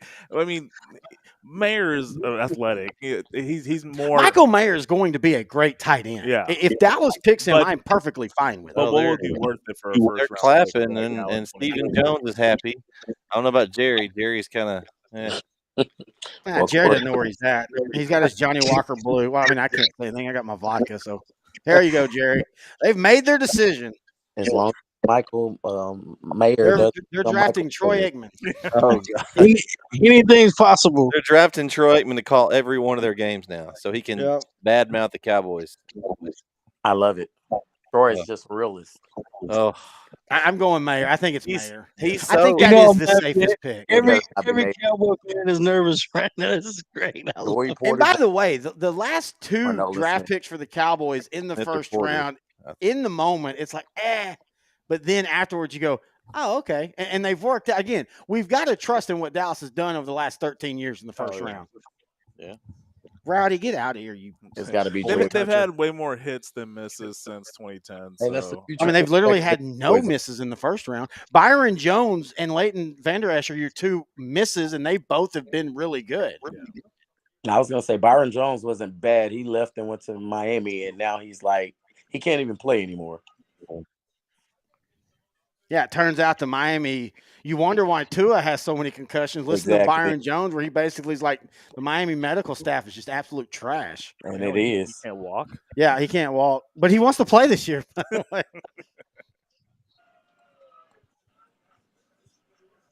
Let it be Joey Porter Jr., please. And the suspense mounts. I know, right? I usually don't say this, but I hope it's defense too. I mean, the tight end's fine. I think it's tight end. I don't even want a tight end. We don't need it. Yeah, I think it's an extra. Like it's just like making us have more. Okay, so let's flip this around. We're talking position. If you're talking best available player, it's Mayer or Joey Porter Jr. in my opinion. And you have to go Joey Porter. What about Nolan Smith? You don't think so? I like Nolan Smith, but he's more of a safe pick than a best available player. And I don't think you have to go Joey Porter Jr. because you do have Stephon Gilmore for at least 1 year. I think I'm buying the Kool-Aid, but I just kind of feel like it's going to be tight end. Yeah. And I'd have to look at Nolan Smith's 40 time because if you can't outrun Michael Parsons. And by the way, you might get Nolan Smith in the second round. I think so too. Here we go. Please don't let it be Nolan Smith or a tight end. What? Oh my gosh. Okay, I'm done. I'm sorry, guys. I gotta go. This is Taco Charlton all over again. I'm done. Oh yes, forgot about him. Totally forgot about him. Nope, I'm done. Yes. Nope. Yes. I'm done. Oh, good night. Dude, no, JD, no. This is good. This is good. Run stuff. This is 100% good. I'm telling you, dude, this is 100% good. I totally forgot that he was still on the draft. I was thinking he would be more of a round 2 guy, but yeah. No, I am perfectly fine with this. This is a guy that will control the A gap and will allow Micah Parsons, allow DeMarcus Lawrence, allow Deontay Fowler to just rush the lanes. I promise you, dude, this is a good thing. I am going to watch this. Y'all say it's good. I'm going to watch it turn bad. I'm going to watch this turn bad. Nah, this dude is a beast, man. Corey knows me. I'm going to watch this turn bad. Well, I will say this, though. Michigan's been pretty good the past few years in the defensive lines. So I don't know if it's going to be a bad pick or not. It may be a pretty good one. This ain't the move, man. This is not the move. It may not be. It's not like we always say. It's not the sexy pick. So you're right. Let's understand this. There was no sexy pick at this draft at this position. That's why. And I don't disagree. You could have probably traded down, but apparently the one tight end they loved was Kincaid. He got picked. They probably tried to trade down and it didn't work. But I'm telling you right now, Mizey Smith is a great pick. This is one of those guys that you're going to sit and plug at the defensive tackle, and he's going to be there for the next 10 years. And he's not going to have 20 sacks, but he's going to help solidify the run game. I like this better than any tight end pick at this round. What do you say? I really do. I like this. Just get on base. I'm really excited to see how this helps Parsons and Lawrence next season because he's gonna eat up a lot of. Or you laughing because you know I'm deflated over here. And you over there laughing. This ain't my pick. I'm sorry. I can't ride with this one. It's gonna take JD probably about a few weeks in the season. He trust me. It's the same thing right now. The same thing we had about Luka. I was like, I didn't want Trey Young, nor did I want Luka because I know Luka wasn't proven. I'd rather taking him over Trey Young, but I know I didn't want Trey Young. And I said, trust me, Luka's the guy. Oh, when season starts, okay, Luka's the guy. All right. I trusted you on that. I can't trust this pick right here, guys. I'm sorry. Here's the deal. When you look at Dallas's defense last year, the one weakness was their run defense. The run stop, yes. So the defense against San Francisco did really good, except for in the third quarter when they needed to make a stop, they couldn't.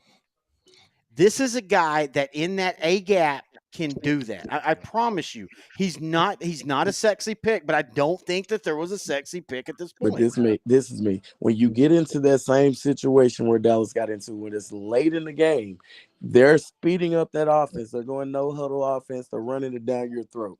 Is this guy going to be able to sustain this throughout that stretch? There's no substitutions, and that's what I look at stuff like that. This is I can't do this. This is not for me. That pick's not for me, and I know it ain't for me.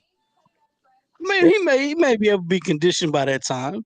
You never know. He better be. I mean, by that time Mozzie for me to Smith, like it.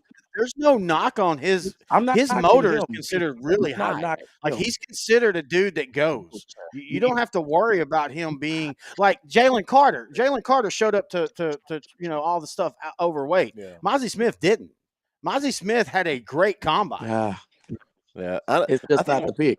I feel like you could have got this pick in the second round. I don't think anybody. I don't disagree with that, but you have to also realize what were the offers to go down in the second round. Was there any offer that was good enough to where you could have still got him? Because just because you get into the second round doesn't mean he lasts all the way. Because Dallas' second round pick is still deep into the second round. And totally understand. So could you? So what would it have taken to move down or move up? And I rather you move up if that's something that you really value. But I think you need to sort of solidify the fact that I think Diggs is going to walk this after this year because he wants his money. You got to have that backup. And right now, you have Bland over there. That's great. I don't know if he can take over the number one position out there or the two if you don't have Diggs or Stephon Gilmore once they're gone. So I'm gonna say this. I'm gonna say this, not the guy. We don't know exactly how they graded him on the draft board either, and that could have been the guy that they may have wanted, later, and they got him now, and he was available. True. And the same thing, if they're grading a guy that may fit that position that you want for Diggs, and they may find him in the second round. So it really depends on how they scout and how they grade. Now, I'm not saying that's a foolproof thing because we all know some scouts are better than others. Exactly. Well, but I mean, don't have a full GM. But the Cowboys, I know I'm a Cowboy hater, but I'm a realist. And once I know about the Cowboys, they draft really well. They rarely have a miss. Hold on now. Maybe 1 out of 10 they may miss somebody. Well, let's remember how everybody was reacting when Tyler Smith was drafted last year. And everybody was like, what is Dallas doing? Oh, my God, Dallas, they're reaching. And look where Tyler Smith is. By the way, on ESPN, I just want to give this. We haven't done this, but he's compared to Dontari Poe, which that's a great comparison. Yeah. And this is his post-draft analysis. Dan Quinn's defense needs an anchor in the middle for the defensive line, and Smith can be that. He has elite movement skills at 6'3", 323, and he can play nose tackle or bump down to a one technique spot. Smith feels a need along the defensive line and could be tasked with keeping Micah Parsons from seeking double teams on the edge. His projected year one impact is high impact day one starter. Smith is expected to be the anchor in the middle of a defense. Well, we already know that because they ain't got nobody there that's been decent in the past 4 or 5 years. They've tried. Okay, so you just got that. I just don't think that's what you really had to do because we're still free agents out there. They had plenty of time to sign people, and they chose not to. Then a defensive. That's another tackle. So how many? That's 5 offensive linemen, 5 or 6. Yeah, Jacksonville just picked. Yeah. Solidify. Oh, Anton Harrison. Yeah. I'm going to be out about pick for a while. I like him. Yeah. I mean, they needed someone to replace Taylor. Yeah, we were just talking about that. Yeah. Actually, that's a Nohe call right there because their starting left tackle is about to be suspended for at least 8 games. Right. Yeah. At least for PEDs. Yeah, for PEDs from when he was hurt last year. So this is a good pickup going back to Jacksonville. This is a good pickup for Jacksonville. So now we got Cincinnati on the clock. Cincinnati. It's going to definitely be an offensive lineman. They still need offensive lineman in Cincinnati. Branch, Alabama. They need everything. They still need offensive line. I know they don't need a quarterback. That's all I know. Well, they don't need that. They don't need a Well, quarterback. they They got don't need a Orlando wide Brown receiver. Jr. They filled their linebacker spot with Jermaine Pratt. They did lose Von Bell at safety, Yeah. and I thought he was very underrated. So I kind of agree with Noe. I kind of think Cincinnati might go with a safety. You go to Secondary. Branch from Alabama. I Yeah, mean, don't get me wrong. Bengals are pretty stacked. Yeah. They, this just is just kind of filling holes at this point. Right. Their pick's already in, so they knew what they Yeah, wanted. dude, they you ain't have to wasting the draft time. Will Levis. There's always one guy that has to sit in the green room as everything falls. But in saying that, the lower you go as a quarterback, usually you're going to be drafted by a team that's already got a lot of everything in place to help you win. Right. Yeah. Yeah, And it Will could be New Orleans. I feel sorry for Will Levis, but then again, I don't. Ooh, New Orleans. Who's the quarterback in Dude. New Orleans? Derek Carr. Derek Carr. So it ain't gonna be them. Is he the He- answer, I mean, though? unless like the I like Derek Carr. He's all right. But I think Derek Carr was likable with- hamstrung by a shitty organization. unless the Browns or Rams Okay. trade into the first round, and those are teams that do need a quarterback. Browns don't. We'll see what Deshaun Watson. Well, I mean, does. but you're on the hook I for mean, him. yeah. guaranteed. You have to ride with him no matter what. Hey, Deshaun Watson is. By the way, Deshaun nobody's Watson. He's- nobody's talked about how shitty Deshaun Watson looked last year when he came back. And I know the whole he 2 didn't play years. for a whole year, It's been but like 6 he looked years. like comically bad. I'll take that. I'll take that. How bad he looked, because the year he did play, boy, he looked like an MVP.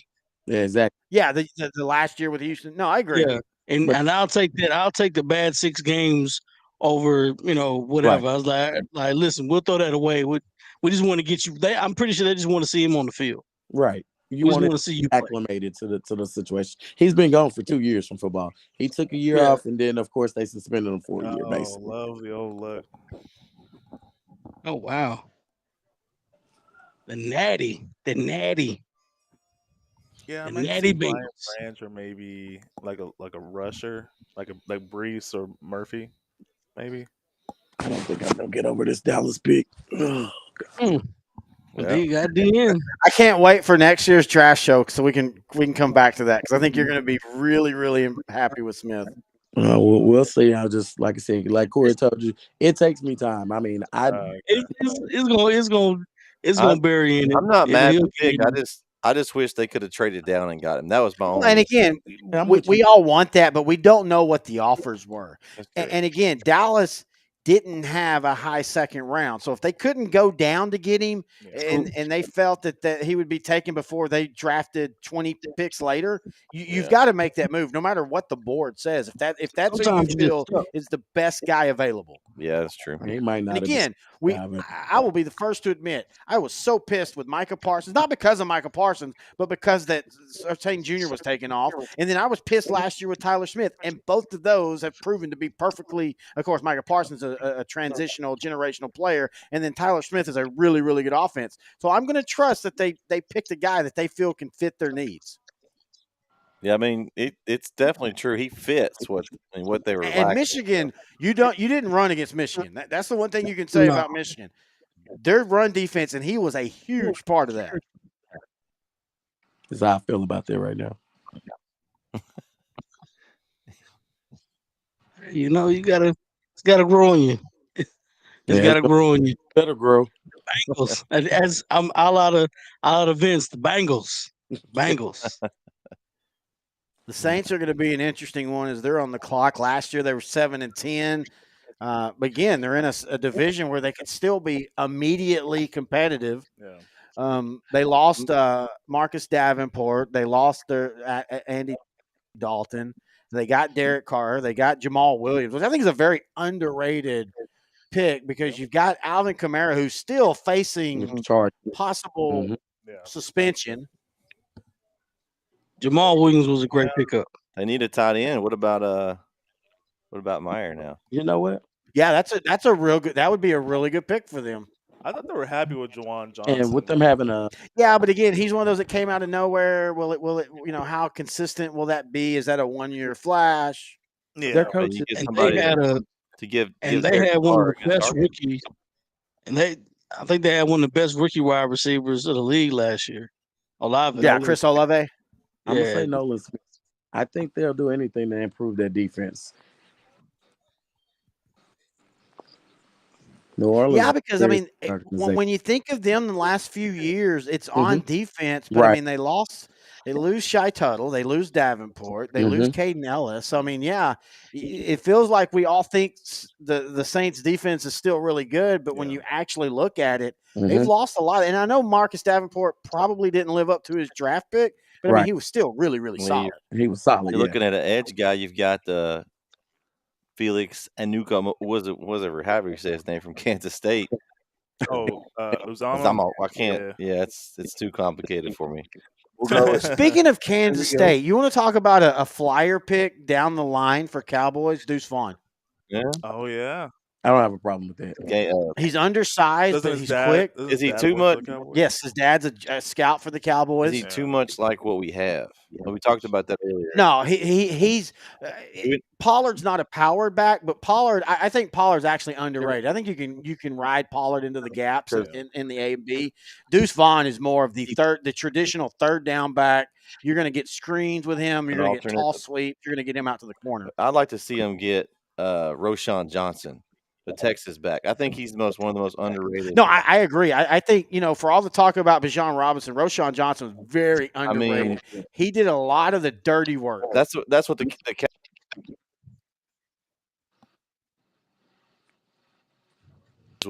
and Roshan is just going to run you over, and I think that would be a good steal later in the draft. They could.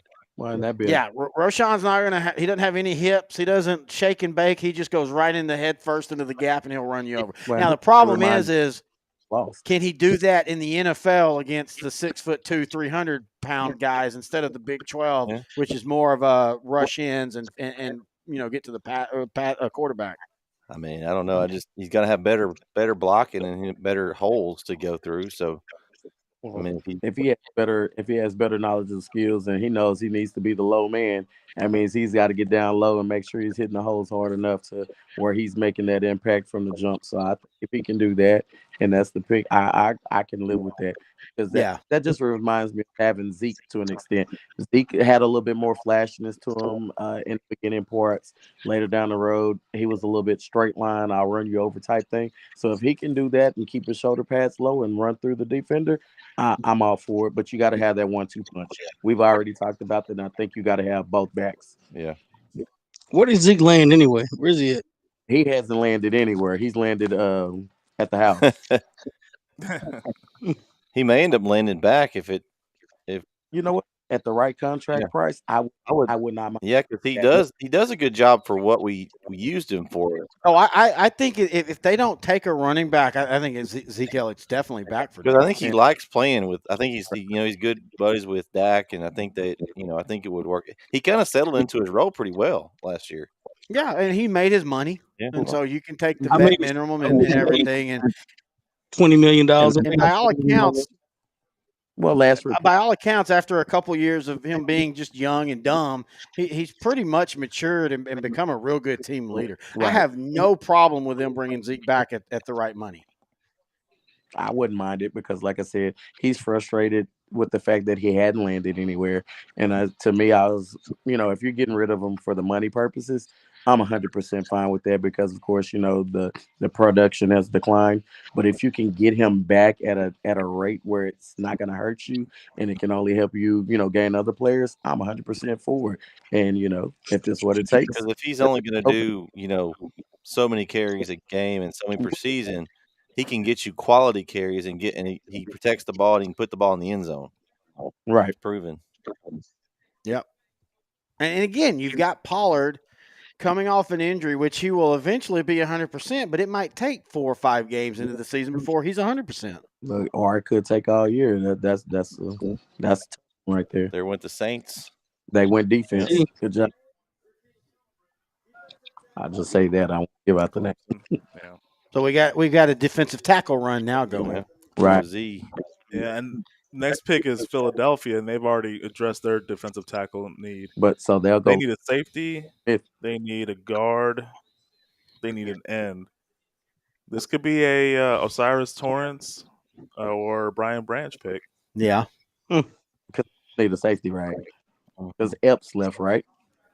You kind of feel that the Eagles draft might not have gone the way they were wanting once Bijan. I think they had honed in on Bijan Yeah. Robinson. Yeah, as much as I hate the Cowboys didn't get him, I sure didn't want Philadelphia landing him. Yeah, that was my whole Oh. thing. If Dallas can't get him, go to the NFC South, and hey, if we have to play in the playoffs, we'll deal with you then. Now, in saying that, Jalen Carter potentially is going to be an impact player. I mean, they're in the situation now where they paid Jalen Hurts a lot of money.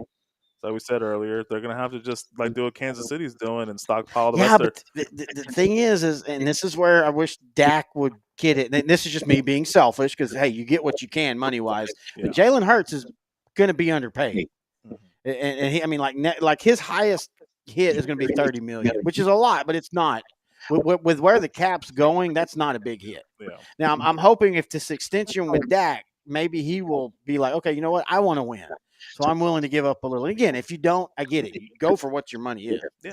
But I do think if there's going to be a tipping point with quarterbacks where they've got to make those decisions. Yeah, because your quarterback can't make all the money. Then no, there's no money. Because at some point we're going to have to sign Parsons. You can't let Parsons go. Whose contract is up first? What, Joe Burrow or Justin Herbert's contract? Because their contract's gonna set the They're market. both 2020 draft picks. Yeah, they're the same. Both 5 years. They'll both get their options picked up. Yeah, but So, I think he's not. He's going to get a contract for. And Justin Herbert, I'll say this. I know we're talking Eagles and all, but Justin Herbert, is that a guy that is he as good as everybody keeps saying he is? Then when is he going to take flack for the Chargers seemingly underperforming the last 3 years? I don't think it's him. I don't think it's him. I think he's okay. So good. go look at that playoff game against Jacksonville. Now, no, he didn't throw 4 interceptions, but he also didn't make a lot of plays when they had a chance to solidify that game and move on. Would you also remember he was hurt? Yes, and I think you have to look at Keenan Allen and Mike Williams. Yeah, and the running back situation, Austin Eckler. He's good. Don't get me wrong, he's good. But Austin Eckler, is he that guy? And you saw the Chargers did not want to pay him. Why did they not want to pay him? Because he's not that guy. And they made the right pick with Melvin Gordon, not paying Melvin Gordon at the time too. So that's a good point. And I think they know that they have, but they just haven't found what they need right now. And once they can get what they need, I think that elevates you. You have a better running game. Like I said, you can't take anything away from Austin Eckler. He did a great job in a situation that wasn't he supposed to be in. He really did. But I'm curious because I do like the quarterback in Kansas City. My mind just went blank. He not Kansas City, but San Diego or LA. He reminds me of a younger. He's like a hybrid of Brett Favre and Aaron Rodgers, a little bit. Mm-hmm. You know, he's really good. Like and it's kind of the West Coast thing where you really don't get a chance to see them a lot, but you get in the primetime games, man, he'll maybe light it up a little bit. You know, you see the potential there, but you don't know exactly what you have until you get it. And I said this a long time ago about what's his name in Detroit. I don't think he's the guy. You know, I think the Rams front loaded and got a rookie quarterback, and that team was just ready to win a championship right away. And I didn't think Jared Goff was the guy at the time. I was like, I just, he's just not tough enough. And maybe he's never going to be that guy. Justin Herbert, you put Justin Herbert on that Rams team, they win the championship. I think he's not afraid to take the hit. He's not a prima donna. He's not afraid to get dirty. I think he likes football. I think he loves football. I think he's a locker room guy. And I think they can build on that with him. He may be better. Honestly, Joe Burrow's been successful in Cincinnati. He may be better than Joe, but he may get his team over the hump before Joe Burrow does.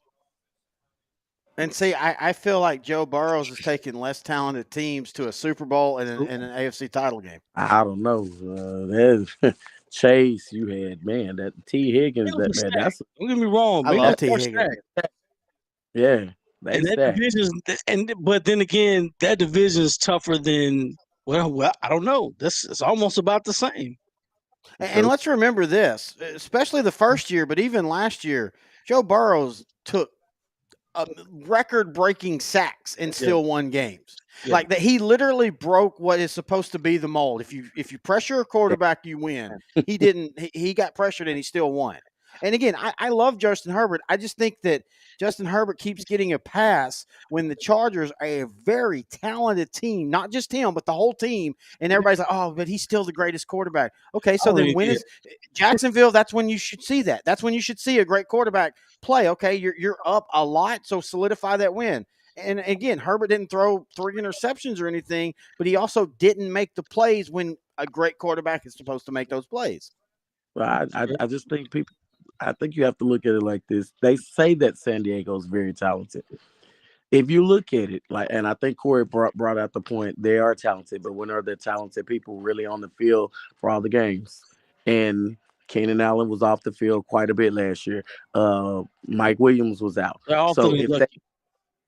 yes, and if you can sustain them being on the field, then we'll get to see the true talent of that team. But right now, we can't see it because when you got Keenan Allen gone for 8 games, you got Mike Williams missing another 6 games.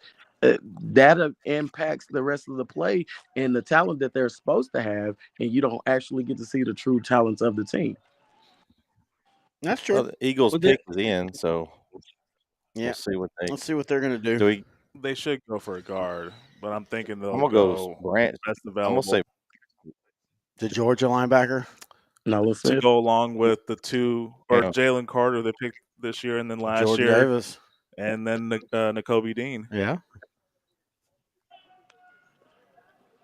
We'll see. Maybe they're okay with the guard replacement. And after this pick, we'll talk about one of the teams that didn't have a first-round pick, but not because they traded out or anything, because they do illegal things. Miami. Yeah, because there should be 32 picks in this round, but there's only 31. Oh, good Lord. We got to introduce like 18 people. Do this in the 5th round. Is that the Dude Perfect, guys? Is that the Jonah? That's Dude Perfect. Oh, it's Dude Perfect. Okay. Yeah, why are they on the Eagles pick? They're from. That's not Dude Perfect. Yeah, it is. That's the 220. No, it didn't. Oh, it is. Oh, that's right, because them and Kelsey are real big buddies. Oh.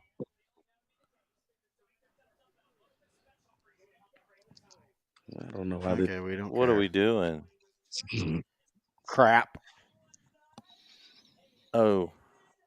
By the way, if people don't know, Dude Perfect is set here in Dallas.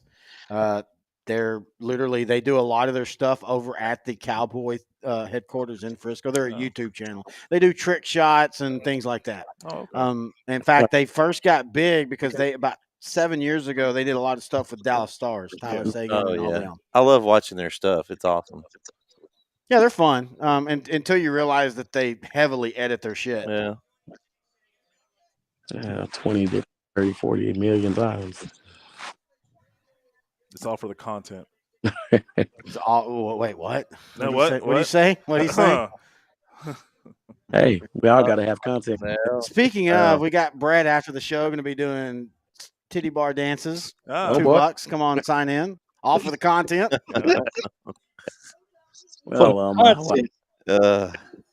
Nolan Smith. Again, they've got a type. They want that SEC, that strong. Again, I'm telling y'all, and this is not bad, but they're looking at, we've got to beat Dallas, we've got to beat San Francisco, we've got to toughen up our interior run defense and all that. Now, the great thing is I still think that's outdated. Because I still think Dallas's offense is a little outdated in what they want to do. I sure hope Nolan Smith doesn't come back to bite us. Because that's one of those picks now we'll be able to, next couple of years, if he's like, stopping us and sacking us in the backfield and terrorizing us. I think he's really, really good, but I don't think he's any better than or like way much better than Van Der Esch. Yeah. They're kind of the same player.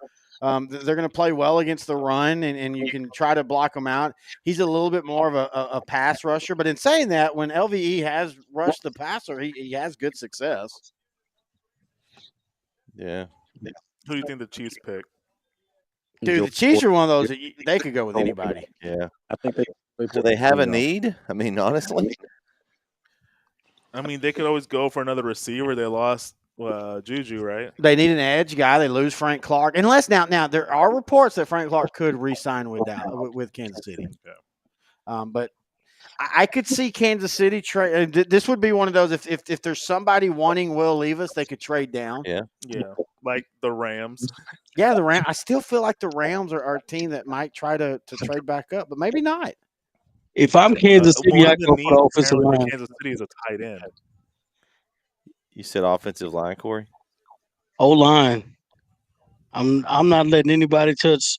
I'm not letting anybody get Well, yeah, near. they lost Orlando Brown Jr. So, But they got Jawan Taylor from the Jags. I feel like they overpaid. But they for also him. lost Wiley, Andrew Yeah. Wiley, who basically did a really good job against Reddick and Hargrave in the Super Bowl. I kind of felt like they overpaid for Taylor. Yeah, they did, but they paid because of his age. But they literally could have paid Orlando Brown the same exactly. and got a better tackle. Good for Cincinnati though; they got a pretty solid guy. Okay, They're just showing the graph over here. The last 2 years, the I just wish all the non-bad things for the Eagles. I don't like the Eagles. I don't like Nick Sirianni. I think this one cocky coach and well, when your team got beat out by him, Corey, I understand that's kind of like we don't like 49ers. Like him in the beginning. I didn't like him in the beginning. He's just cocky. Wow. I mean, just feel like JD. Those guys look so serious. JD doesn't feel my pain. JD, I'm stuck with Eagles, 49ers, and Texans. I have to listen to. But I can listen to all of them except for the Eagles. I respect 49er fans.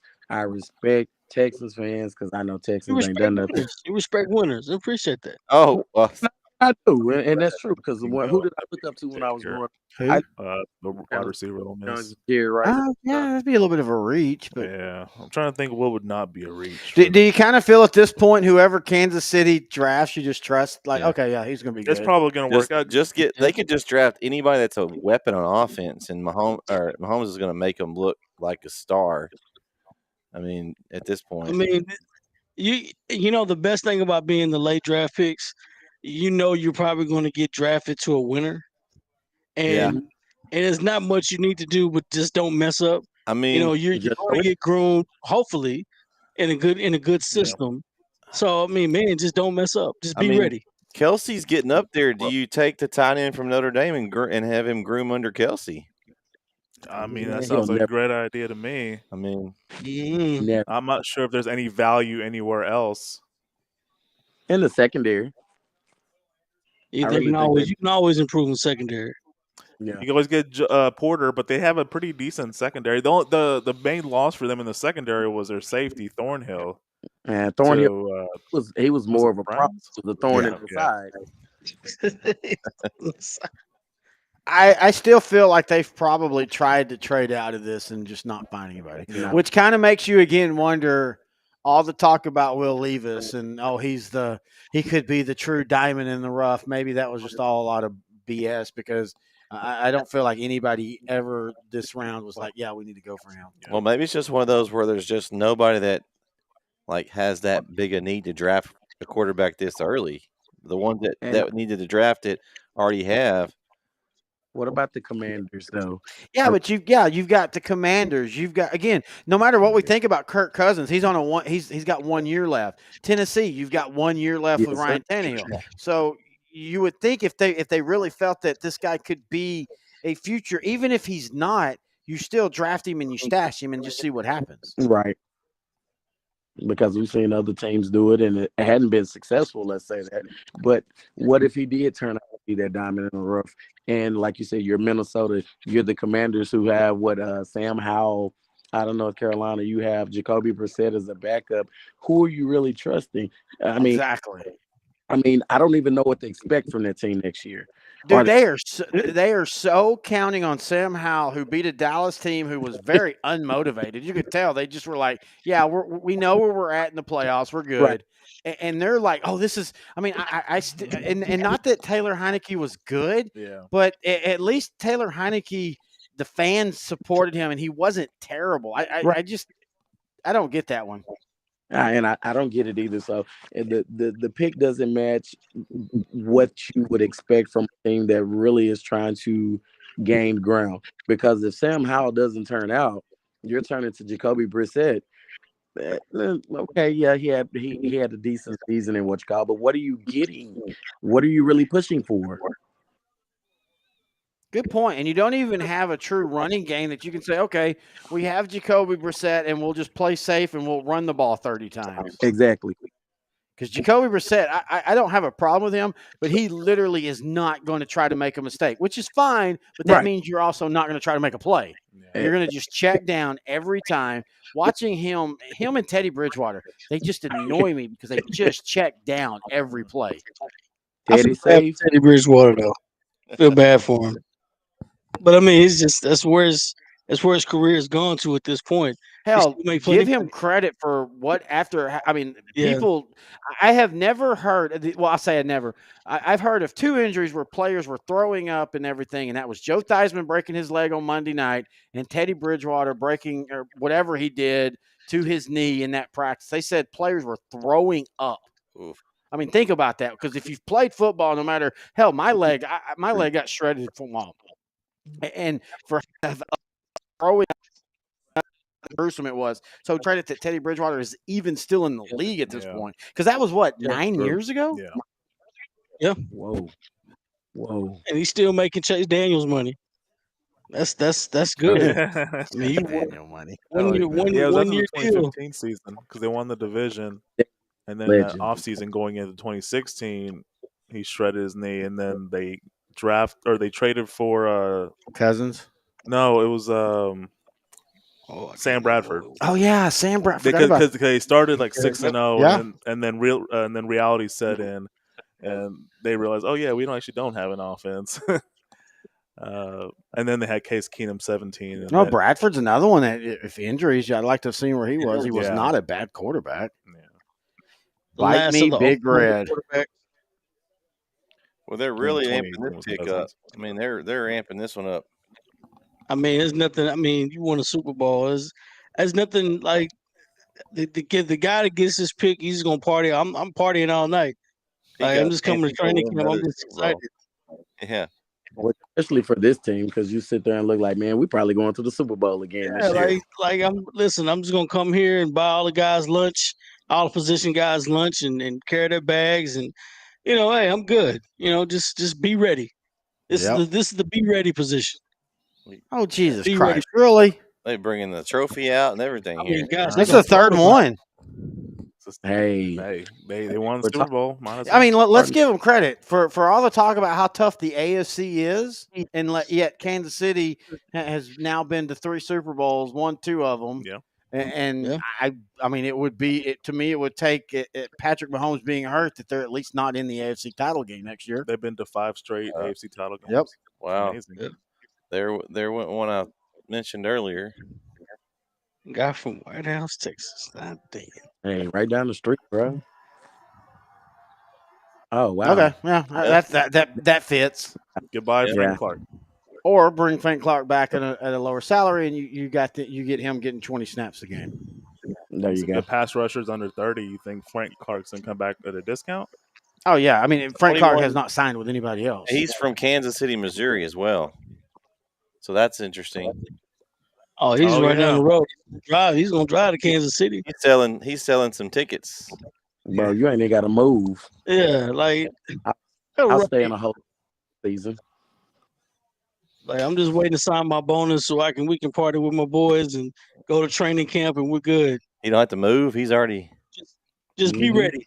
Your agent's telling you just be ready. All right, so to close things, what are y'all's thoughts on this first round for 2023? I thought the Houston Texans, whether they turn out to be right or not, I love the bold moves that they made. The Texans get an A+ for me. I'm sorry. And Corey knows I would never grade them that way. But when y'all started off and I'm coming in and I'm like, what the heck? They're talking about Houston and they're just like, oh, Houston's done this again. Like that's crazy. And Houston got some quality players out of their draft pick. So give them an A+. Yeah, I like what they did. I also like what Arizona did. I've said that a few times. They traded down and back up, and they were able to pick up a couple of extra picks, future picks. I think that was a great move. I think it's kind of what I expected. A lot of trades, a lot of movement. It was interesting. It was a lot of more than normal when I watched the draft. Like I didn't really know who was going to pick what. Yeah, no, I agree. It was very unpredictable. The Lions taking Gibbs early, I still think it's a mistake, but I like it. I know that some of us aren't fans of what the Cowboys did. I like it because I think Dallas is No, at a point now where they didn't yeah. need home run picks. In fact, they need the exact opposite. You need the guys to do the dirty work. Yeah. But in saying all that, Dallas's draft will be decided by what they do going forward because as much as Right. I will respect what they've done in the first round for the last 13 years, it's that second round where Dallas has tended to struggle where they try to reach a little too much. So we'll see what they do with that. Yeah, I'm interested to see what happens in the second round. First round's been pretty much I don't want to say it's not exciting. That's because your team didn't Texas, have a they pick, did what they Corey. needed to do. That's why it What? wasn't exciting for you. Yeah, I mean, yeah. Honestly, for the I mean, I wish we would have got somebody on secondary, but that's another story. But I mean, Texas did what they were supposed to do. They had some good picks. I was anxious to see who was going to pick Will Levis. Who needed a quarter? Well, And there's still some teams that needed quarterbacks. It's just weird. And well, but like we said before, the key positions: pass rusher, defensive pass rusher, offensive line, and believe you me, what 5 offensive linemen got picked, 5 defensive linemen got picked, six, So I mean, that's the money positions. So the teams are going to you have to protect your investment, and of course you have to go after the investment, the other teams' investments. I think So I what think they Pittsburgh's did. fielding calls tonight, Phyllis. So what? I think Pittsburgh's fielding calls and is going to have some options as far as if they've got anybody that wants to trade up to get Levitz now. They may be Oh fielding yeah. some They have calls the to see. first pick in the second Yeah, round. because Yeah. they're the first pick up, and so now they know they're up next. So I think they'll have some offers and opportunities. We'll see if anything comes of it. Now if you will Leverage, now you have to prove it. Now what team now. think Oh, would, what team do you think would actually come for Will Levis right now? the team that needed a quarterback, they just didn't want to take him in the first round. Well, I I mean, don't know. That's a good question. First off, I want to say anybody- this. I know when they first started this whole first round and then not doing the second round the same night, people complained. I actually like it because I think it I do too. allows teams to reset and go, okay, now let's think about where we're at and let's make these moves. And so I actually like this. And I don't know. Maybe Will Levis hasn't been the high prospect that everybody thought they were because I really thought that there would be teams trying to move up to get him. And yeah, you could say maybe there was people like teams like Dallas and Kansas City and all of them were asking too much. But if you really thought Will Levis was a true, he could be our franchise, you pay that price. So maybe that's one of those things that the press overrated him compared to what the scouts were saying.